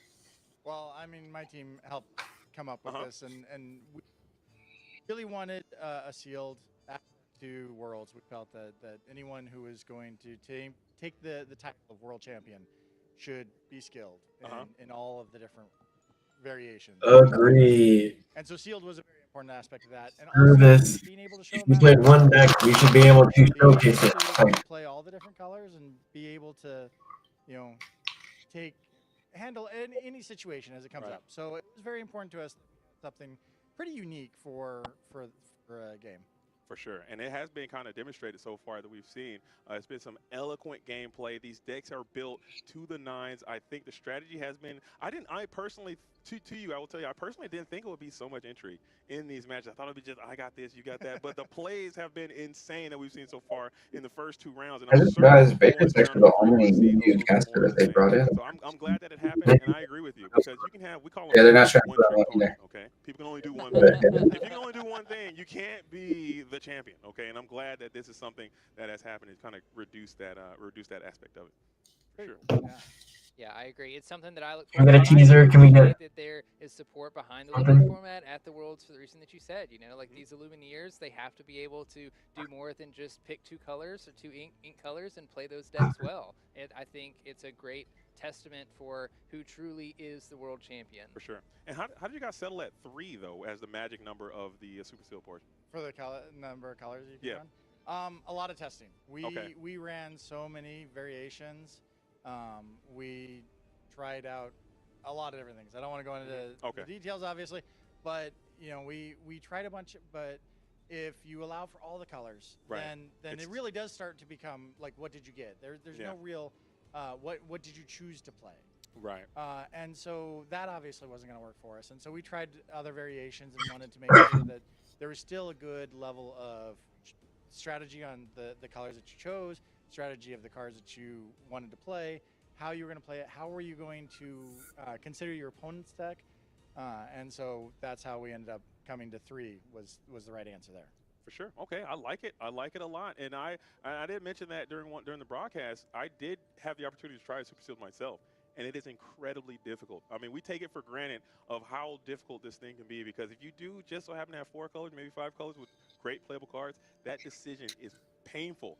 Leaving those cards on the table, or even the cards that you get, what cards do you put into your deck? Because another limitation, you have to play exactly 50 cards. You cannot go 51, you can't go 49, you got to go all 50, and then you're going to leave some good cards out, depending on what you have. Interesting. I didn't realize that you had Yeah, a lot of more than actually 40. I mean, had originally anticipated. I would never put more than 40, but to your point, you got to be able to build decks. You got to think on your feet. You got to be on the fly. You got to be ready.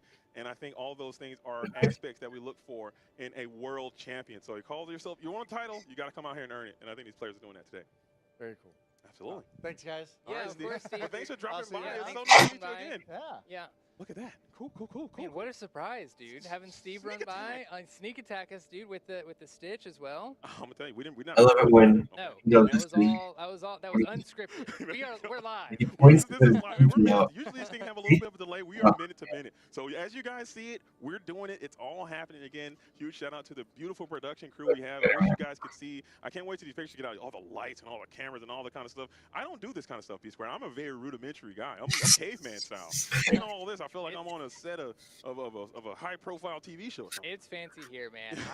I'm not gonna lie. It is fancy. Mickey Waffles. Equipment, a great production team behind us. They're informing us Mickey now that Waffles. the That's two what they players had that we're the gonna have coconut round breakfast 3. We got thing. Lucas and we got Zach Bivens. So No way. yeah, very shortly we're gonna get to those guys.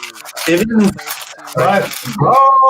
Time to get the tweets. Everybody be ready for round 3. Let's lock in and let's get active, baby. Another great match. Hopefully, you guys are enjoying the show, and I'm so excited. We gotta get the 3-0 here. In the building. I know, Luke man. is in the 2-0 Other is people are excited to watch still very good. So with that being said, I think we might as well go ahead and look at But Lucas the real quick. 3-0 would As be our like first player, Lucas an with an EU insane like championship lock. 4th place, which what an achievement. Favorite deck being Amethyst, Emerald. You might have double A. I don't A lot remember. of here in the super sealed portion of the day is a social worker, and favorite Disney characters is Timon and Pumbaa. Ooh, that's a good one. And I like, you know what I like most? I like the hat that's in the picture, okay? Dude. I like a little bit of Disney in my There you go. Lorcana, There you Brandon. You know what I'm saying? A lot of these players, they're very competitive, and they're not as Disney as I like them to be. But I see that Sorcerer Mickey cap on. Go, Jeremy. Timon and That's right. Pumbaa as Our well. teammate, I Zach love to see it. Bivens. Luke is doing his thing from DLC. That's our boy. Austria, or from Austria, excuse me, EU Championship, 4th place. I love to see it. I can always support a dude that rocks a hat. There you go. As we move on to player 2, we do have Zach Bivens from North America, the North American Championship top 8. Favorite deck, Amethyst, Steel. I remember Zach bringing this deck in Atlanta. Oh, he doesn't have a favorite character. That checks out. Enjoys skydiving. Yeah, you're gonna have to really jump out of some planes on this one and be ready. I know this player's gonna be locked in and laser focused on a whole new level. Her favorite character should have said Sisu from How to Train Your Dragon. Arthur. Should have said Arthur. On another publication, and I'm trying to tell you, the amount of focus, the amount of dedication that this Illuminator presents, he has put in countless hours. And I spoke to him before, and he said, if I'm not ready, I'm not good. If I'm not ready, I'm just not ready. There we go. I can't do anything else because I've put in so much time in preparation for this event. As Mr. Bivens is going to be on your right side of the screen, as we got Lucas on the left. Yo, sorry, I'm okay. I'm because of the Purple, Steel, Amber. Yeah, I knew it. I'm telling you, there's no way he's playing Amber if he's not playing. Oh, we got an aggro lit on the left. You gotta make it It's happen. Mountain Giant. Sometimes these players, they have their favorite shirts. Do you ever go to a tournament? You have like a thing that you do? Yeah. Oh, they've already looked at each other's decks. Okay. I don't wash my hands. That's what I do. Okay. I just keep them nice and dirty. We don't get a bit ourselves. Dirty up all the cards. Just to really lock in the essence of the. Oh, and Yeah, I like to I shake think my he's hands, using the touch my Laguna stuff, sleeves. touch my face, and never wash my hands. That's my ritual. How about you? Oh yeah. Definitely not that. Okay. I usually like to use a fresh. Oh yeah, he's not on the white components. He must be beautiful for constructed. Yeah. Nice and slick. Don't want to get any Oh, yeah. judge calls on me for any marks on my sleeves or anything. No, I'm totally playing. But, Zach. No, I'm joking. Wait. Wash your hands. It's not wash your hands, because man. of Be the selfie. sanitary. Come on, man. Hygiene. Important, this kind of thing. But we are getting started for this third round of Super Sealed in this first ever Disney Lorcana World Championship. I believe both players are on Amethyst, Steel, and Emerald. I've been trying to check here as we've been commentating. I believe they already altered their hands. Looks like they might have. I believe Mr. Bivens might be playing. Twitch.tv. I thought I saw an amber card coming in from Zach Bivens' side of the board. Lucas, I'm not quite sure, but the meta typically is going to be Steel, Amethyst, and something. Okay, because Steel and Amethyst has You gonna post it in the general chat? really playable cards in this format. So a lot of players highly prioritizing those. As we are going to start with the Amethyst Earth Giant going down into the Inkwell almost immediately as you guys in that dice roll. As it looks like Lucas is going to not be playing Steel. Not Steel, and Zach on Amber. What do we got? We got Yzma for value. Okay, so some different stuff happening here. Looks like Yzma's going to enter the Inkwell for Zach. Both players not Red, purple, green. That's exactly what I was like. That's my strategy. Lever is insane. Raja also insane. Lucas breaks my bet because I thought every player would be playing Steel, but Lucas elected to go Ruby, Amethyst, and Emerald. Mr. Bivens, Zach Maybe Bivens, one for one, but Amber. What do you think about Amber in this format, Brandon? Amber has access to some cards that I really like. He's got a genie. He's a genie. Also some just like really And a high willpower freaking Lewis. well. A couple healing effects that might be helpful. I mean, in these trades that end up happening. The Lewis definitely comes into play, right? Probably, but I mean, it's like whatever. Yeah, it's not was going to attack anyways. Or Lewis, coming down, forcing Calhoun to have reckless. So I know that really Zach will be good. challenging with Calhoun anyway when she banishes a character. Oh my God, mine's in the genie. Yeah, evasive genie, so he can. So Zach. Able either running into the Raja or running into the Louise. That's RFP's a team going to challenge anyway, like you said, but Miami. you will have a trade with either one electing to go ahead and take the Louis. Was that refraction? Yeah, or refraction. Going down with the big boys. I want to jam with the big boy. That's my Lewis impression. Oh, brother, here comes the genie. You just play it, right? You never know. You never know. Yeah. You never know. But like this is It's the genie. Oh, we see a genie come down on 4. One of the more vital cards that we've seen being played in the Super Sealed format. Just such a strong card. Replaces itself because you draw a card when you play. Do you take this trade? Request for 2 for willpower. Well, it's not trade, so probably. The genie that Zach played on the other side. You take this value challenge. Yes. He can challenge evasive characters on his turn, but not going to be You enough. definitely conceal the mind, though, right? Yeah, yeah. But he does have an out. If you But I don't know that there's ever really a world where he swings the genie into the genie, because why would he, right? He'd rather quest, yeah, for sure. So looking at Mr. Bivens, We don't know what's in the deck list, so maybe Bivens is being pretty careful about it. Coerce your opponent into exerting that genie and thinking you can tank the 3 damage and then or tank the three strings. It's a pretty cool start from surprise attack with the like exactly my lineup. You got genies all around. It's very portable. Genies, apparently. Somebody rubbed the lamp. Look at that. Genies everywhere, and not a wish to make. As Zipper is going to hit the field of play. Zipper. No quick shot, but maybe a way to move damage. Yeah. They know the list, but we just didn't get to see it. It wasn't shown on stream. Like, we didn't get a peek in. Yeah.